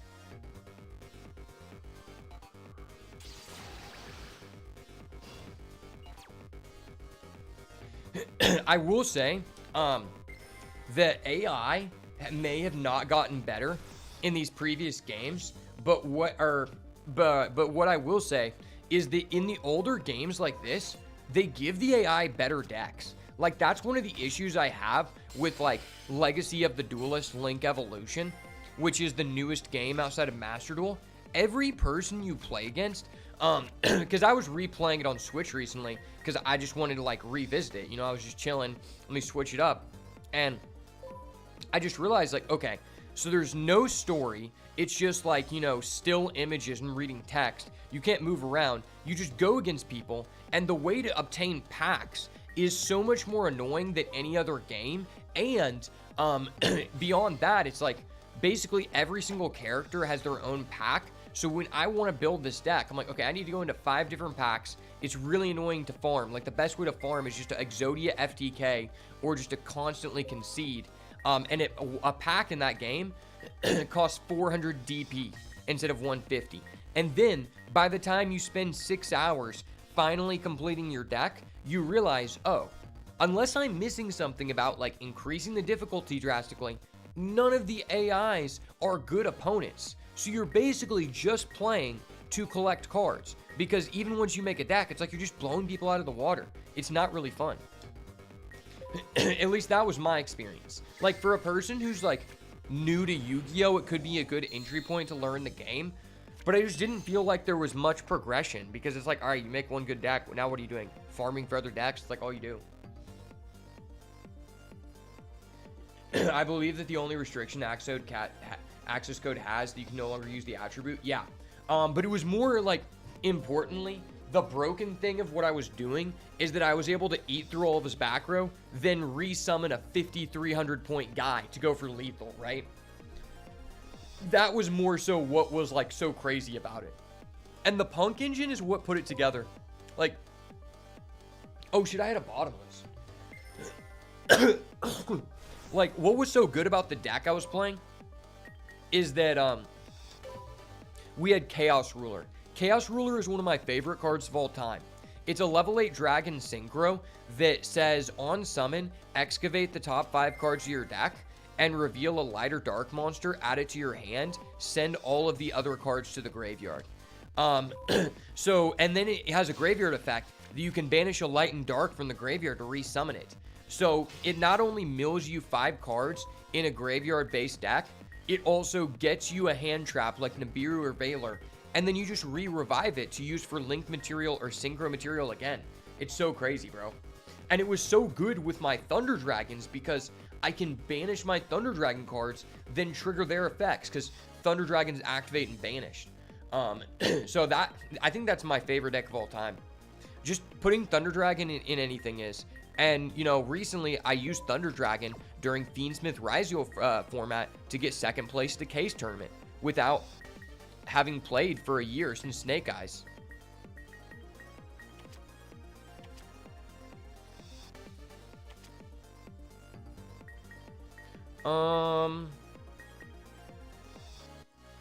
Let's just rip it. He just ripped an MST. I'm cool with this.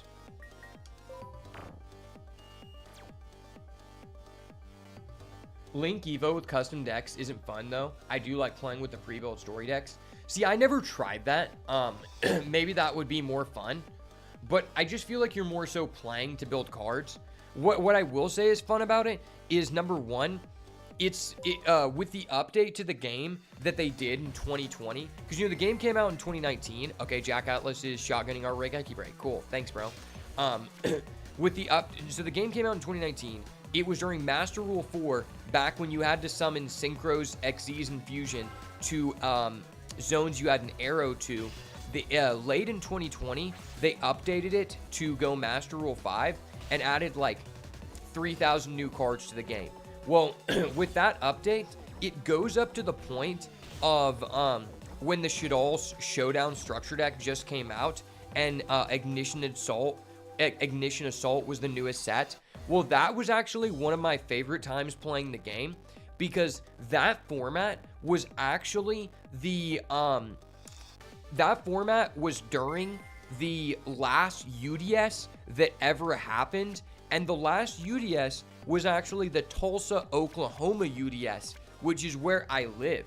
So that was a really fun event for me to like go hang out with a bunch of friends in my hometown and finally get a big event for something that I enjoyed. And I remember that tournament so fondly. So the fact that the card pool and the ban list lines up with that event gives me a lot of nostalgia. And so I like the game for that reason. I just wish there were still people who were online. But the more and more I play it, it just feels like, why don't I just play Master Duel? Obviously, like, I can't play every deck I want on Master Duel, but for the most part, I can. I guess the main difference is there's no Max C in Link Evolution, and that's nice. But also, a lot of the decks I enjoy playing are banned in Link Evolution. Like, with the update, I got back on recently and looked at it, and it's like, oh, Sky Striker is my favorite deck. That's completely banned. You can't play that. It's OCG ban list, so it's even more restrictive than how it was at the Tulsa UDS. Striker's completely banned. Thunder Dragon's completely banned. Salamangreat is severely hit, and Salamangreat was the deck I actually played at the Tulsa UDS, and I started off that event 5-0, so I was doing really good with Salad at that time. But it's just limited on what you can like really play. The one thing I do like about that game is that you can do the Battle Pack Draft. Battle Pack Draft was something that I fondly remember a lot, and I remember going to my locals and playing Battle Pack Draft with the other people there. Specifically, Battle Pack 1 was really fun. Battle Pack 2 was ass. Battle Pack 3 was okay. I just felt like it was like unnecessary that they removed XCs from Battle Pack 2. I think it made the format a lot less fun. But in Battle Pack 3, they brought the XCs back. And not only that, they implemented a new rule where every monster is also every type. And that made it more interesting. And I honestly, maybe I'm just biased because I always prefer limited in any card game over constructed. I've always been like that, and I'm very competitive at like Magic the Gathering drafting. I played in a lot of big events for Magic Limited. I'd play more, but there's basically just Wizards just killed the gaming scene for draft and constructed, anything besides Commander in my within like 100 miles of where I live. But I would have loved to play in like Battle Pack drafts even as recent as today. Like, I like that. That's what I was saying. I like playing the Dungeon Duel Monsters game because it just is a really good way to draft. And if there was a draft game in Yu-Gi-Oh! Or a format for it, bro, I'd show up every single week. Like, I would be clowning people. It's a weird mix between TCG and OCG. And also more broken. I completely disagree that it's more broken. Because I was looking over it recently, and basically it's just like all of the decks that were competitive at the Tulsa UDS event, which, like I said, is the event that the format is made around. Though all those decks were also like inhibited by the ban list, but the Link Evolution makes them even more inhibited. Like Sky Strikers was crippled at the Tulsa UDS, but it wasn't completely banned. On Link Evolution, it's like, okay, Engage is banned. Kagari is limited to 1. Widow Anchor is limited to 1. It's like, why is Widow Anchor limited to 1 when Engage is banned? Why is Kagari limited to 1 when Engage is banned? That makes no fucking sense. Thunder Dragon Colossus is completely banned. The more broken was about Battle Pack 3's rule with every monster. Okay, I agree with what you're saying. Well, the thing is, it made it more interesting, though, because the issue people have with Battle Pack 1, it's kind of like a... Most people actually agree that... Because, like, my friend, he even has a cube, and we'd go over to his house, and basically the way he plays it is, every monster is every type, and he has, like, 3 binders. You can, up to 10 times per night, pick a extra deck card out of the binder and use it to summon 1 time. And that's how he goes about the extra deck. Well, in the thing is about Battle Pack 1 is it's just all about picking the best banned staples, like pick as many Pot of Greed you get offered and shit, and that's less fun. So although like the all monsters being all types isn't like insane, it's what they would have to do if they wanted to continuously have a living draft format where it's like, okay, a new set's out, we'll draft with that, because of the way they're designing cards. The only way you could avoid having that limitation of every monster being every type is if your draft format does not change cards and you're just doing a cube where it's like, okay, these are all cards that don't require you to have an archetype to be usable. But with the way they design cards in Yu-Gi-Oh currently, every card requires you to have this other card that's also in the archetype. So by like having that issue with the card design, it wouldn't be possible to have a continuously evolving draft format without that condition. Now, I'm not saying it's like the best solution, but it's basically necessary unless they were going to change their card design philosophy, and that is way less unlikely to happen.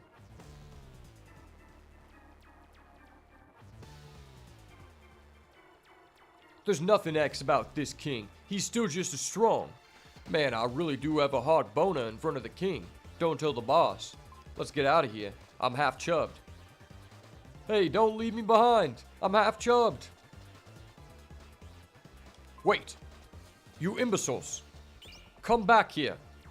I know you just popped a blue chew, but you can't leave without me. I'm not gonna scare that easily. I don't care if I'm caught a counter. Winning is what matters. You're getting better at this whole villain thing, aren't you?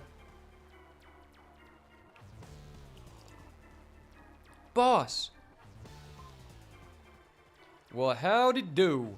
Hurry up and give that ex-king his last rites. I've chosen this little fish for myself. Hey, don't be afraid. Come and get me, boy. Gosh, that guy is so gay. I didn't know someone could be so gay.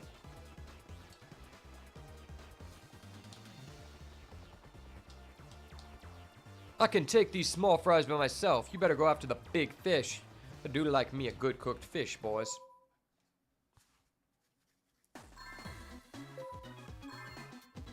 Do we have a new pack? Okay, we don't. But when we get a new pack, bro, we're going to be balling. We have 6,000 DP. Bro, I've got more DPs than the girls that I went to school with, bro. I literally have more DP right now than any of the girls that were in a sorority when I was in a frat, bro. Like, that's actually crazy. Because they had a lot of DPs.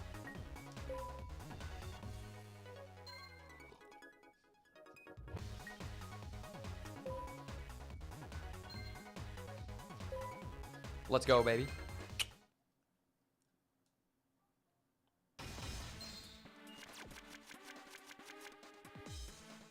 I draw, and I set 5. The good old-fashioned set 5 pass play. Hot Wheels beat that. One game I am thinking about doing a playthrough with you guys at some point is Yu-Gi-Oh! Tag Force Arc V. Oh, fuck, no. This is B. Yu-Gi-Oh! Tag Force Arc V is the final Tag Force game, and it revolves around the 2015 ban list. It revolves around Necros format being the newest pack, and I've heard a lot of good things about Tag Force having a good story and just being a good game overall, and I've never played one of those games. And the game was only released in Japan, but in the past couple years, I was reading online that people have made they've made English translations. So I have that ROM, and I plan on doing that with you guys at some point. Maybe I'll make a video. The effective green gadget is activated. What do I have? I feel like I have so much stuff. Okay, I'm not gonna activate anything. Yeah, I've heard really good things about Tag Force. Personally, I've never gotten the opportunity to play it.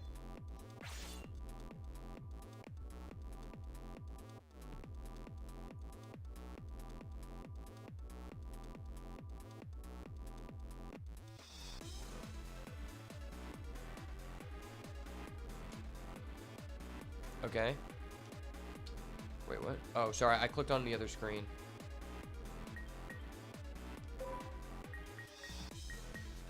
Oh, yeah. Sakuratu on that boy, then I go out my way. Do the dash fuck green gadget today. Okay. I'm kind of balling. One thing's for certain, two things for sure. By the end of this, we can all agree this game has a banger soundtrack. Like, don't even cap, my guy. We can't even cap. Also, guys, after I get my new PC set up tomorrow, and I get these new, I figure out what I'm going to be tasked with at my remote marketing job, I will look into creating a poll in the Discord for what day is going to be best for everyone for us to hold a Pokemon Pocket tournament. I was going to do that earlier. I know I talked about that, but then we got the new expansion out of nowhere. So I wanted to give everyone some time to be able to like actually acquire the cards for at least one deck that they want to build. What I'm planning on doing is we'll probably do like an X amount of rounds into a top cut. It's going to be best 2 out of 3. And it's going to be a free tournament. And I'm going to put up $30. So $20 for first place, $10 for second place. And I may play in it and just like video my portion. Or maybe I'll just commentate. We'll see. But either way, it's like, it's not really like, I can't really win the money. So. But I figure that'll be pretty fun. I do like want to make some Pokemon Pocket content at some point, but I've told a couple people this, but like not like everyone. Essentially, like the issue with this computer I have is that when I try to use my editing software that I need to do, like not only for the content on this channel, but for like my actual like videography business, if I open a project on this PC that's over like 20 or 30 minutes, it basically takes about like 5 seconds to load every cut. And when I'm working on editing a podcast for someone, I may make over 600 or 700 cuts in a 2-hour podcast. And so for that reason, every 5 seconds having to load and wait for it to load each cut, it's just not reasonable for me to edit on this computer. So currently, that's why I really haven't like been uploading a lot of videos recently, is because if I do want to like upload a video, not just for this channel, but like my other channels and stuff, I have to take the footage, put it onto my external SSD, and then transfer that over to my Mac. Because like I have a $5,000 MacBook Pro that I bought like a year ago, and it doesn't have this same problem.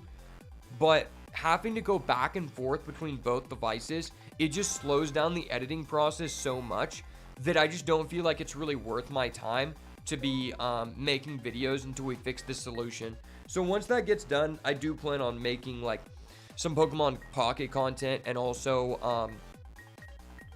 we're going to do a lot of Monster Hunter content for this channel. But also I'm still going to be working on the IRL stuff for my personal channel. Like I have a big anime convention vlog that's in the works right now. It's just like a multi-month project. The big issue right now is that, honestly, I just feel like when you're doing anything, if you want to like perform at your best, you need to be focused on one thing. And people like just really undersell the aspect of when you are making content, it takes so much out of you to be the editor and the person who's filming and the person who's like making the content and shit. And so my main goal right now is to hopefully like progress in this marketing job enough, or maybe like get hired by some businesses to do it for them, to a point where I will be able to just like hire someone else to edit my videos for me.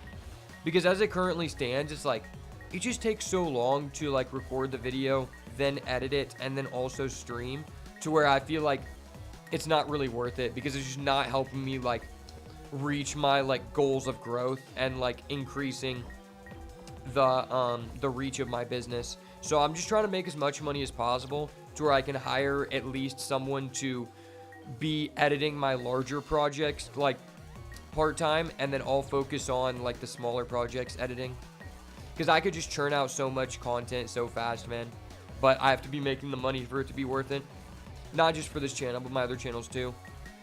So this is actually just so fucked, the way this guy has this Mask of Restrict. Like, that's actually a cuckold ass card. I feel like I have to do this.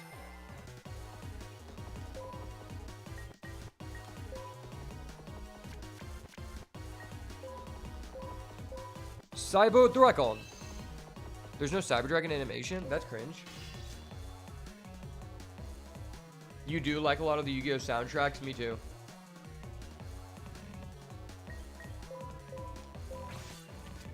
Dude, fuck this guy. Hold up. Wait a minute. Something ain't right. Hey, could you guys just like tell this guy to just eat a fucking dick? That'd be great. I'd appreciate you guys. If you could just tell this boy to just eat a fucking dick, I'd love that, man. No homo. Fuck, I hate this guy. Dude, did this guy get his deck from Cheapo Depot? Did this guy just go to fucking Cheapo Depot, pull up in his Ford F-150, and just pick up whatever Mexicans he could find and say, I will give you $50 to put as many stall and burn cards in this deck as you can find in your local's bulk bin? Because that's what I feel like this guy did. Wait, I might have a cheese strat. Bro, if we had a Black Rose, this guy'd be so cooked. Fuck, dude. When it is removed from the field, destroy this card. Okay, I see the line. I see the line, brother. Wait, we also have a Raikou, though. Wait, I think we actually go for the set Raikou pass. We can take the 500. We'll set the Raikou. That's actually huge. So we set the Raikou. Next turn, we flip it up. We pop the Mask of Restrict. Tribute summon for Mobius. Mobius effect. Popping his face down and his other card. And we just tribute the Cyber Dragon. So then we just get a 3 for 1. Man, this coffee is making me a jet. I told you I'm the top G, baby.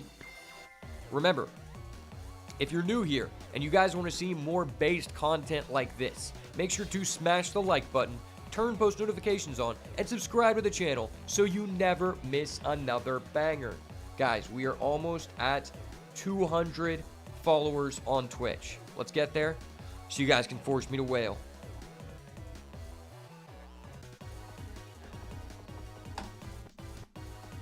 We said before, when we get to 200 followers on Twitch, I have to wail on a Toon deck on Master Duel. And after watching me spend over $500 in one setting and basically getting squat jack shit, this will be really exciting to see me waste my hard-earned dollars.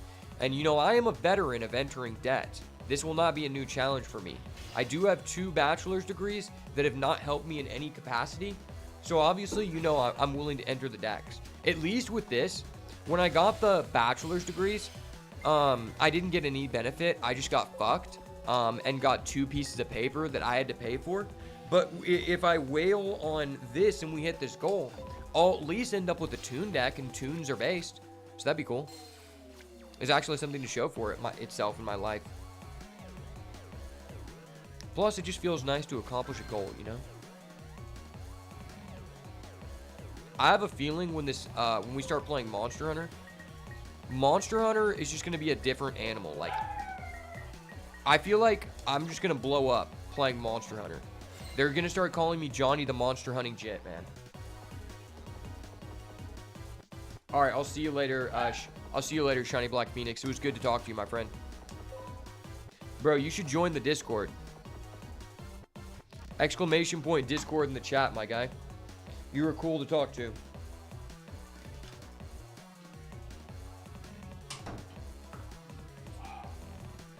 All right, so yeah, do we tribute this for the Mobius?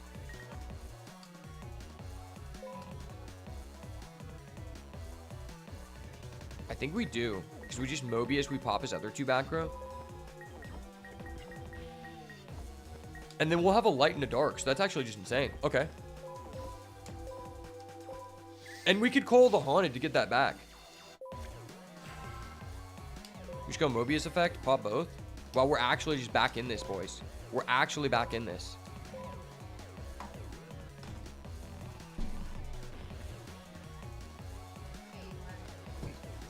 Oh, thank you. I just made some coffee, so I appreciate it. And then this was left over from my lunch. Do you want me to eat?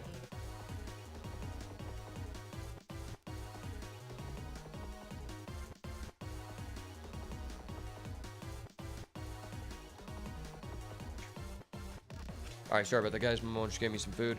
Mobius is activated. Do we want to chain? I don't think so. Yes, sir. That's how we be, baby. Ah, ding, ding, ding, ding, ding.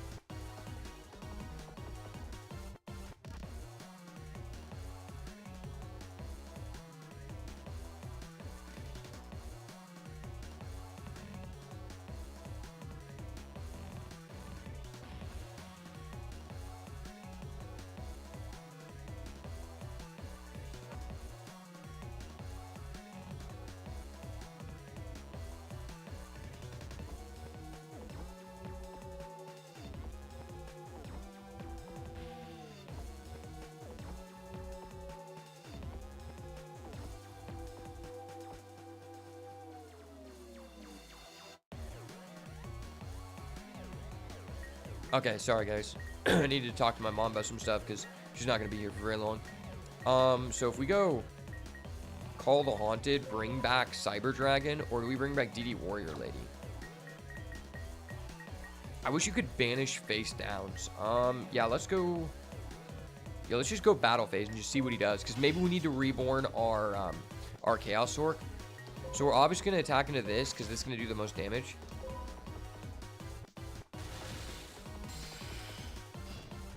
We'll see if he has like a man-eating bug. Ooh, giant germ, nice. Okay. Also, would you guys be interested in me compiling a compilation of what we've done on each stream once we complete the game and turn it into a YouTube video? If that's something you guys would be interested in, make sure to let me know, because that would take a long time. But if you think if at least some amount of people would enjoy it, then I would definitely work on that over time. Because I do, just like more than anything, I like making videos that I personally enjoy because I think they turn out better. And I've been enjoying this time a lot, so. Giant Germ is a classic, man. That was used by Seto Kaiba, and I don't know if Giant Germ was in the original Kaiba starter deck, but it was in one of them, right? Giant Germ was an OG, man. You gotta give reparations to the OGs, brother.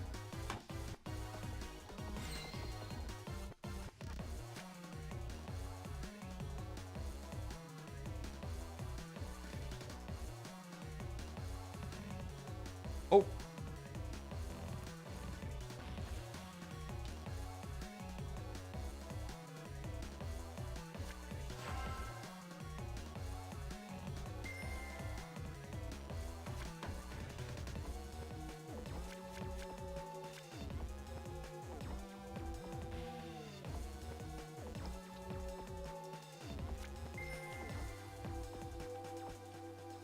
Swords of Revealing Light. Oh no. Man, this would be so much easier if we had like a Scrap Dragon or a Brio. Unfortunately, we don't have any of those cards.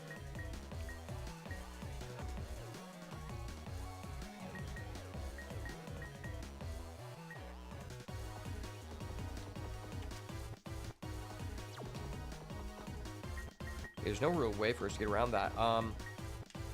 At least we can Chaos Orc to banish. It's crazy. This is the first time the computer has literally stuck a Swords of Revealing Light against us. I would have assumed that would have already happened, you know? But, what I could do is make 2 level 8 Synchros. I don't think I want to get rid of Sork yet because it just does, like, so much for us. So let's just go Stardust, get rid of Mobius.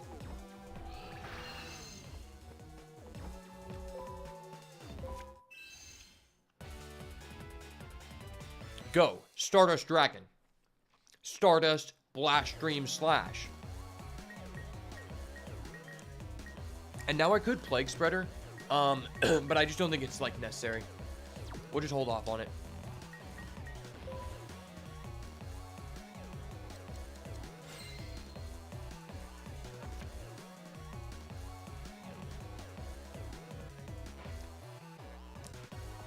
Honestly, what would be goated in this deck is a Zephyros. Is Zephyros out in this? I don't know. Yellow Gadget. It's kind of dirty.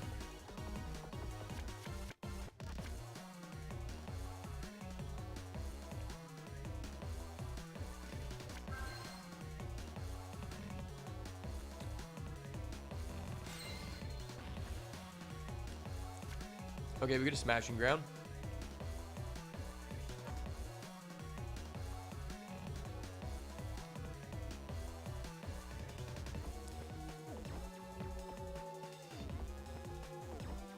Man, we really need a second copy of MST.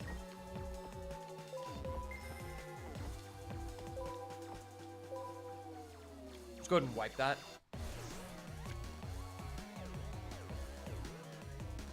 I really want to see if we can pull for a Scrap Dragon. the removal is just so important, man.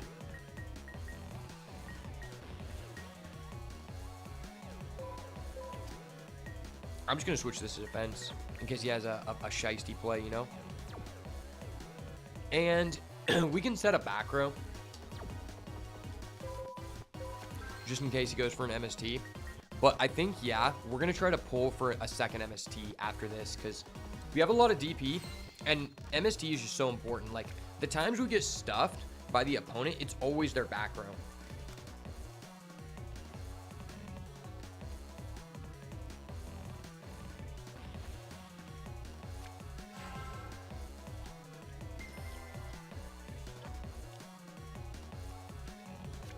It's honestly crazy how cooked we would be if XYZs are in the game.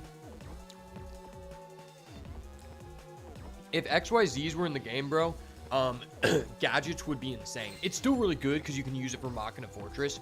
But if you guys remember, back in the day, Ultimate Offering was in the game. And it was legal at, I believe, 2 copies at one point, if not 3, in early 2012, 2013. And that was when we first got number 23 Shockmaster. So Shockmaster is an XYZ, if you're unfamiliar, that requires 3 level 4s, and it can detach a material to call a card type, monster, spell, or trap.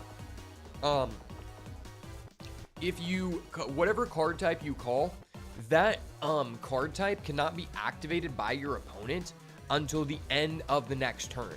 And the reason it was so busted in gadgets is because this card was a Shonen Jump promo. So if you wanted to get more than 1 copy, you would have needed to have multiple Shonen Jump subscriptions.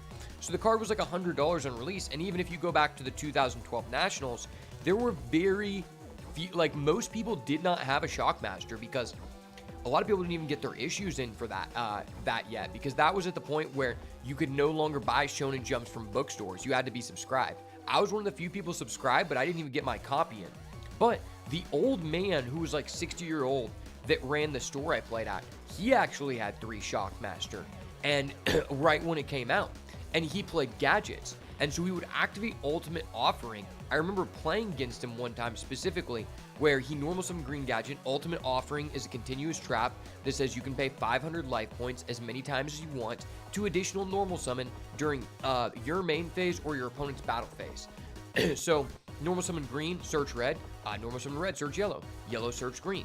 And he would do that until he got out all 9 of his gadgets to where he had 3 number 23 Shockmasters on the field. Then he detached 1 with each of them because it was a soft once per turn, and that allowed him to call monster, spell, and trap. And then you couldn't activate monster spells or traps on the following turn, and you essentially were fully locked out of the game. It was actually just crazy. But that's just a fun fact. That's why I'd be interested to play Yu-Gi-Oh! Tag Force Arc V, because we actually get access to Xyz, which is my favorite era, and some pendulum strategies.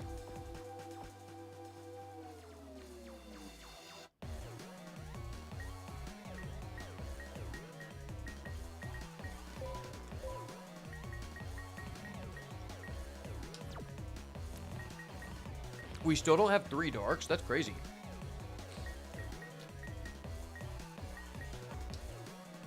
I don't think we've ever once been in a situation where, first of all, we only drawn Dark Arm Dragon like 3 times out of the 50 duels that's been in our deck. Number 2, we've never been in a situation where it's been legal to activate.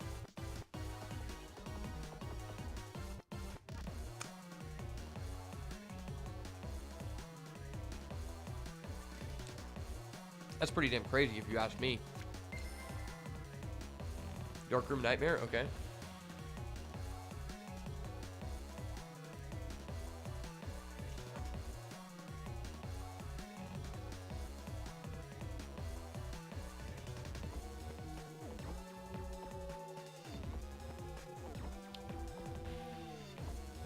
I want to look at an old Synchro deck to see what we should be building toward.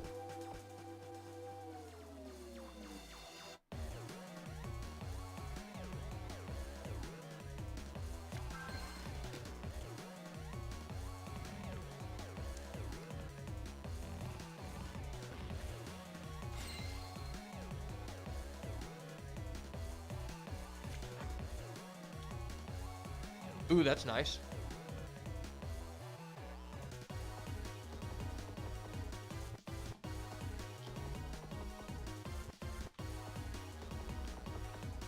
All right, 1 second, guys. Let me put up my food.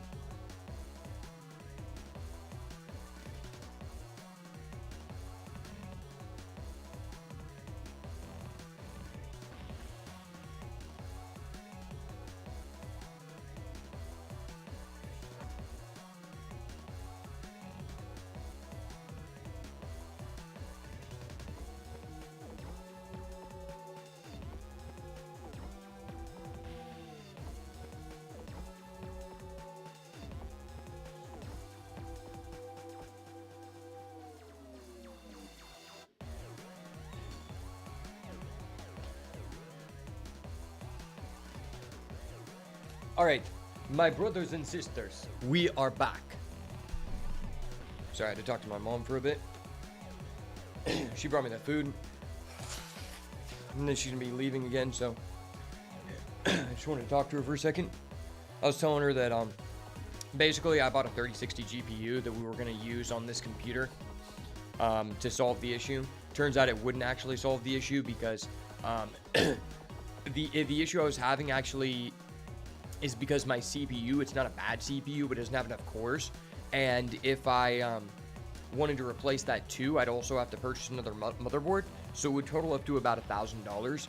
And in that situation, I might as well just buy a pre-built that my friend helped me find from Best Buy that's on sale for $11.50.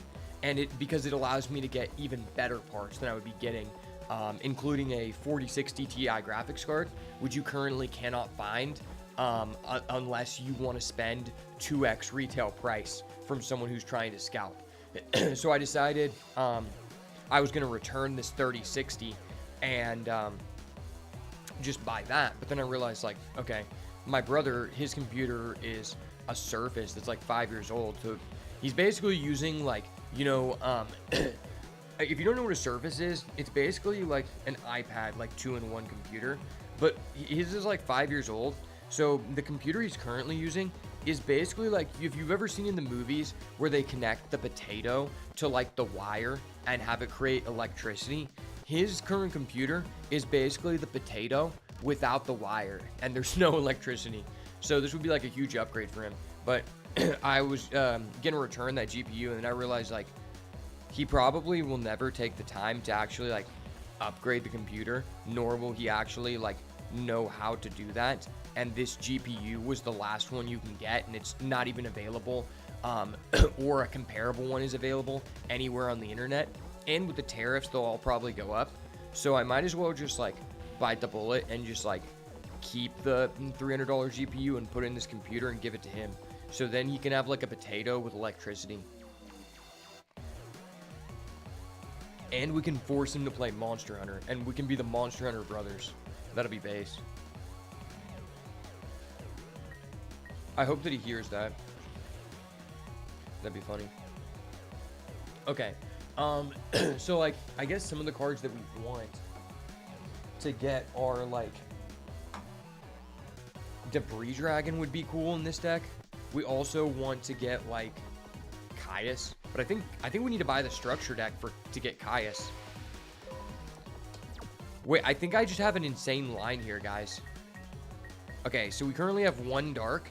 If I go emergency teleport here, this is an insane line. I'm gonna go emergency teleport. No response. Yes, sir, I'm legit. I'm outplaying the fuck out of this guy, bro. I'm outplaying the fuck out of this guy. This is how you fucking duel, boys. This is why this is the best era of Yu-Gi-Oh! Activate the limited 1 E-Telly. Of course, I top deck the limit 1 E-Telly because they don't call me Jonathan the Synchro Jet for no reason. Johnny the Teledad Kid is back, baby.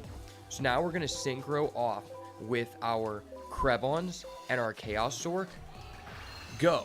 RDA. Red Dragon Burst of Destruction.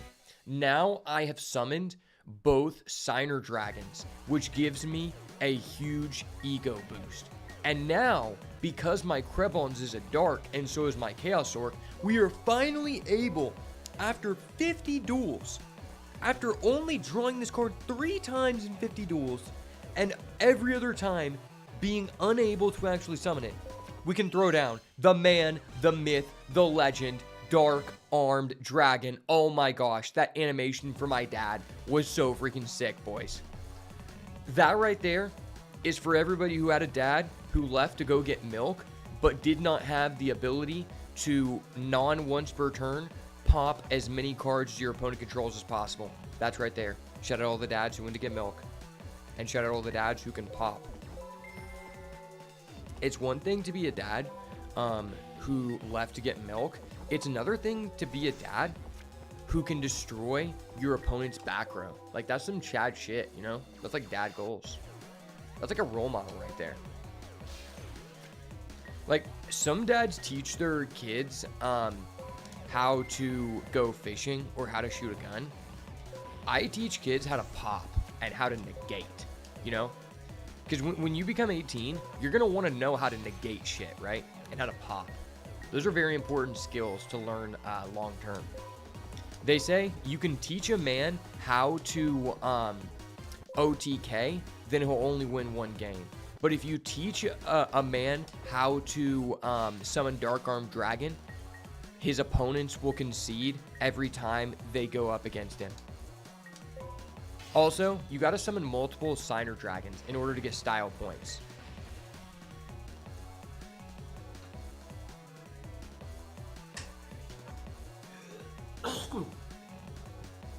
Let's go. Star Dust Dragon. Attack. Yes, sir. RDA. Wait, no, we gotta go daddy. Daddy mode. Big Daddy with the work. Now, RDA. Red Dark Beam. Go. Yes, sir, baby. That's how we roll. Signer Dragon difference, baby. Signer Dragon diff. Let's go. The boat is here. Bro, we need at least 1,000 DP for that. That was some base shit. 1,200. Okay. I can respect that, brother. I can respect that. Is there a Signer Dragon bonus? Because I kind of popped off. Synchro bonus 10. Bro, I totally deserve more than that. Duelist bonus 730. And I got new bonus. Okay. That's what we call the Chad bonus right there. You know what? We haven't saved a replay once this entire game. But we just summoned RDA Stardust and Dad in one game. That deserves a save, brother. Fucking Sid. He just got shit on by Jonathan the Signer Jet. Let's go. Formerly known as Johnny, the unable to summon Dad guy. I must have let my guard down thinking you're some little fish, but this isn't the end for me. I too will save up enough money to buy a dad. My dad left to get milk and never came back with enough money for me to afford a Dark Armed Dragon. Oh, you'll make a fine adversary, Poppy. What? You defeated them? Those losers are the real small fish. Do you think we're broke, boys? We were born with tier 1 meta decks. Now give me back my motorcycle, you cuck. What? An outrageous thing to say. If I was taking this seriously, you two would be... Bro, I have a fucking dad, an RDA, and a Stardust. You just got shitted on, Sid. Stop with this useless resistance. Tetsu Trudge, aka the Yugioh Guardian Jit, has entered the building. There's nowhere to run. Are you still gonna try, leader of the Dual Runner Thieves? Ah, there's no chance of a win, huh? No other choice. Oh, you're gonna give up peacefully? No, I'm running.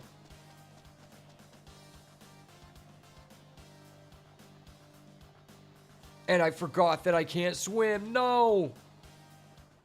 Well, that was sad as fuck. I thought he was gonna jump. He should have went out with a suicide. It's like you're going to prison for life, or you could just jump and try your best to learn how to swim. Thank you very much, Mr. Atlas, and you too, Ash. Good job. How would you like to join the sector security? We could use people with your potential. Oh, that was Trudge. How would you two like to join the securities? We could use people with your potential. And if you notice, you can tell this game was translated to English in such a shitty way. They say, how would you two like to join the securities? You mean sector security?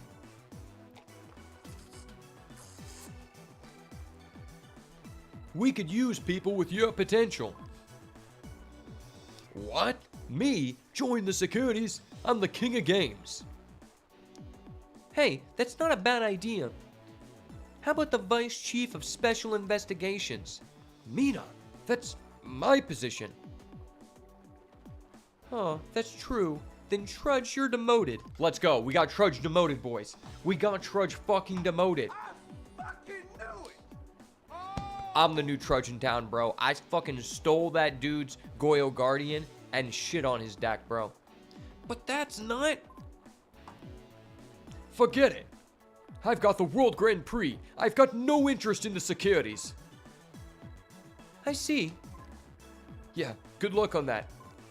I'll have your dual runners sent to your garage later. We have to get going now. It's been a while, but you still fight a good duel, Ash. You're entering the World Grand Prix too. It'll be fun competition. Fuck my... I keep trying to find my Jack Atlas voice, and it's just so ass every time. I'm trying to go British mode, because his voice is really iconic, but I just can't nail it. Good thing I have a Starbs, you know, to just chill out the vibes.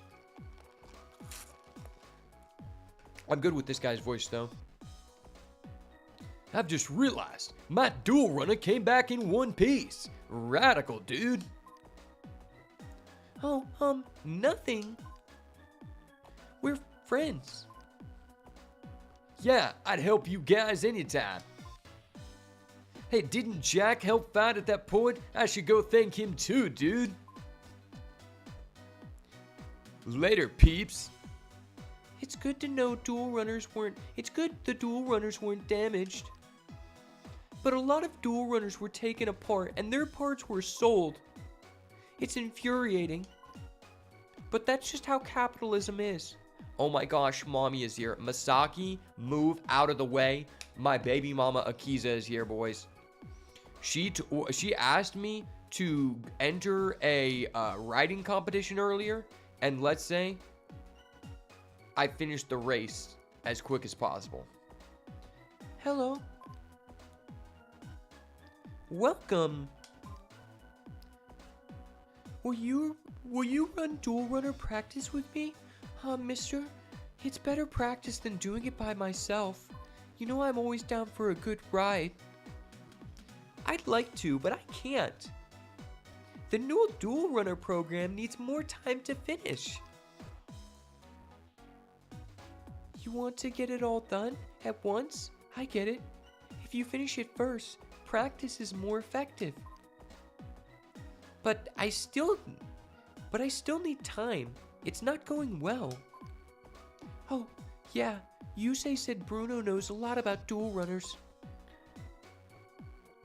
I saw them together, something back in the garage earlier. It totally wasn't gay. I wasn't at least thinking that. Yeah, Yusei and Bruno are totally non-plutonic. They do practically nothing but talk about dual runners lately. But maybe that's just a cover for them being gay. Bruno? I'd like an opinion, Ash. Could you bring him here? I'll get ready.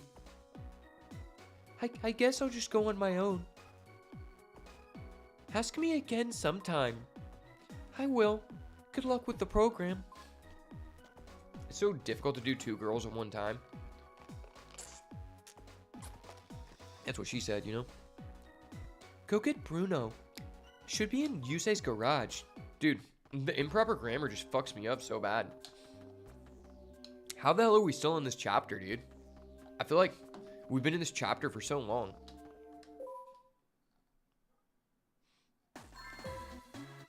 A new structure is available? Okay, based. Is it good? Is it Monarchs? Bro, that's ass. That's so ass, dude.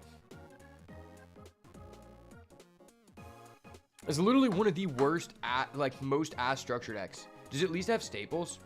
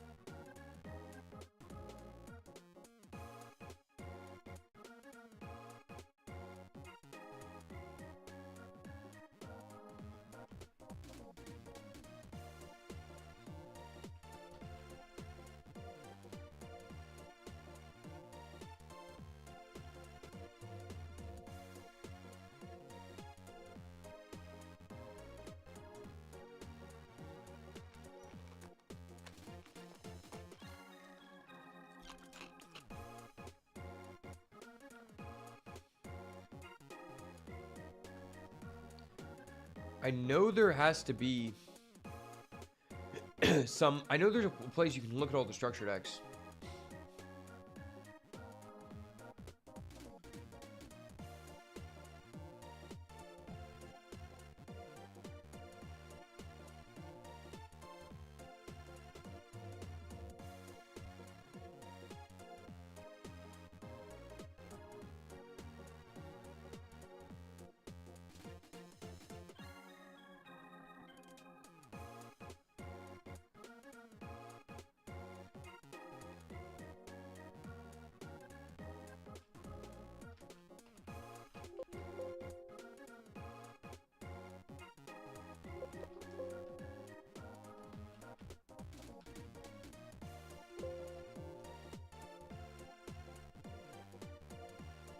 I know there's some kind of link for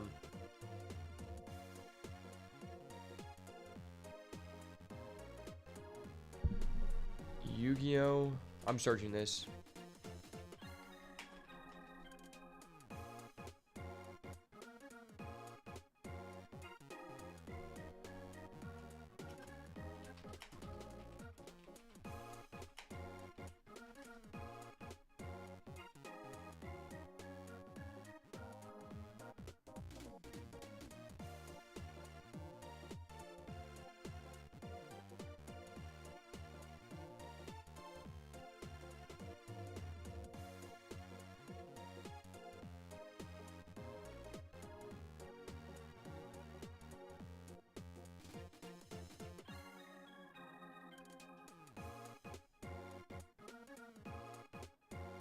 Okay, what is this person? Is there something about structure decks?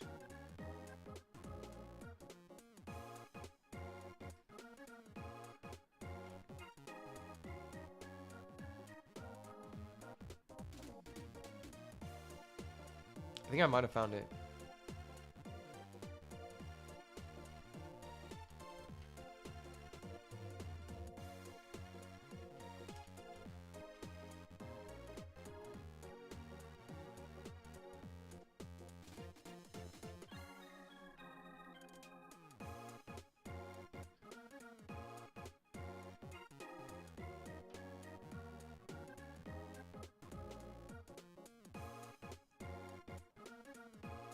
Bro, I swear I saw it before.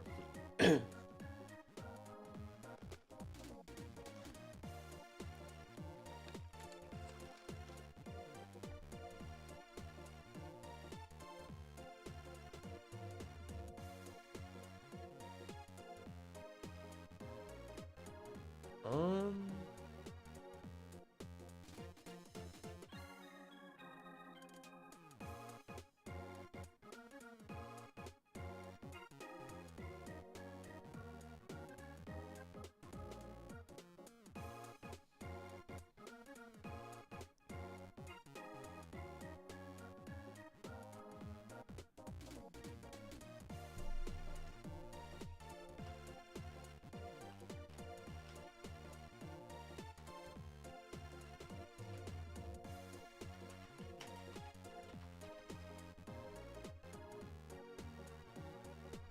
Okay, I think I found the Wikipedia page.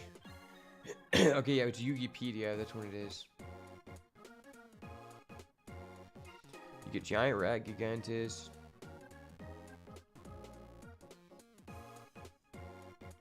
Brain Control.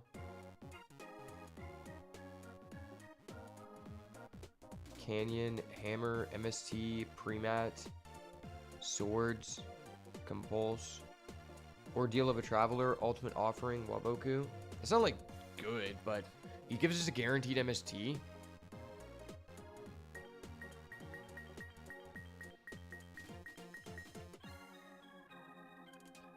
I mean, a guaranteed MST is pretty fucking nice. Fuck it, we'll just do it. Whatever. We'll just buy them all. We have 3 Giant Rat now, I guess. We get an MST. We did all that for an MST and a 3rd Compulse. Yippee. So ass.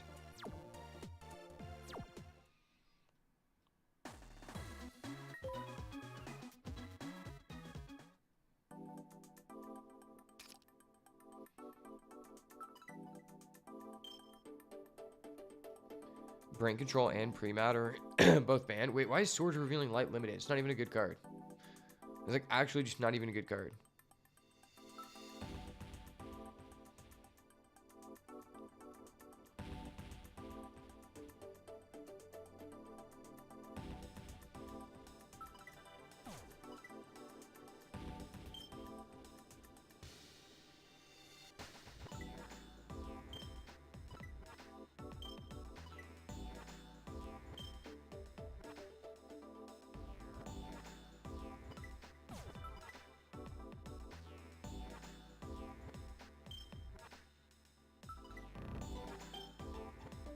Spells. I did all that for an MST, bro.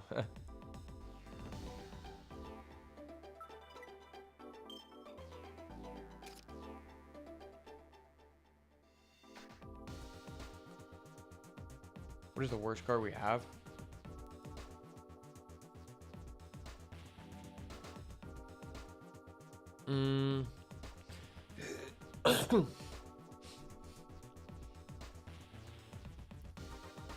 We could cut like a Smashing Ground.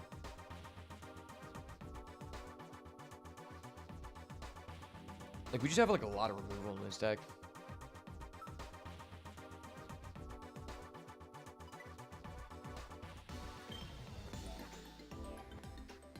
Yeah, that should be good.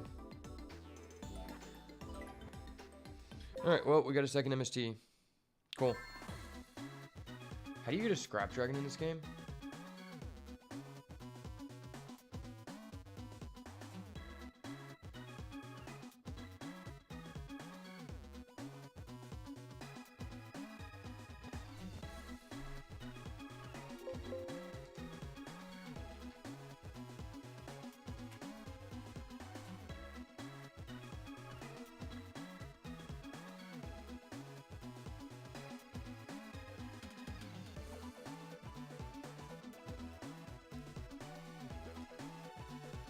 Duelist Revolution? Okay. Well, we don't have Duelist Revolution, but that is a really good pack. You unlock in the final chapter story mode. Okay.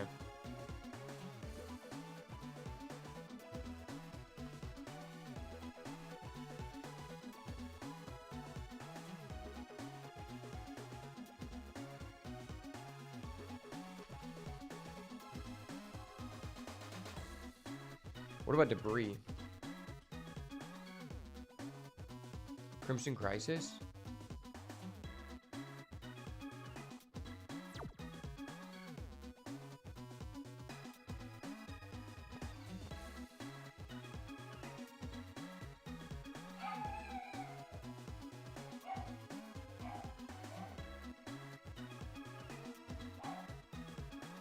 What about Debris?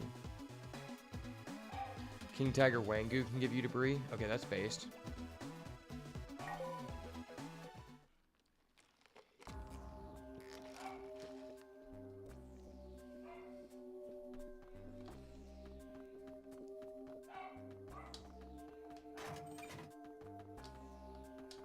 What about Raikou? Can Raikou be gotten on if anyone?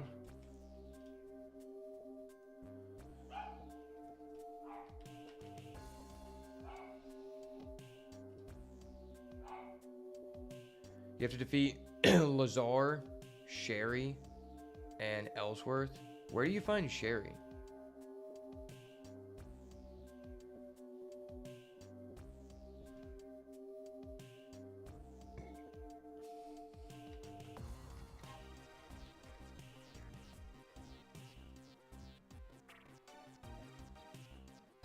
Yeah, where do we find Sherry?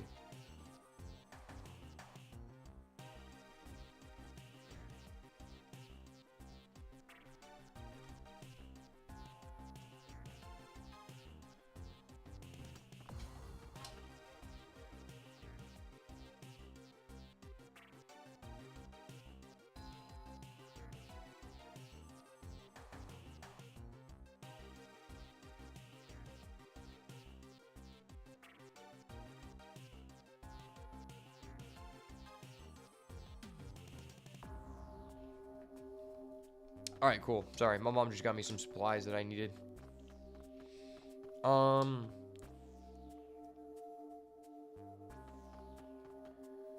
Honestly, let's go ahead and...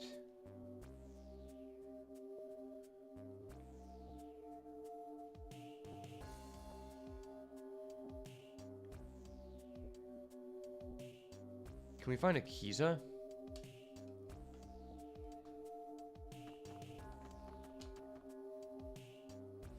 Oh, wait, what pack does 1-for-1 come in?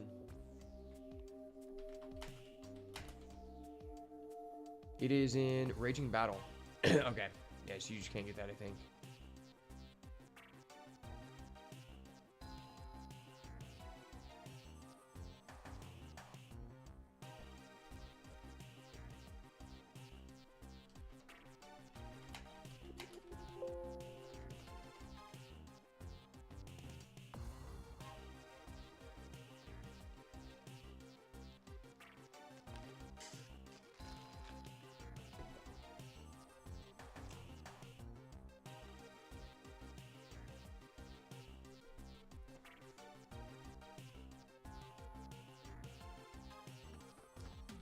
Okay. Is there anything that we specifically need from the packs that are already out? I guess it would be nice to get like a Judgment. It would also be nice to have like a Monster Reborn. What does Foolish Burial come in?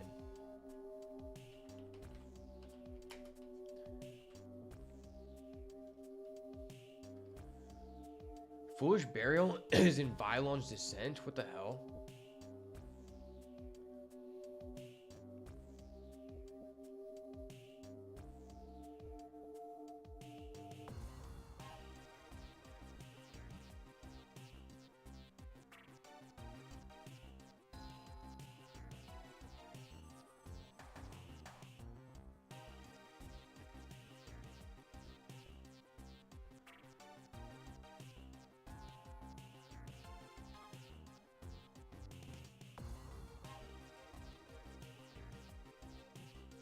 Okay, there we go.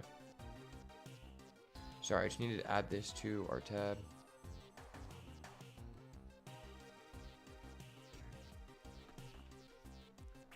I think, I want to go fight a Kiza.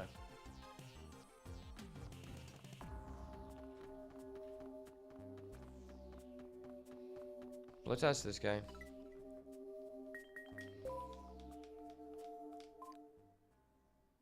With 14 star chips.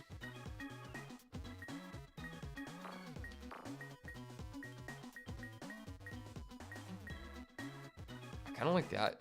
It's kind of badass.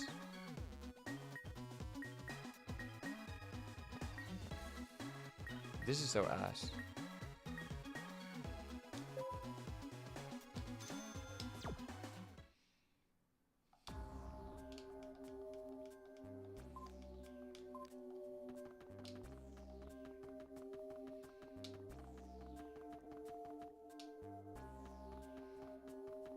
Can we enter this building?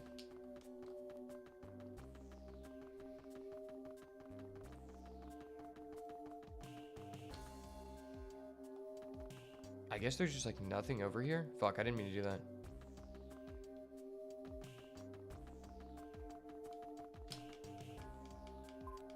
Oh, we got a starship. Cool.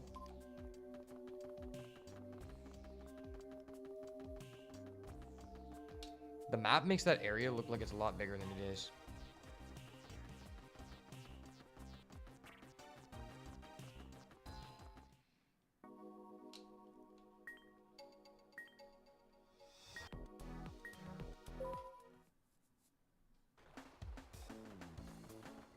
Let's go back to the port.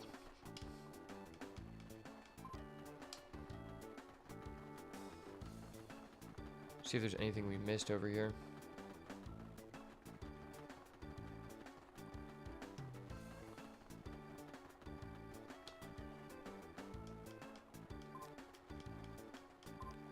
Okay.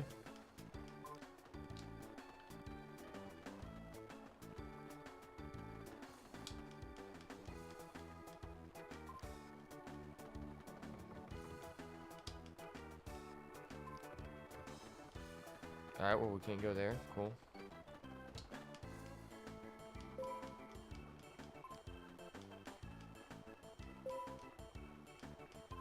Natsumi, and who's this? Hana.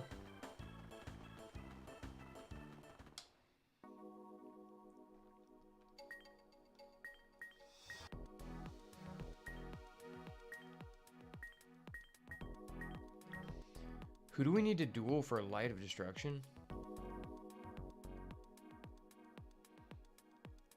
Lazar, Sherry, Ellsworth. Who is Lazar?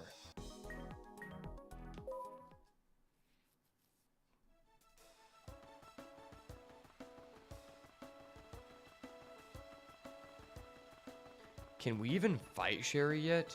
I don't think we can.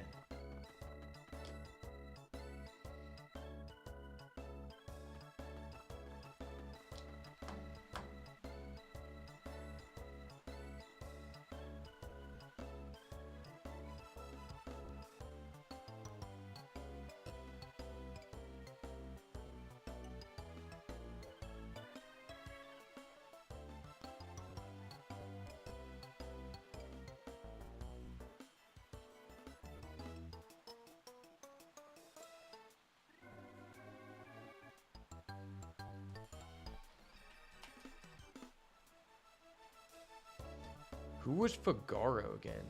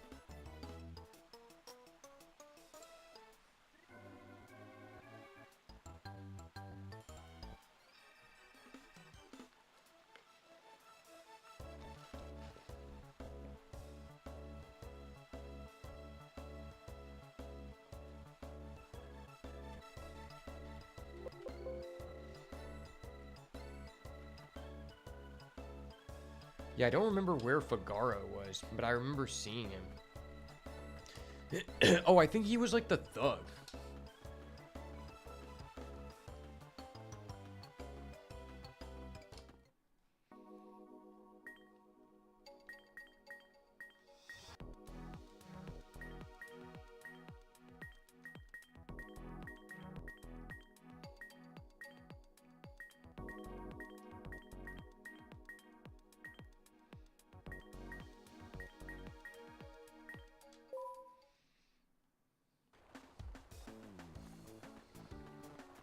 I want to go to that part of the satellite we didn't get to go to before.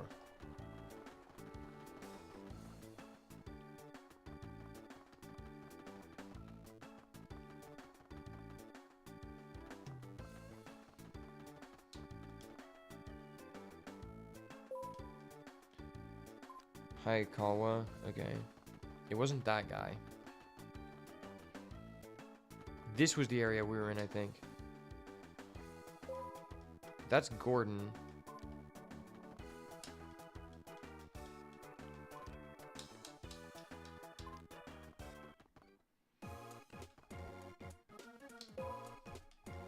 That's Kuro. I could have sworn Figaro was in this area.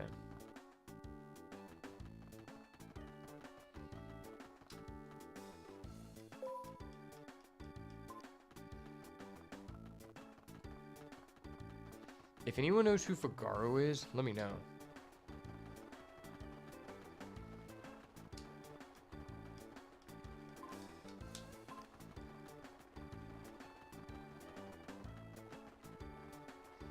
I feel like this was a part of the satellite we weren't able to go to.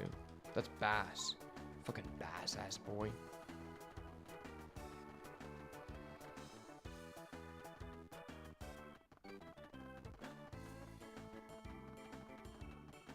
That's not Figaro, was it? No, she couldn't be Figaro. Fuck. I guess we have to check.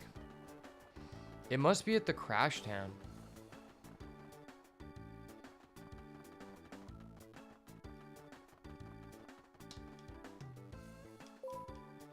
No, that's Raimi.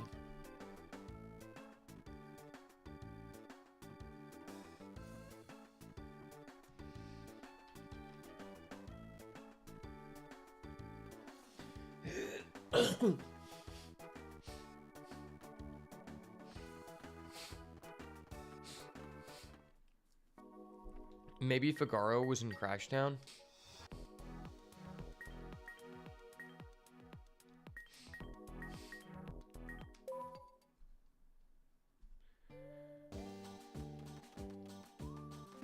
It wasn't that guy.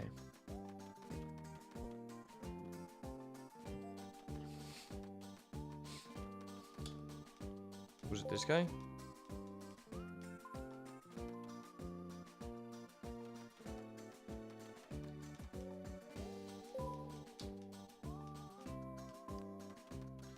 Clint. I don't think we even came over to this area. Because I think it was restricted.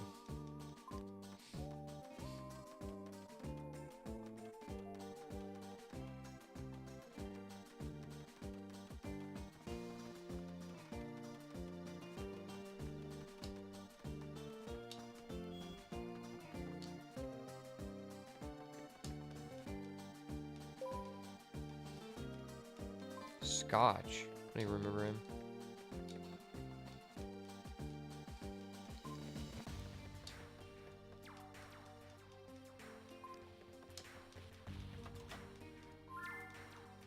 Okay.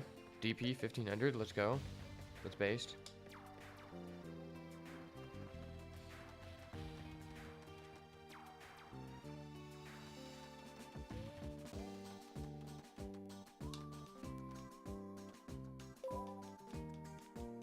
That's Gemma. Is there anyone in here? We're looking for someone called Figaro. Who the hell is this lady?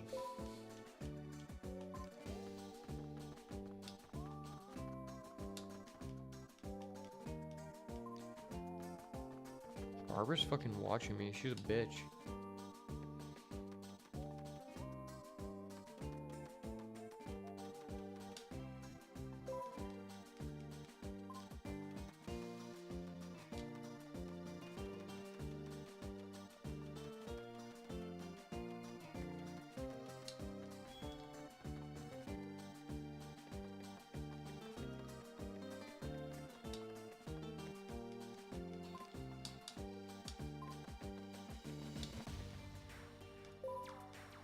Saluga.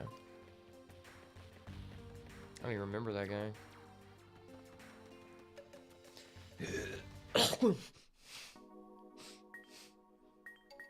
I don't think there's anything in here.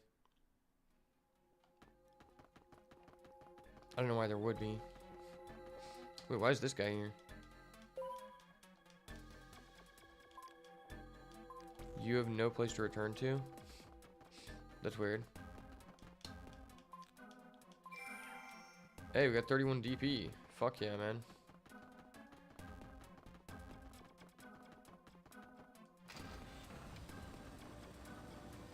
I don't think there should be anyone in here.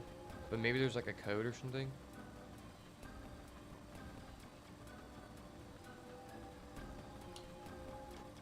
I forgot that guy's dad died. I thought they were gonna say plot twist. He came back. But no, like, the kid's dad actually is just dead.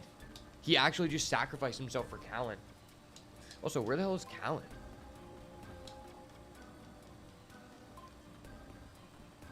Okay, we got a free chest. Cool. Easy chest. Oh, we got a Book of Moon. I fucking knew it. Oh! We did not have a Book of Moon. Great.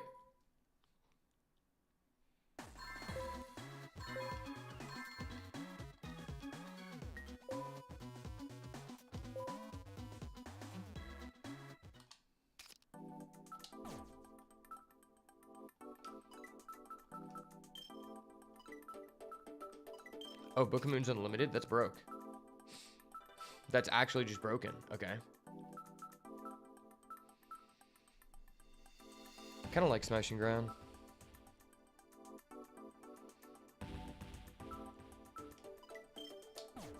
I guess Soul Taker is just better. Sakuratsu Armor is just hit or miss. Just kind of depends on what they're playing. The fact you can run 3 Book of Moon is crazy. What the hell? Well, I guess I'm glad we came back here.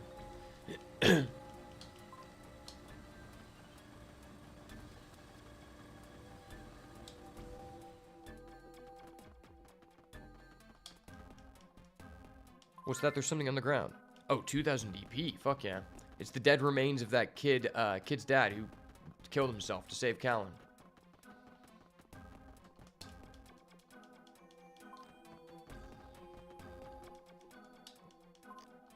Oh, we got a star chip? Well, I'm glad we came back here. We just got, like, a lot of shit.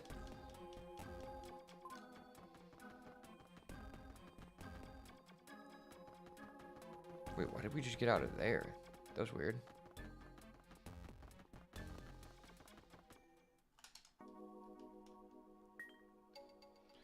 So this Figaro guy must be,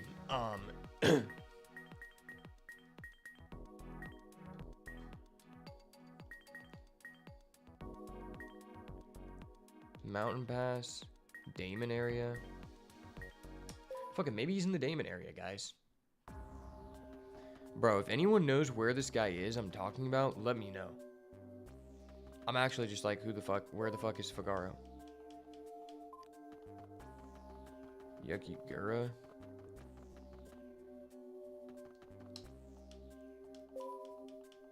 What do you want? Come to turn yourself in? Shove off, will you? Wait, what is the point of the prison being here? If you just can't enter. Maybe there's like a part of the story we go there? Because we haven't done anything there.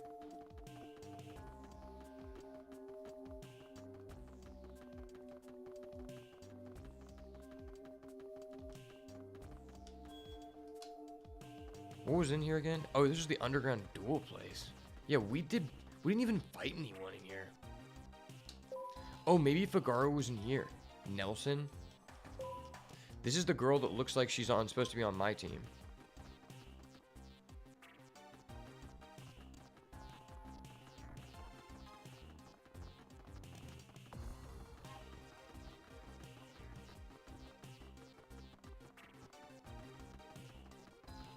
Is this Figaro? It's Course. Fuck Course. Oh wait, that's Figaro. Oh my gosh. Let's go. I've spent so much time looking for this person, dude. I actually just forgot what the hell this person even had.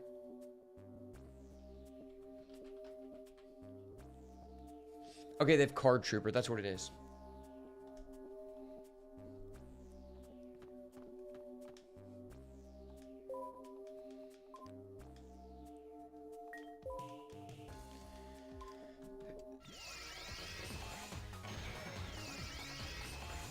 All right, run it.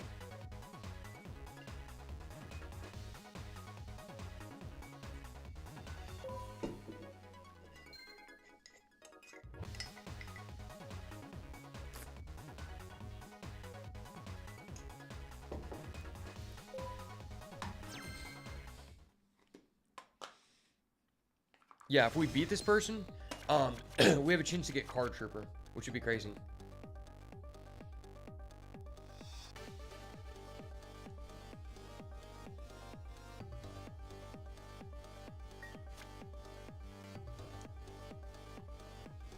If you guys are new here and you have Rumble, we're really close to getting to 50 followers. And I would really appreciate it if you leave a follow and smash the like button and you want to see more based content so you never miss another banger. Because I'm out here cheesing these clowns, bro, with the turn 1 glow up bowl.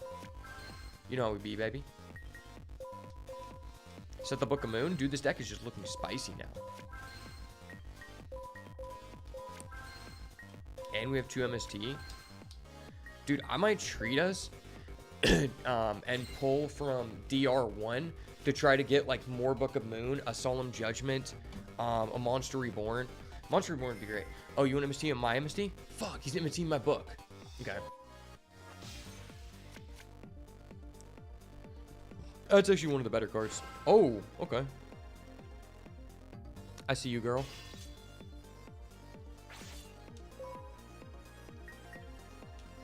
Sakuratu, bitch.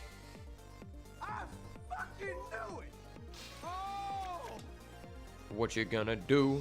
What you gonna do when Sakuratsu come for you? End phase. MST negate.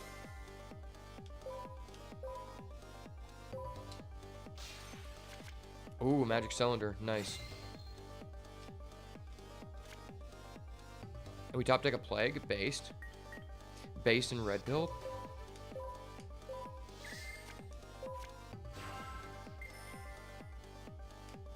Fuck, I'm an idiot. Hold up. Wait a minute. Something ain't right. Why do I do this to myself? Why do I always do that?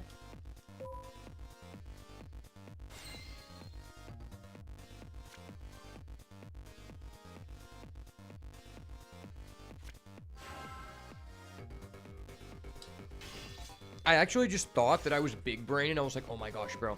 You're going to tribute for support. Then you're going to revive the global and you're going to make a Goyo. And it was like, no. You're going to tribute for support. Go neg 2 and pop your own Zabor.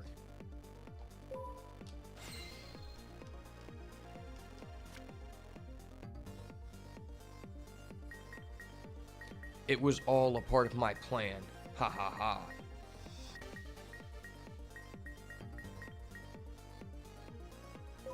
But what if I do this? That'd be Chad. Mill of Dark here. Easy dark every time. Oh my gosh, I'm just that guy. I fucking knew it. Oh! Brother, I'm Himothy for a reason. I just mill a dark all day.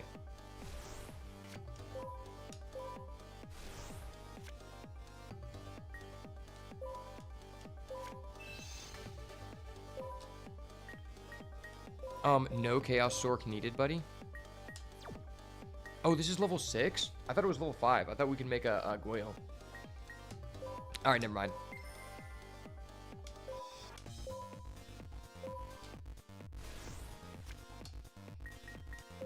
Yeah, we're just gonna sit here in Chaos Sword control. For some reason, I thought we could make a Goyo, but I guess we can summon Plague.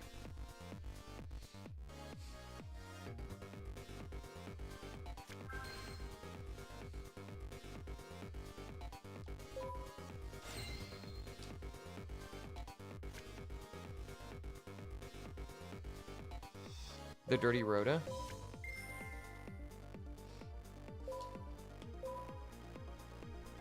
Yeah, let's take a DD Warrior wave for follow-up.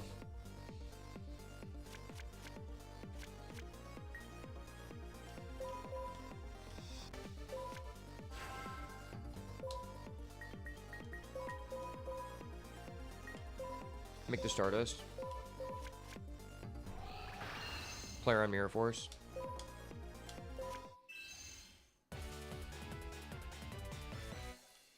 Yes, sir.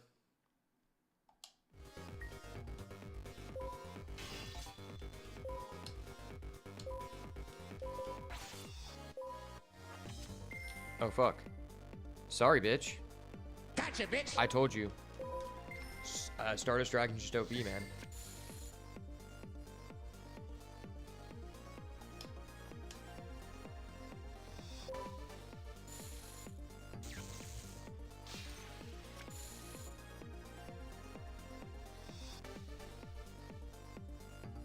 I think eventually we might try to play Katakuri, bro. Katakuri is based, man.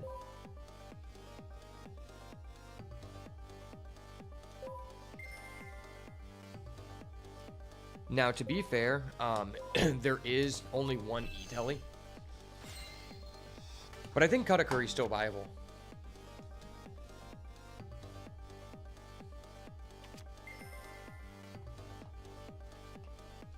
I think Karakuri is one of the main themes supported in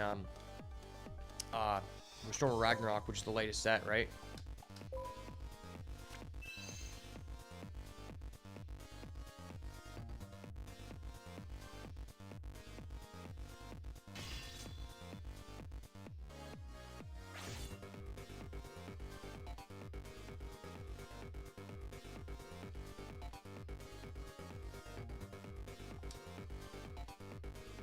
They've declared battle.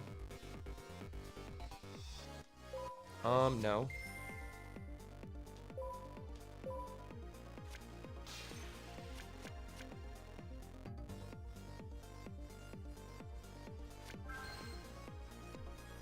Set your silly Gemini elves. I'll wait. Oh, that's dirty.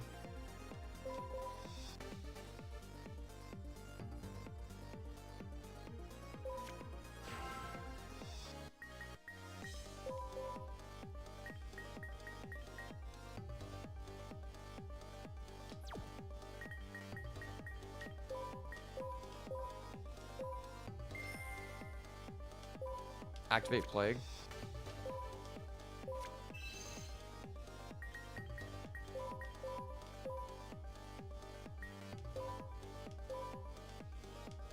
I feel like we never see Spirit Reaper.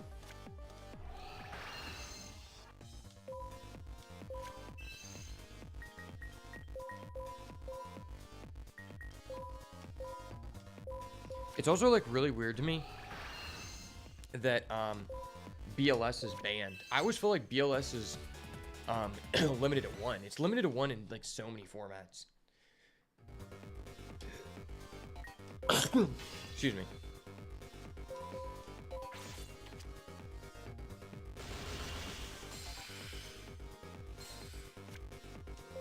Yes, sir.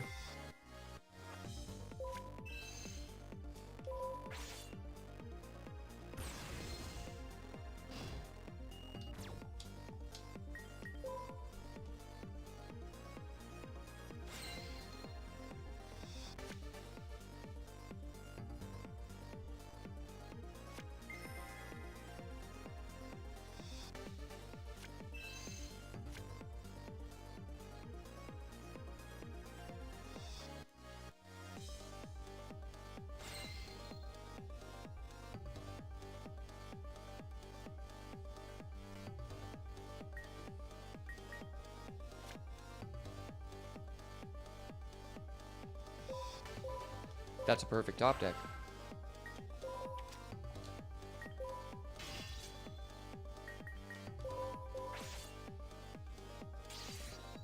The fact he Monster Reborn my Spear Reaper is so BM.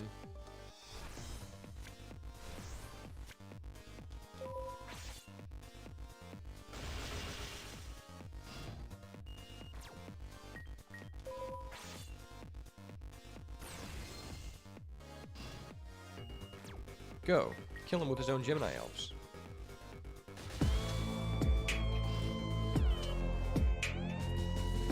Yes, sir. We have 9,000 DP. That's crazy.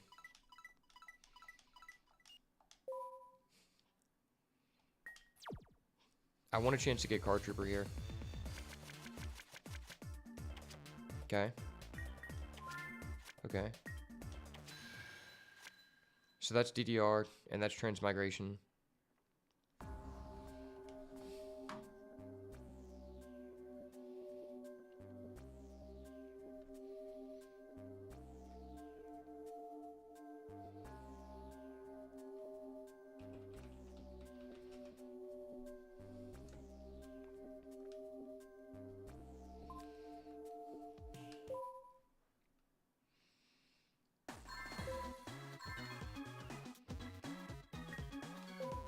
Okay, we don't have Torrential.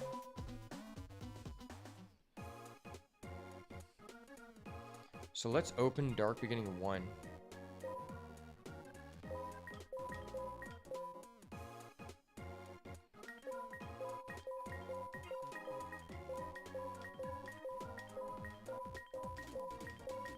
That's 20 packs.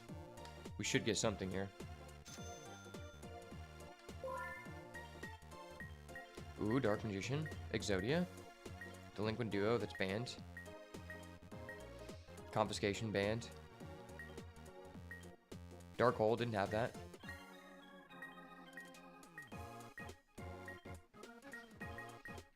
We got an Upstart Goblin, I don't think that's banned.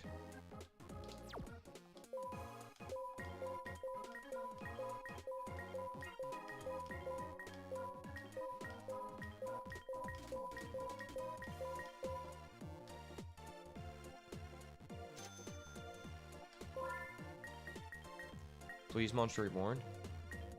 Regeki is banned. Cyberjar is banned. This pack just has so many banned cards. MST, we already have that. Would have been nice earlier. Call the Haunted already have that. Another Upstart Goblin. No Monster Reborn. Really? That's frustrating. Okay. We only have 58% collected. Wow.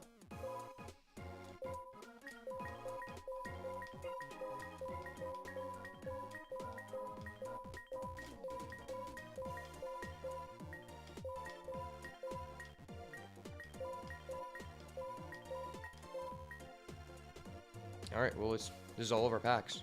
Let's hope that gives us Monster Reborn. Pre-mat. I mean, we got a Imperial Order. It's not terrible. Poly. We didn't even have a Poly. Finally, have a Giant Grenade. We already had that, though. Get that from the structure deck. Ceasefire. We could actually play Burn. That's so funny.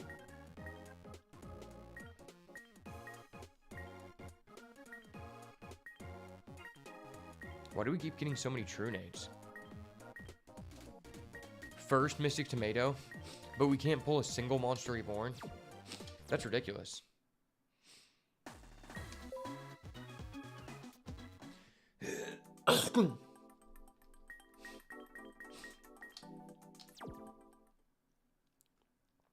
Wow, that was ridiculous, man.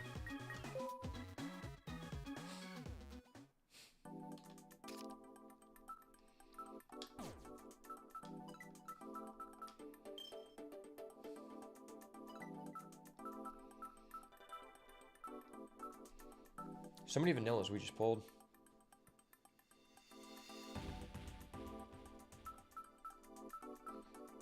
This isn't terrible. We can throw that in there.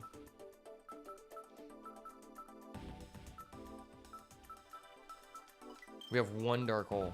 We're pulling like none of the good cards. And that pack has so many good cards.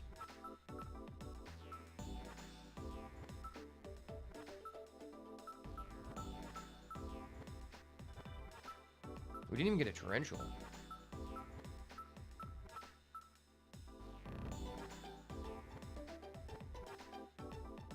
That's frustrating.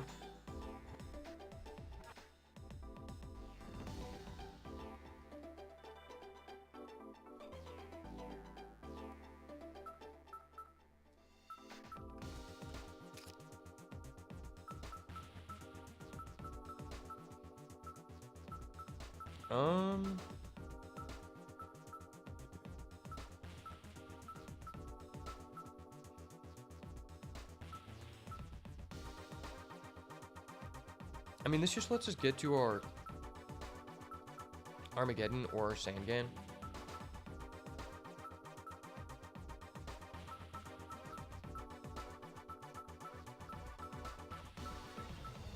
Five lights, that's not terrible. I kinda just want to get rid of one Zaborg. Zaborg just cooks us so many times. And we can just take a Sakuratsu out. It doesn't really help that much, honestly.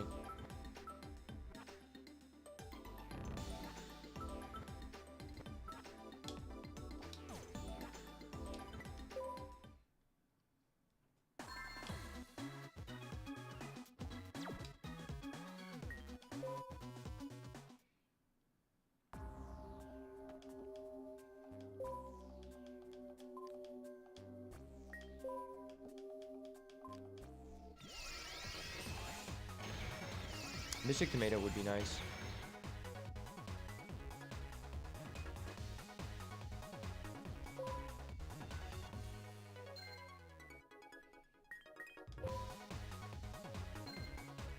Of course.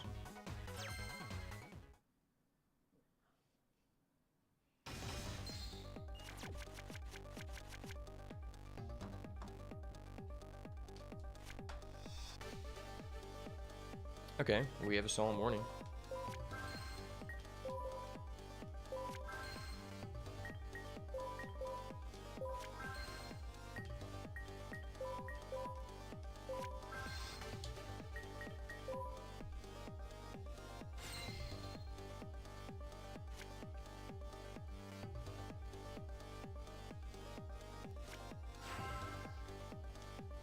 Gemini Elves again.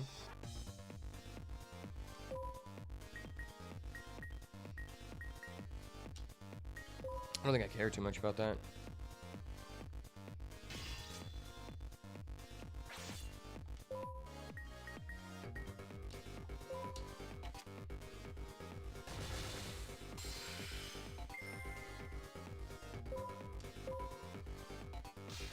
Let's go.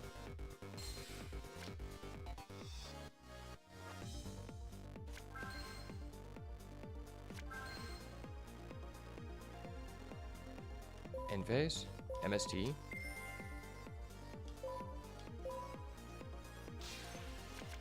Got rid of the mirror force. Let's go.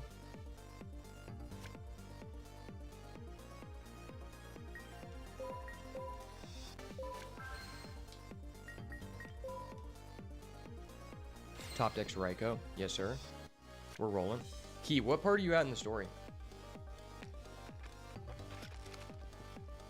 If you're still playing.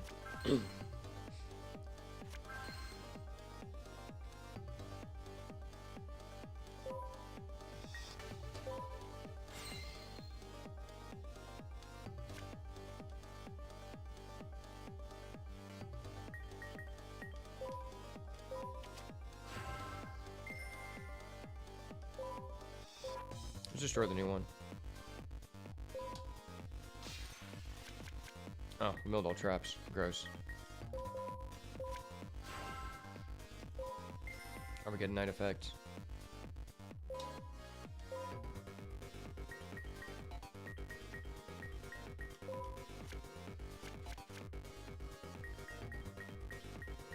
Mill plague.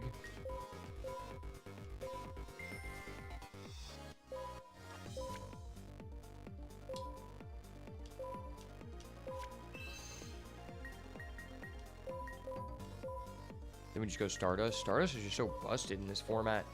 Because everybody just has Destruction.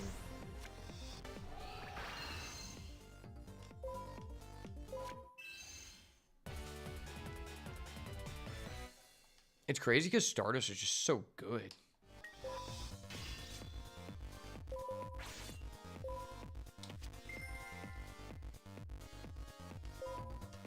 And the computer just always activates their traps. Even when you have a Stardust, it somehow still prompts their destruction.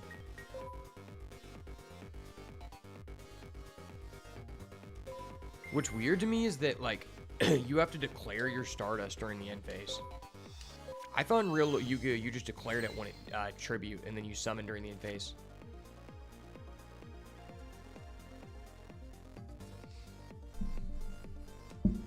But maybe not. I guess rulings change.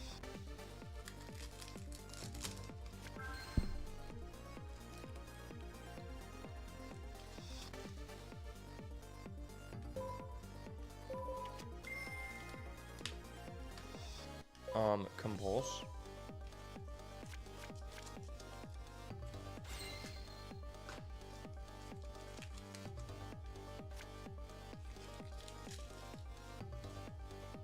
What do you know?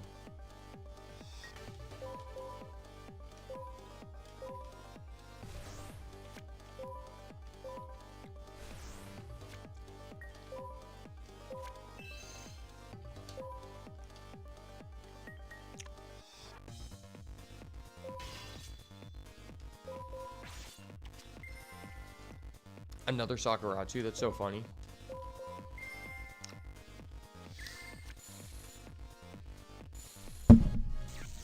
If the AI was smart enough, I think they could, maybe you can't do this. Maybe this is illegal, but I think you can activate Sakuratsu, and if the person Stardust, you channel their Sakuratsu. Well, actually, you're attributing as a cost, so it doesn't matter, but...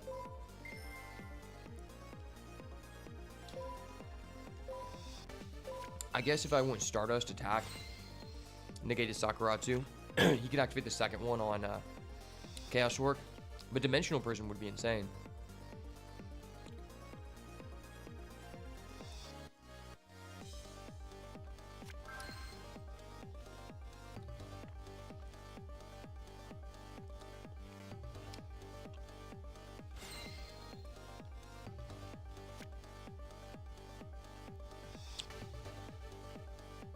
How many darks do I have? One. Huh. I thought I had more.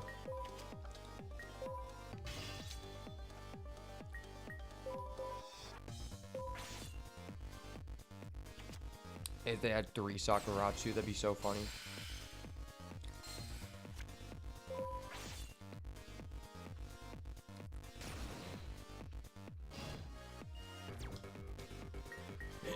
This person's deck is not bad at all.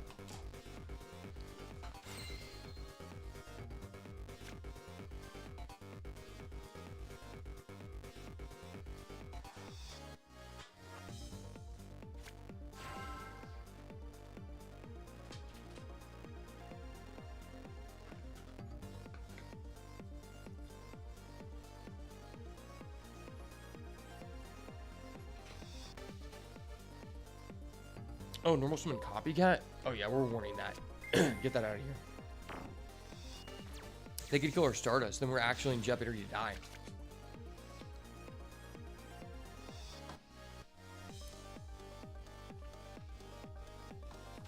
I mean, copycat is a real card. In old school Yu-Gi-Oh, that's actually a decent card because it just it trades 1 for 1 with their best guy.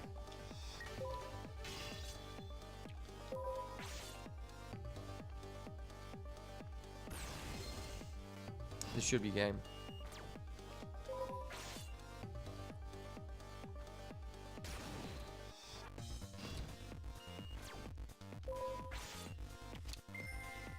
Oh no, birthright.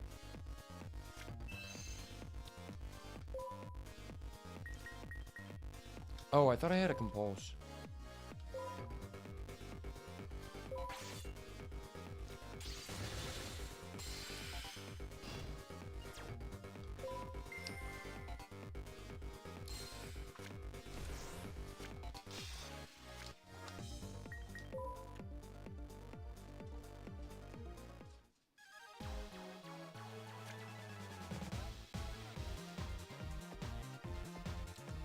I mean, there's no way they can come back. They don't even have an extra deck.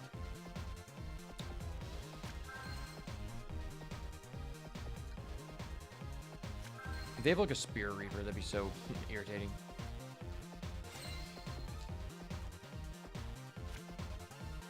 Blow bulb, okay. Poggers.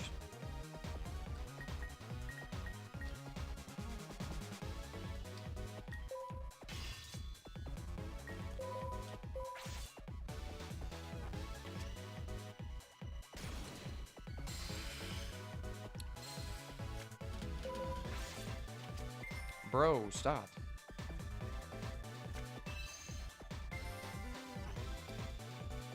That just says when summoned.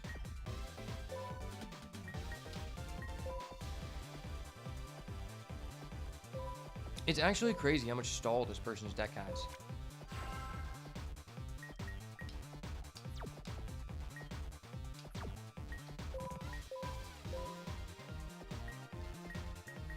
There's no dark level 7s. That's stupid.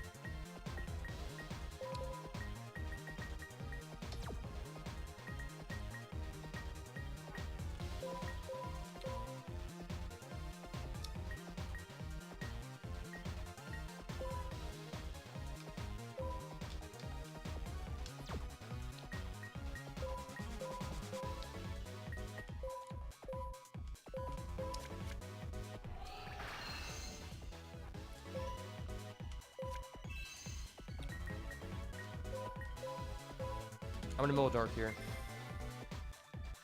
I don't mill a dark. Rip.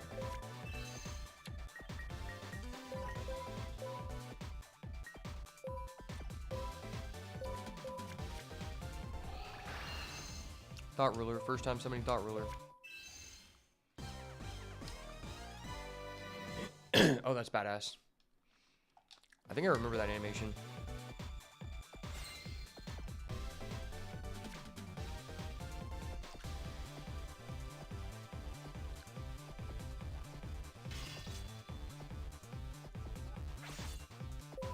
No.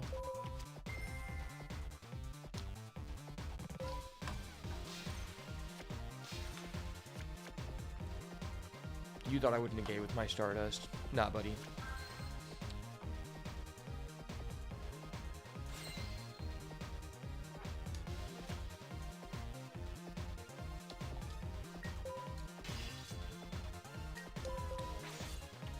Bro, what the hell?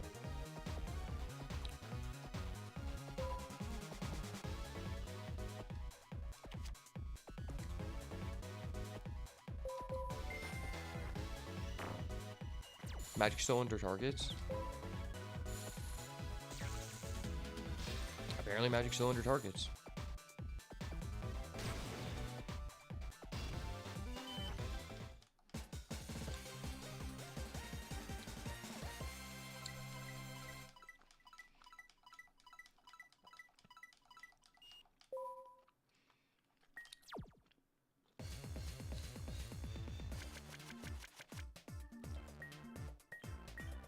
Okay, it was this and this. Fuck.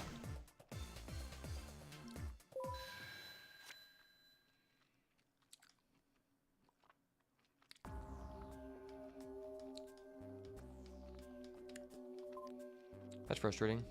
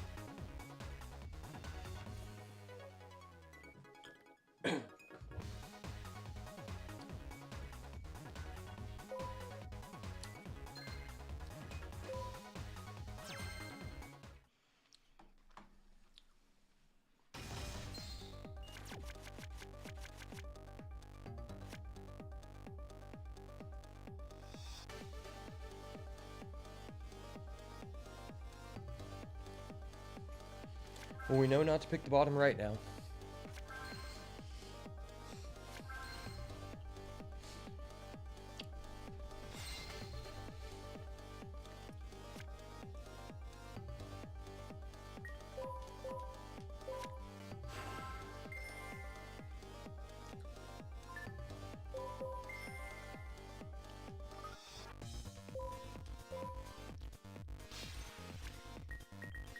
Was not mirror force, okay.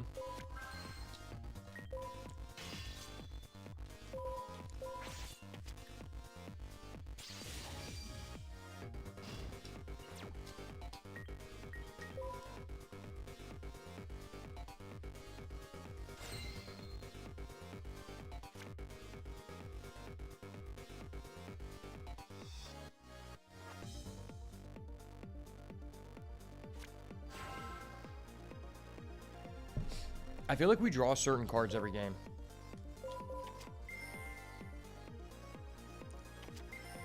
Oh, what the hell?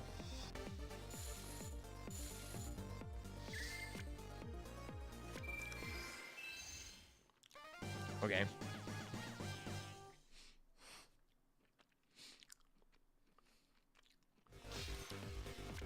That was broken.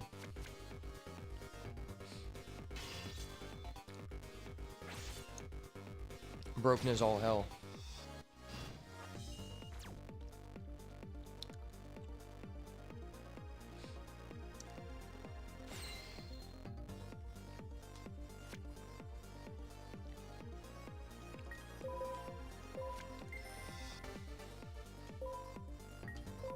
I'll get that shit out of here, that Stopey.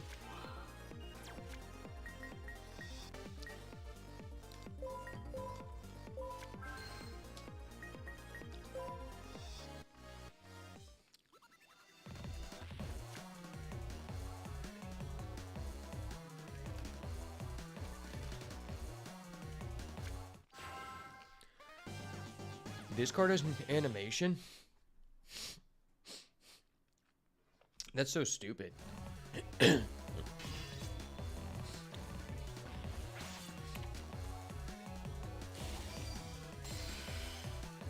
They refuse to put their Mystic Elf in attack like a man.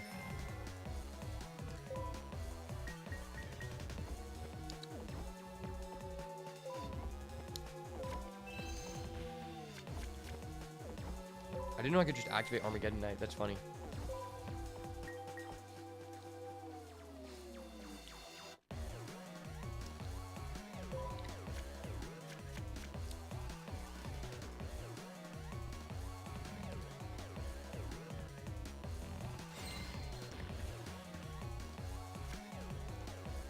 Global, based, okay. Based and red build.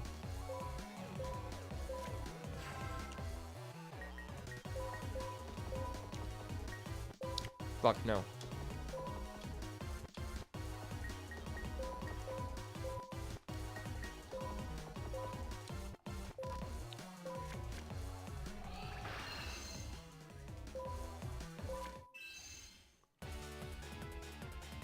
Yeah. Goyo Guardian, baby.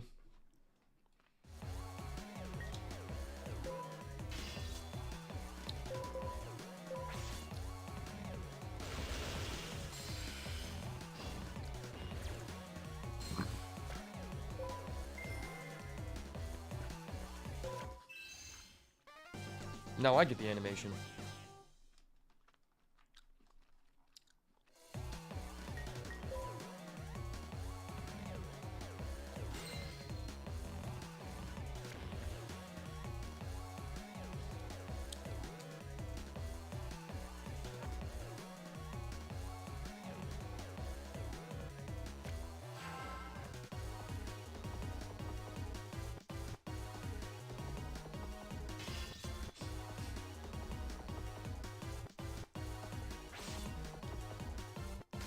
The unfortunate thing is, it just seems like they always have Sakuratsu. So I think I'm just forced to make a Stardust. Okay, if they're not, okay, I guess I don't have to currently.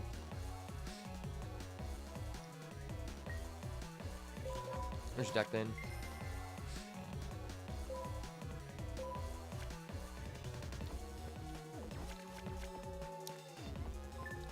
Oh, okay. I could have definitely, I could have plagued, stacked, then rotated.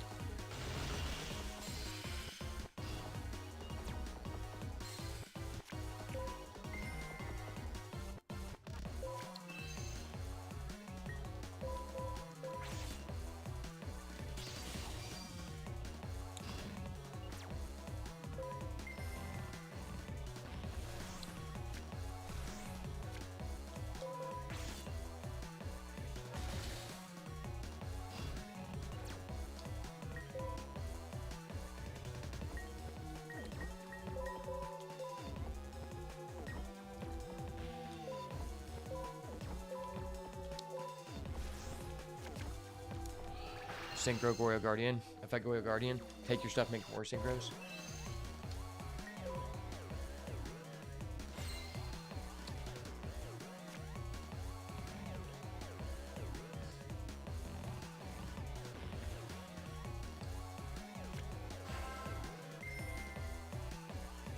Oh no.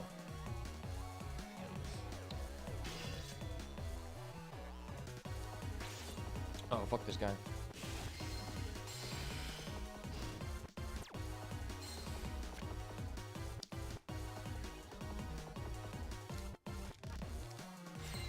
Well, now I can't make Stardust.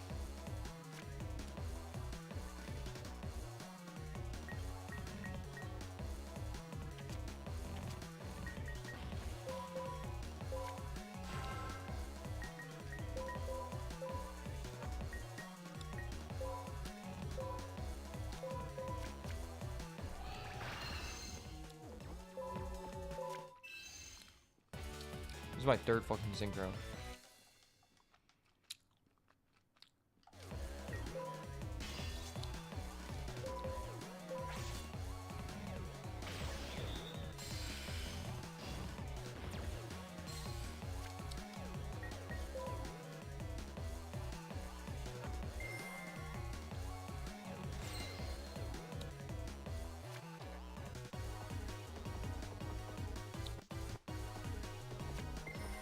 Of course. Hold up. Wait a minute. Something ain't right. It's actually crazy.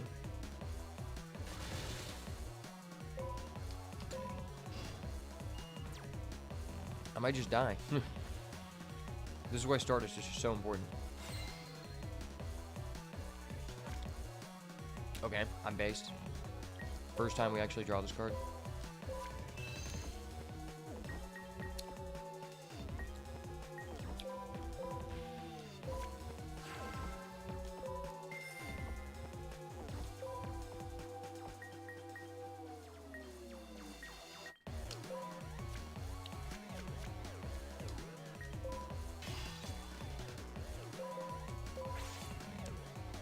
I'm just kind of trying to deck him to get Chaos Sorcerer.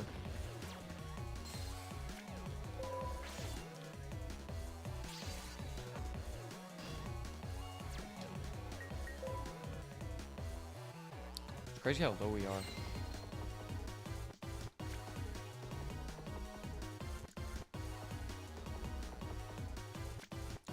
If he reborns our fucking Goyo, I'll be so pissed. Why are you summoning in attack mode? Makes no sense.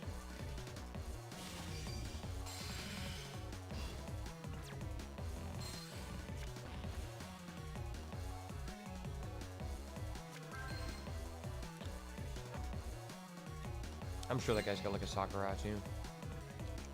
MST, please.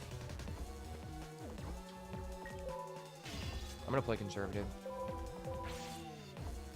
Not a Sakura too. Okay, great.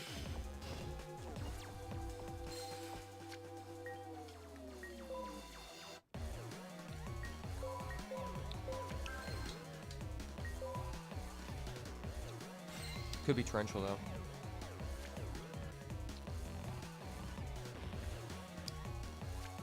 Of course, bro. Of course. The computer is just like hard cheating.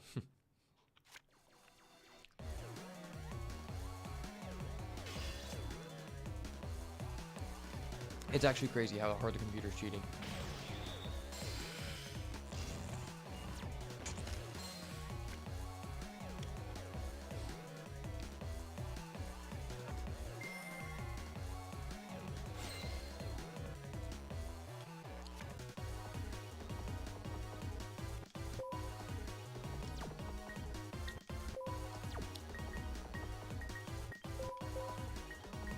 I mean,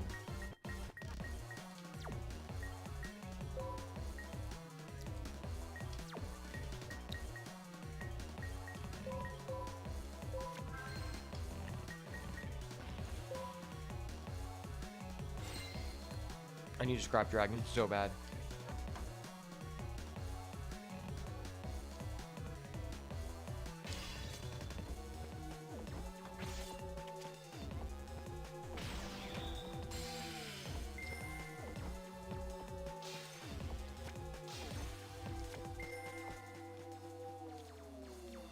Okay.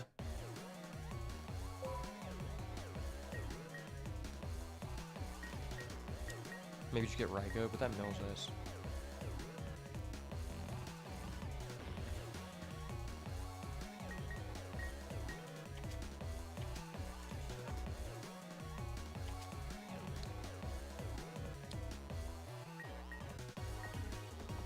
I could Synchro 7, but that doesn't really help.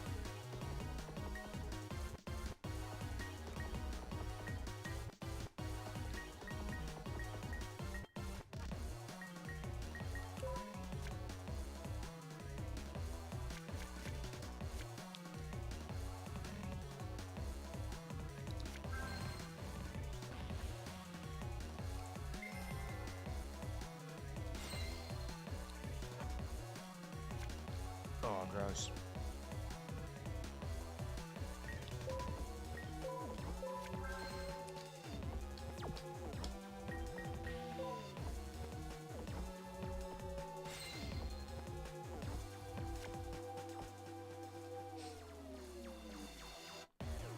We're getting beat down by a person who doesn't have an extra deck. And now we just die.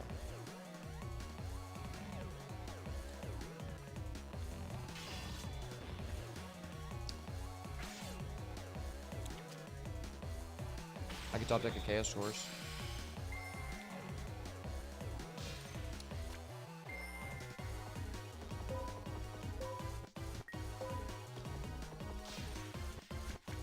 Okay, that wasn't a Chaos Sword.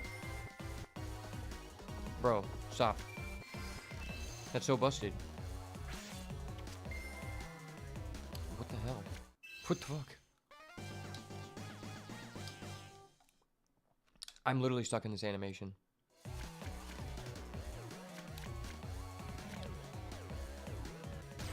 Wow. The computer just cheated hard.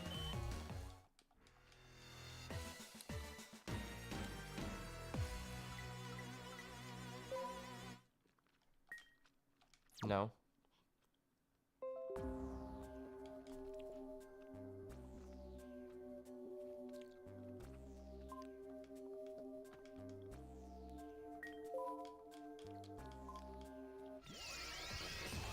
I just need to complete this sheet.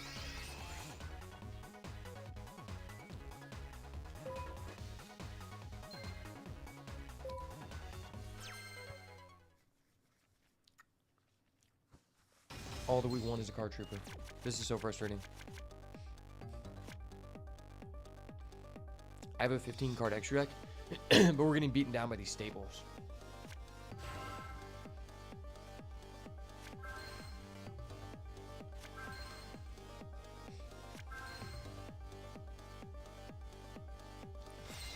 It's basically like just get to Stardust Dragon or lose.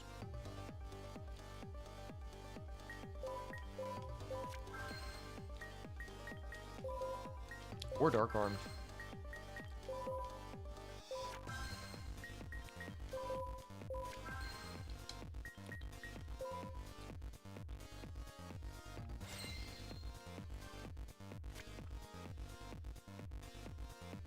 Getting to Dark Arm would be legit.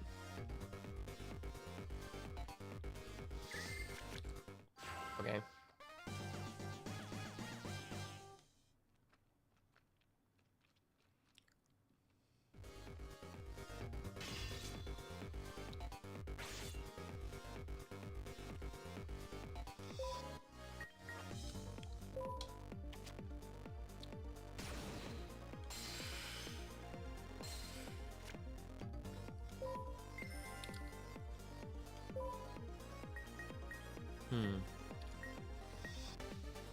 Just get the Sangan.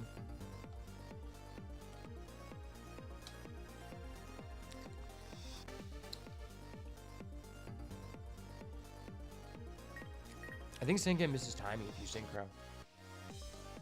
No, I think you do get the effect.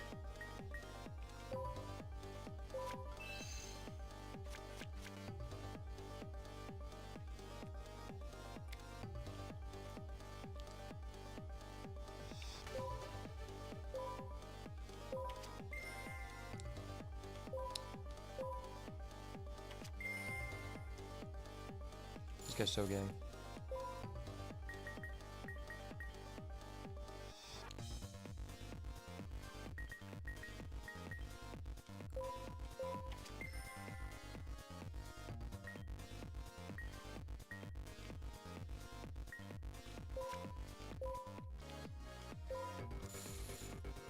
Bro, what? Stop. Could you chill? What? What? Are you kidding me? Hold up. Wait a minute. Are you fucking kidding me? Dude, are you kidding me? Literally, they have 3 magical dimension. That's their back row?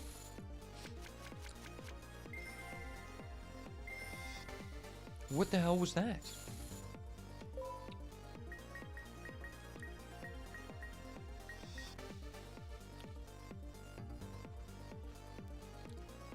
Maybe I'm just adding Reaper.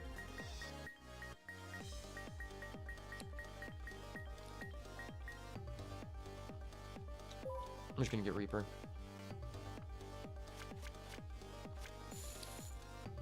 This person has no back row now. That's so funny.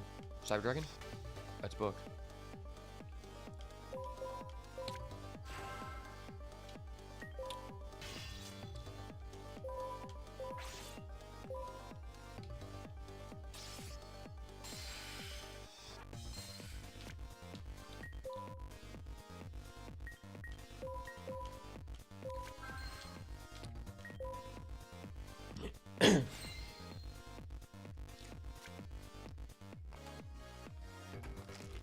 Set a back row. Oh, his defense is 19. Gross.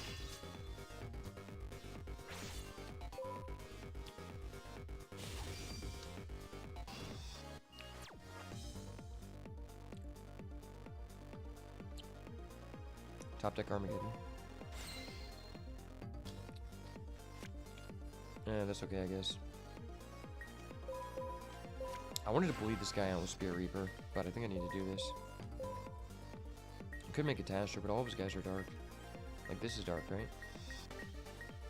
No, it's light. I guess he has some lights.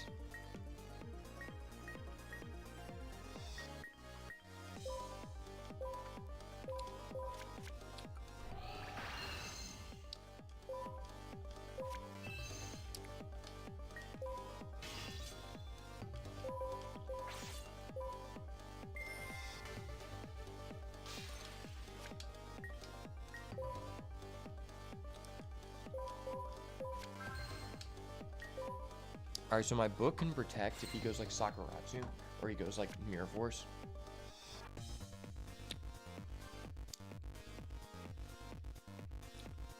Normal Summon Gemini Elf.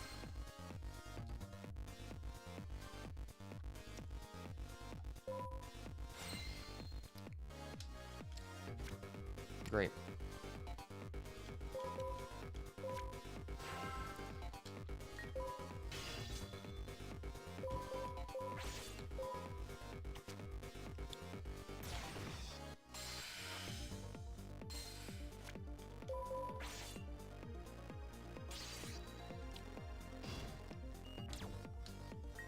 Now that I have attack position monster, they're going to be compelled to normal summon and then we just bottomless.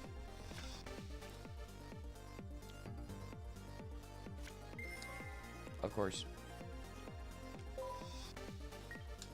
Okay, we just booked that.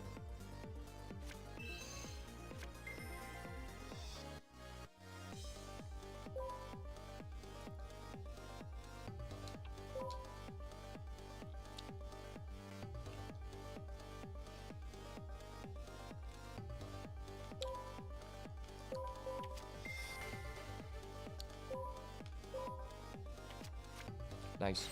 I hate copycat. Card's stupid. Wow, we don't have a light? That's weird.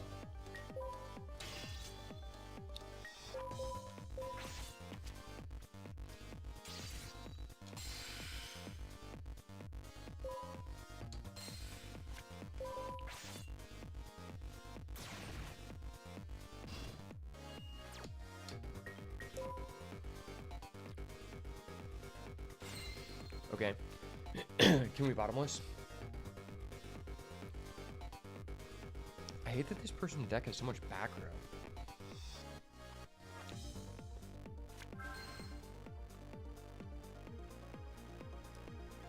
It's so annoying.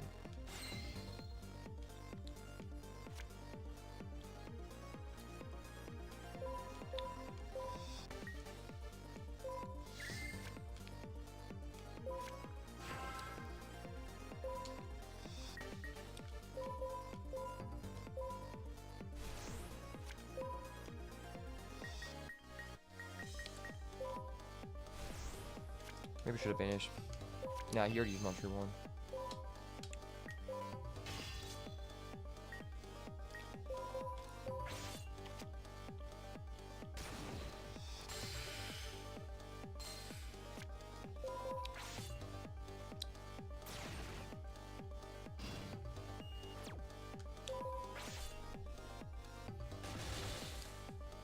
This might be a good malicious deck.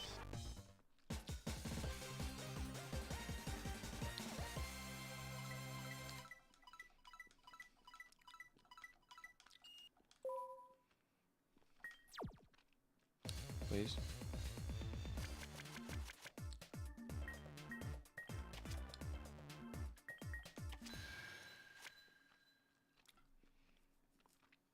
Okay, so we know those 3 cards are. It's DDR, Trap Card, Cactus Bouncer. Let me write this down.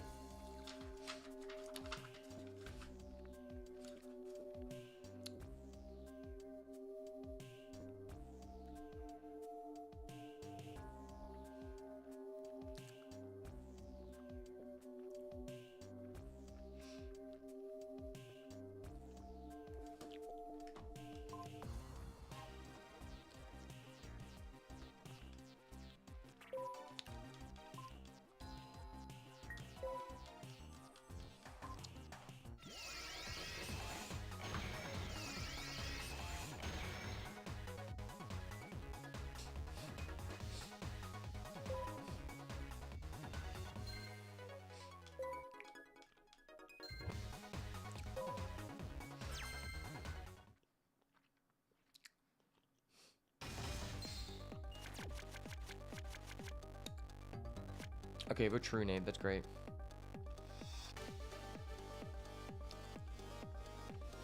True name is so crazy.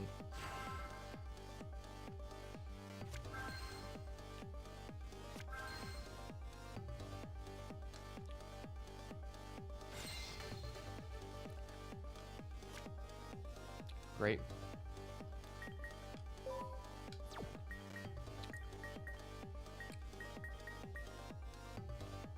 Kinda just want to set bulb.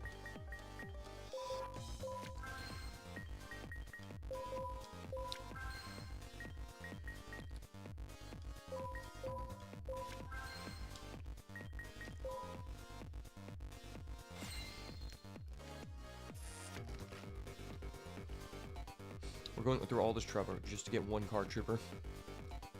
And so aids. Of course. Hit my warning. Okay, gross. The warning can negate his dimension prison or whatever.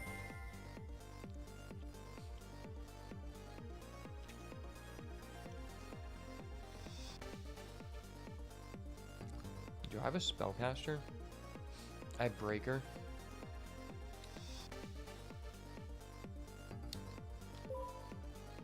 I don't know if I wanted to get that. I don't really want to.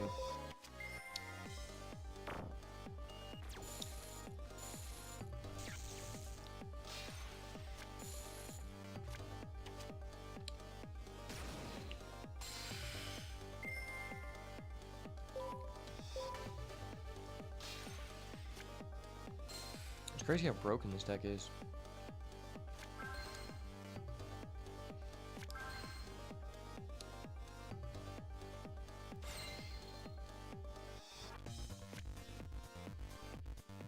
Not good.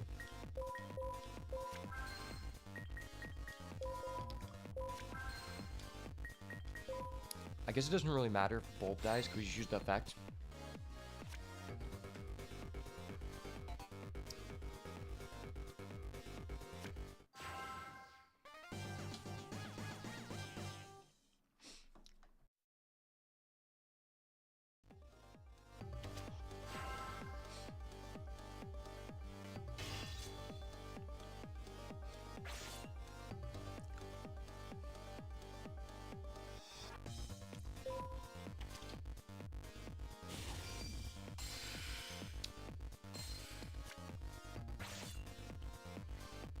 I'm actually going to take it because I don't want him to chain his dimension thing.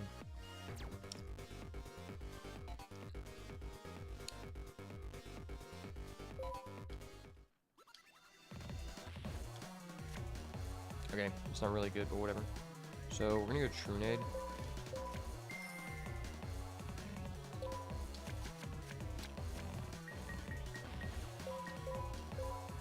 bulb.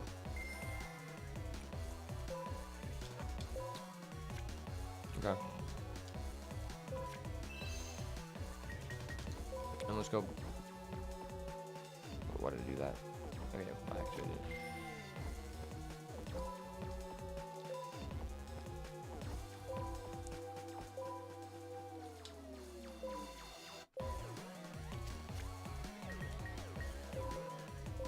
I don't know why I did that. I just kind of wasted my book.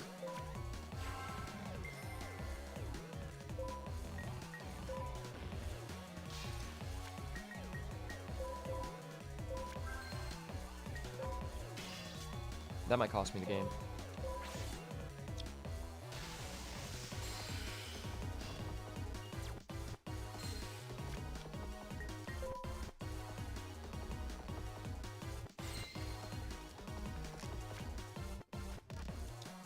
I mean, now they just have a +2 on us.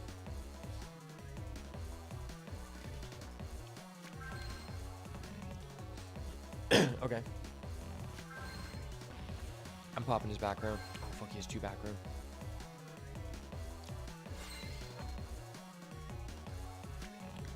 Jeez.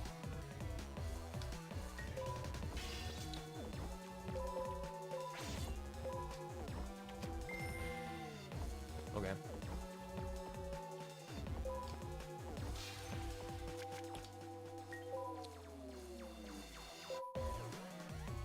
The thing about this is, if he tributes, and his guy's just bigger than mine, that'd be really bad.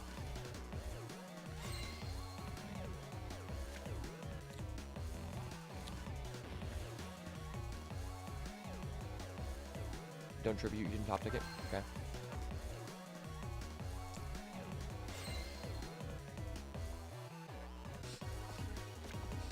Perfect.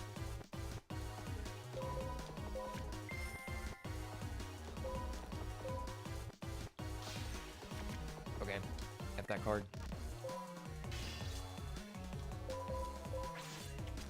Yes, sir.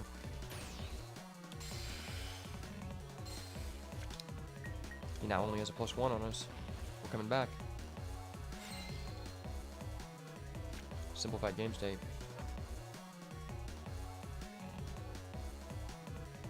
He needs a copycat.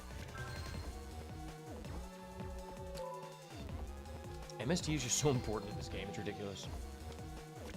Okay, great. No torrential. They never have it. Trap hole. Priority, please.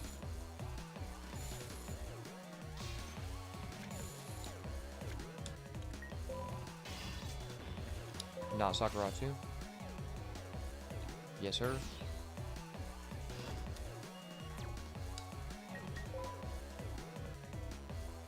It's crazy how this person's able to keep up. Maybe it's just because they have a really good back row.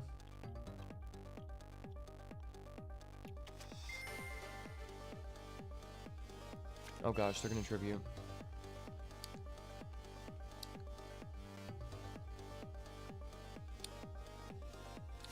Oh, they're not. It was so unlucky they had 3 dimension magic. Like 3, just actually insane. Oh, we can Raigeki break, discard plague. That's really good. I'm just gonna get rid of this because we know about that.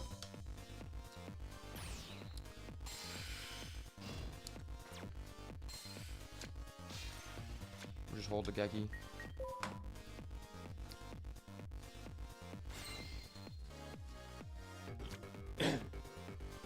Maybe Raigeki his back row.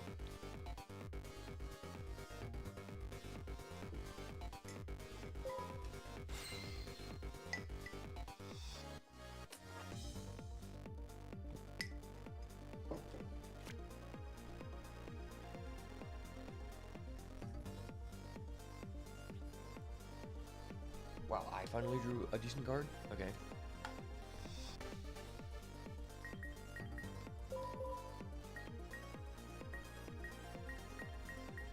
Is it worth it to Synchro 7? I guess.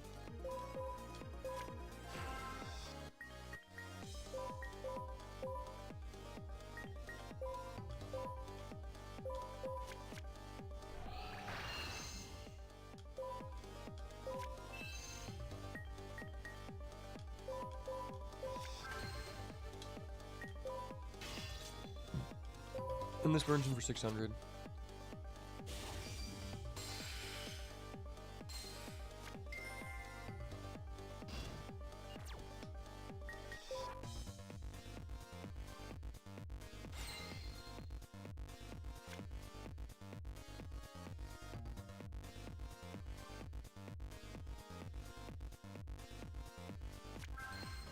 Yes. No. Chill, bro. Let's talk about this.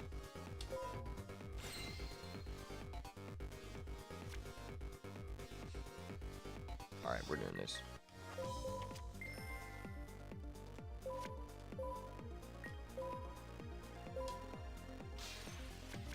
Okay, that was useless.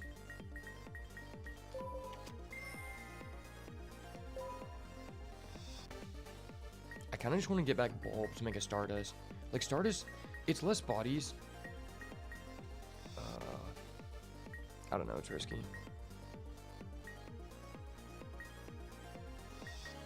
If I had a level 6, that'd make things easy.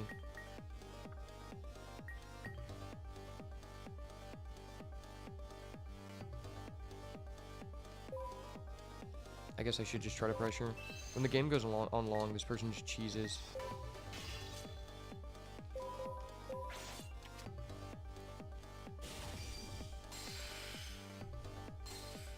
Plus, Stardust loses to a copycat.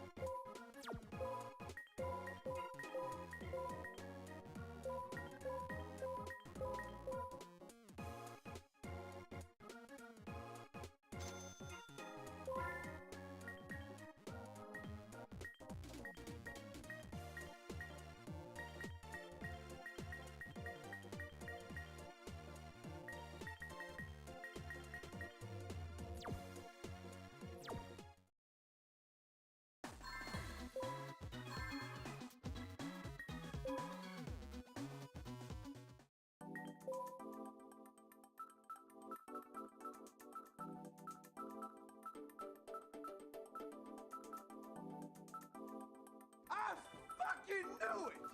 Oh!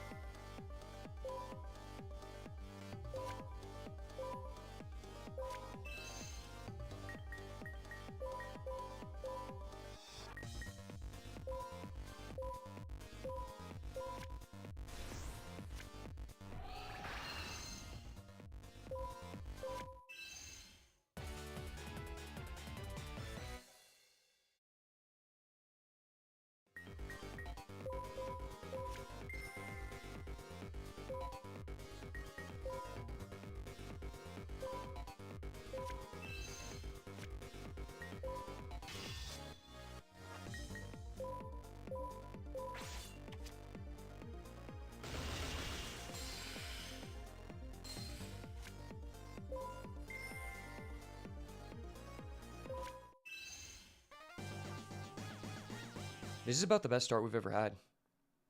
Monster Reborn, the Goyo, Summon Stardust. I hate how it shows you the animation, even when you don't summon it by its own mechanic. Like, I just Monster Reborn Goyo, and it shows it to us again. We just have to hope that he doesn't draw Copycat.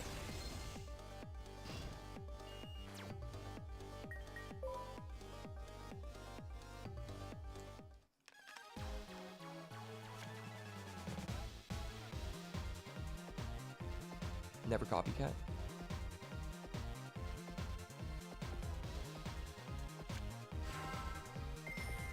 I fucking knew it. Of course, dude. Oh!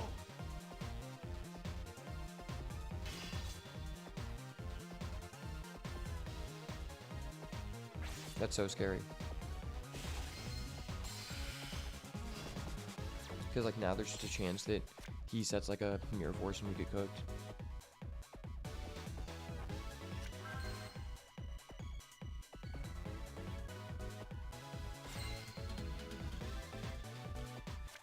I mean, all of his backers have been insane, so I wouldn't be surprised.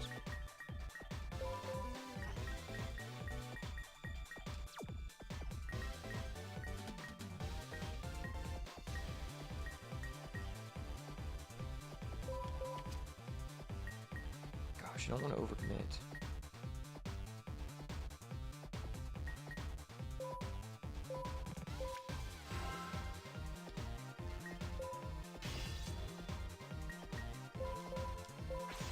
Test if it's Sakuratsu. It's not. Okay.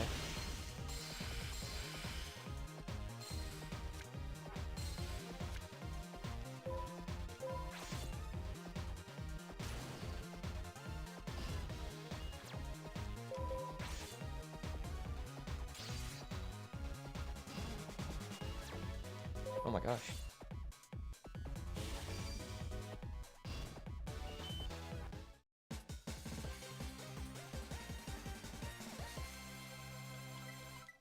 Well, that was nice.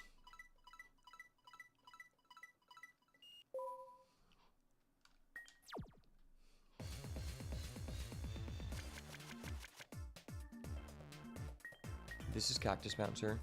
We've already gotten rid of the surrender thing. As DDR. Fuck.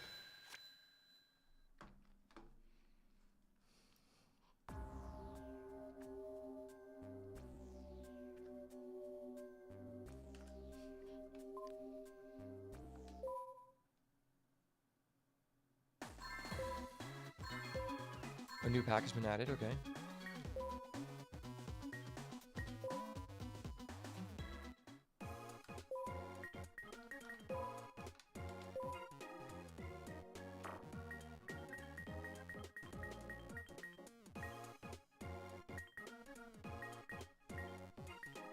Wait, it said a new pack was added. What was added?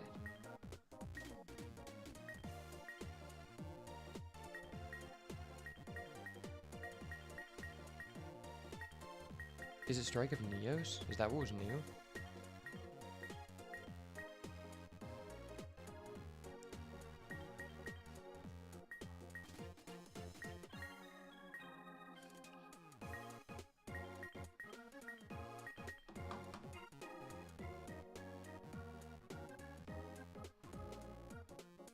Cybernetic Revolution?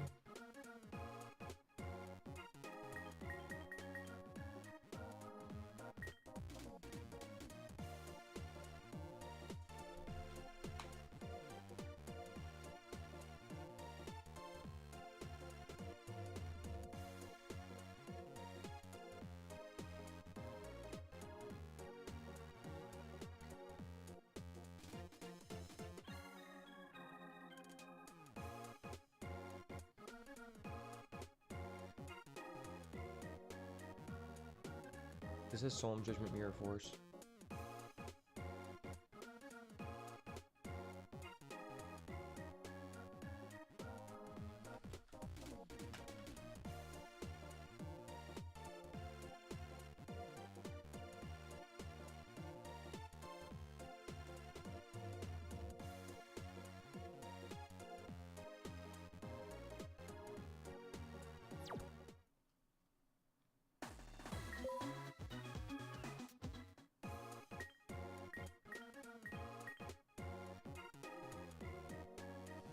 Is this what's new?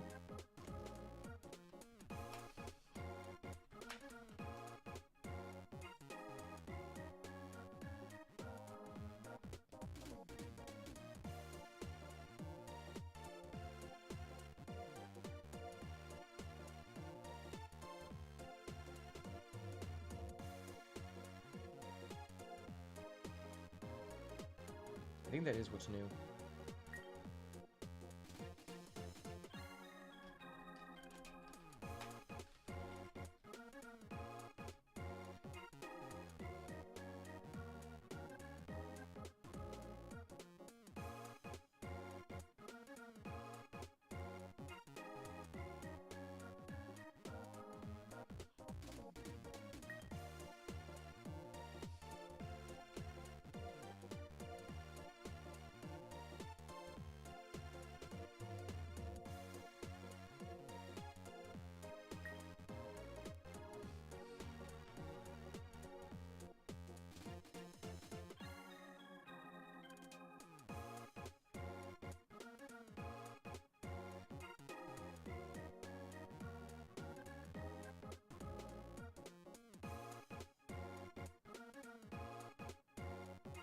You know, that pack's ass.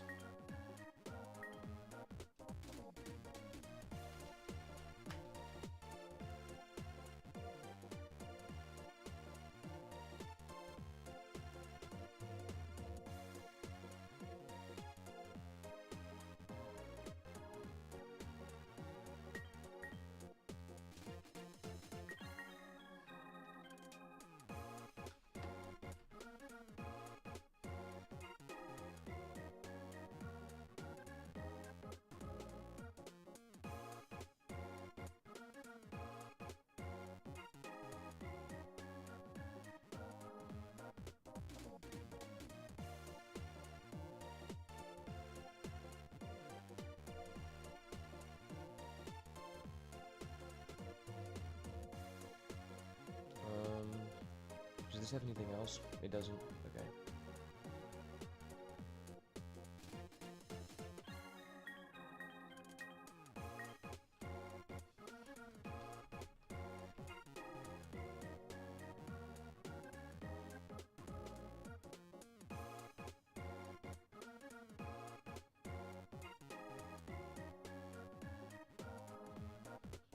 Steel invasion is useless.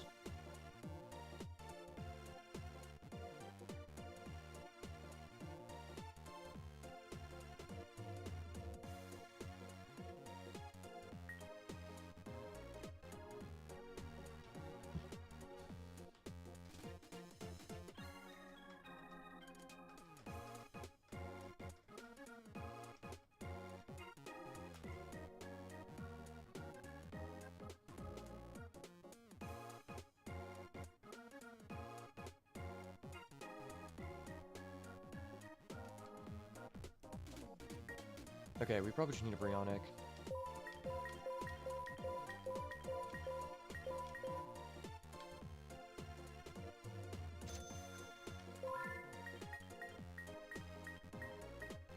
And we did not get a Brionic. Awesome.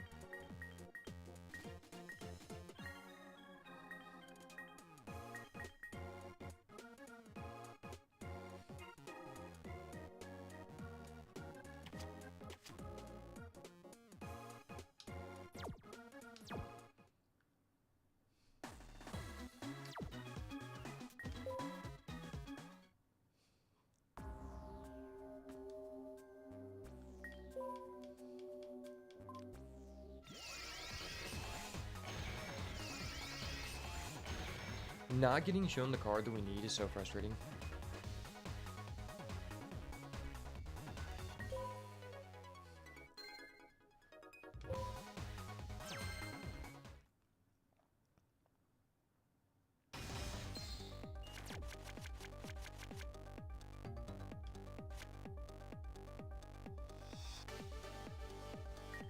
Okay, it's an all monster hand.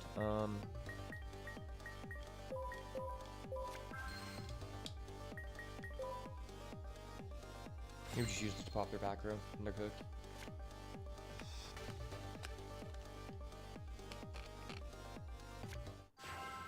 Okay.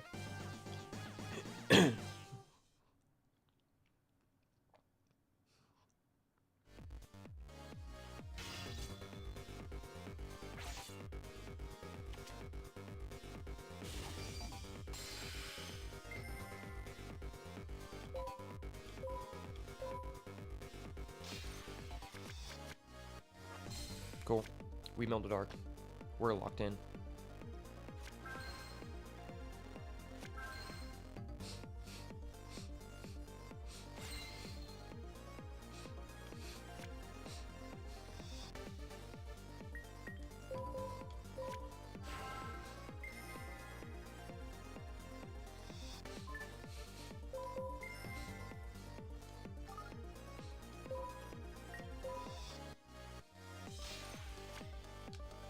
Nice.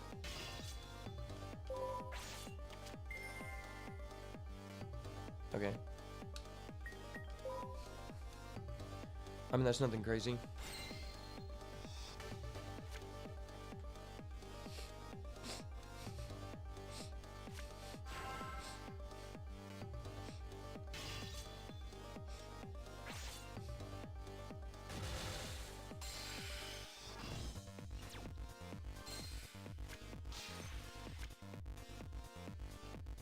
Just pass.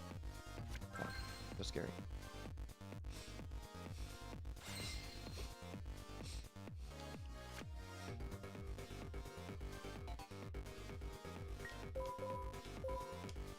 Special.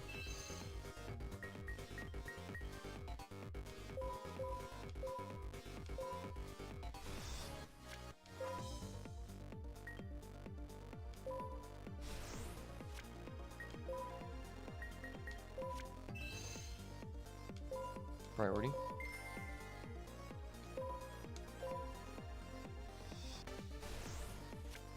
Word.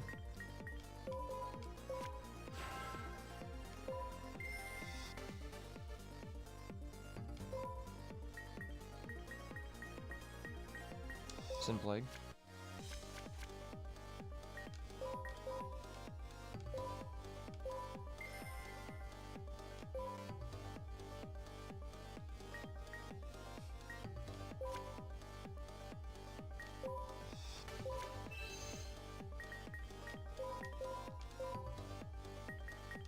Make Stardust.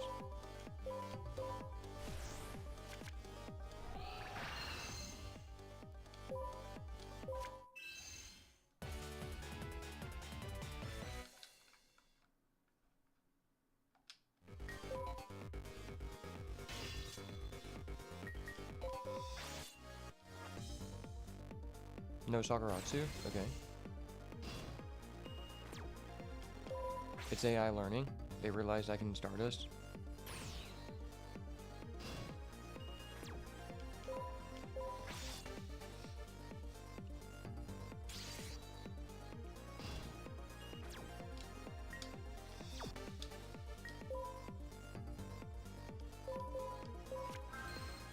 Once again, the only way we lose is if they copycat. They'd have to literally copycat.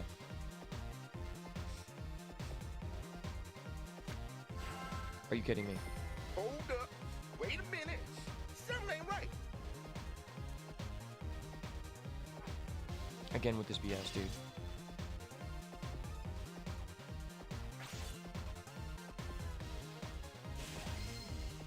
What is it with the computer always having this card?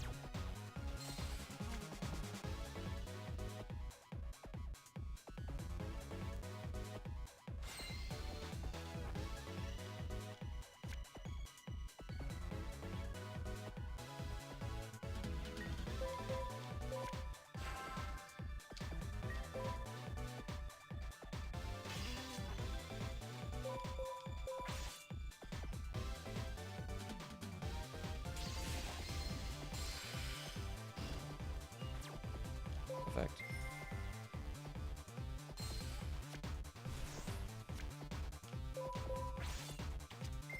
You're kidding.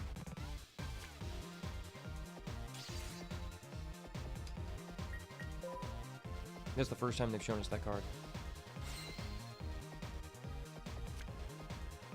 So you're telling me they could copycat again?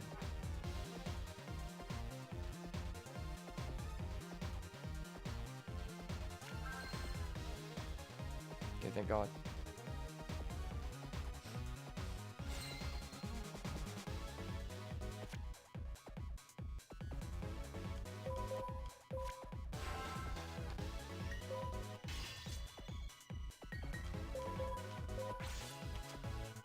Okay. Let's go.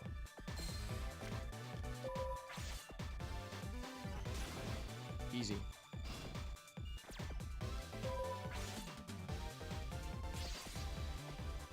I know this is boring for everyone, but I will get this card treatment.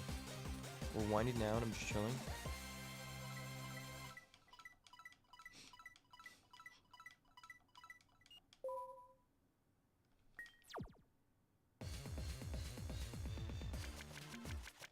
Okay, we know what these three are.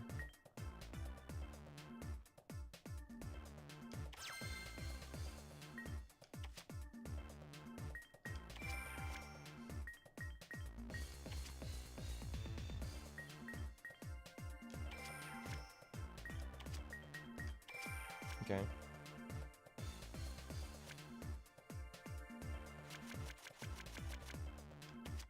Bouncer again.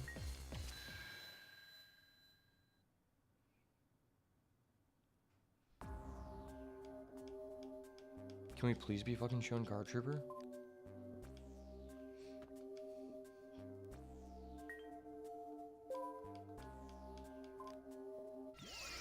I'm doing this person one more time, and then I'm not doing it anymore.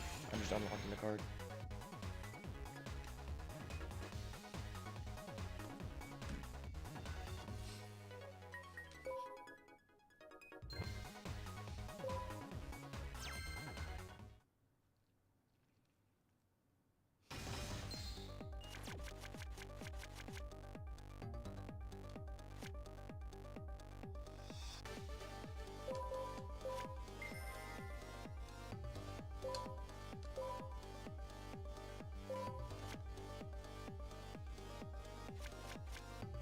Okay, I have double MST. This should go quite quickly.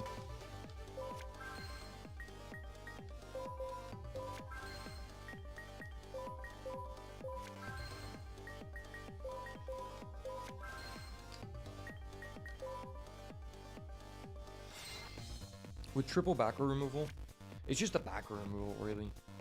Like, that's what slows this down. Back row is just so broken in old Yu-Gi-Oh!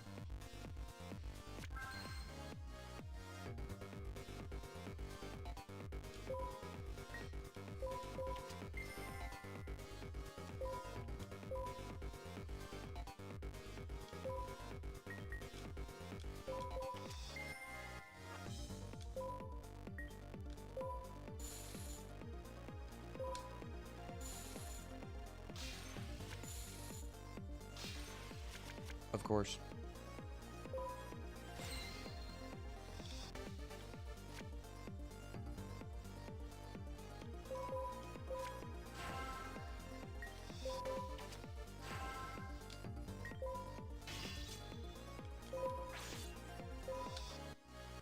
I'm not summoning anything that's big because they can just go copycat.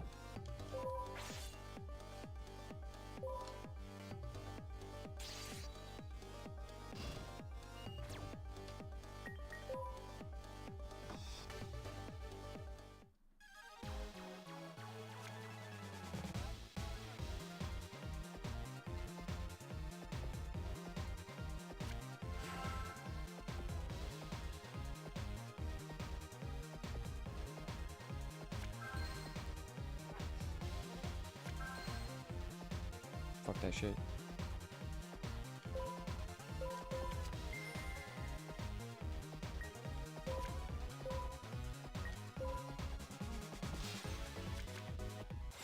Of course.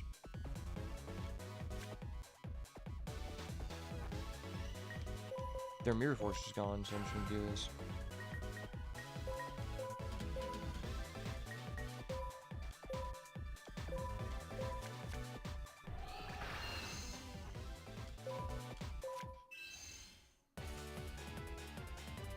I'm wondering if the sheets are random or if there's just like 3 sheets it can be.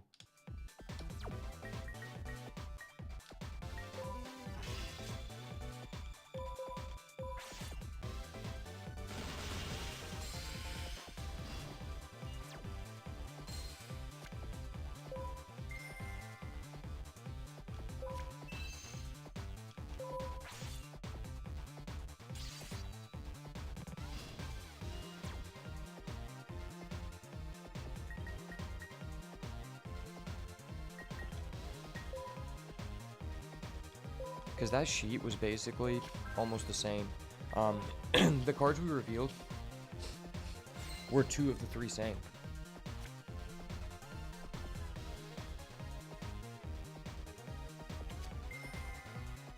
Okay. I have a spell counter. We will. Dude, every time they have this.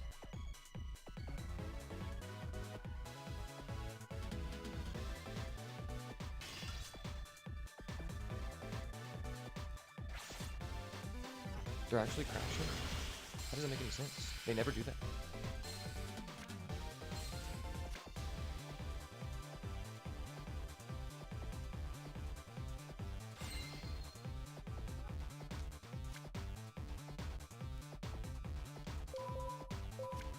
Screw this guy.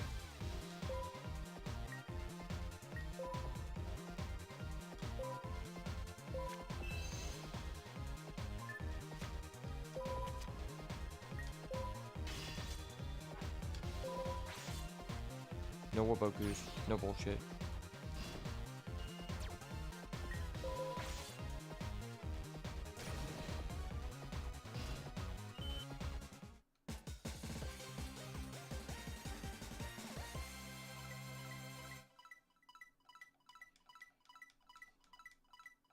That was fast as hell.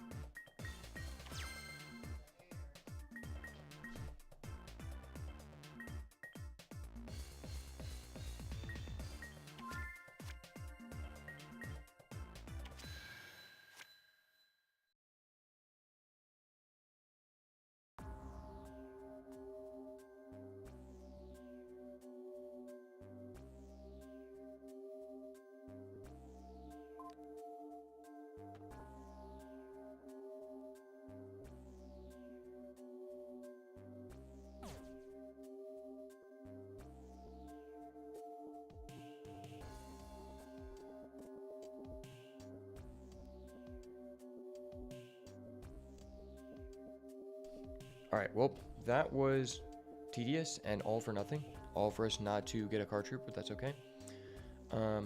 Obviously this isn't as fun just watching me here doing this, so we'll continue this on another date. Getting my new computer tomorrow, I'm excited, so I appreciate everybody stop by. I think this is a good time to close it out. May the Lord bless you, keep you, bestow his countenance upon you, and give you peace. And if you want to see more awesome based content like this, make sure to smash the like button, turn post notifications on, and subscribe to the channel so you never miss another banger. And as always, if it's not the goo, it's got to go. And I'll see you in the next one, baby. Appreciate you guys.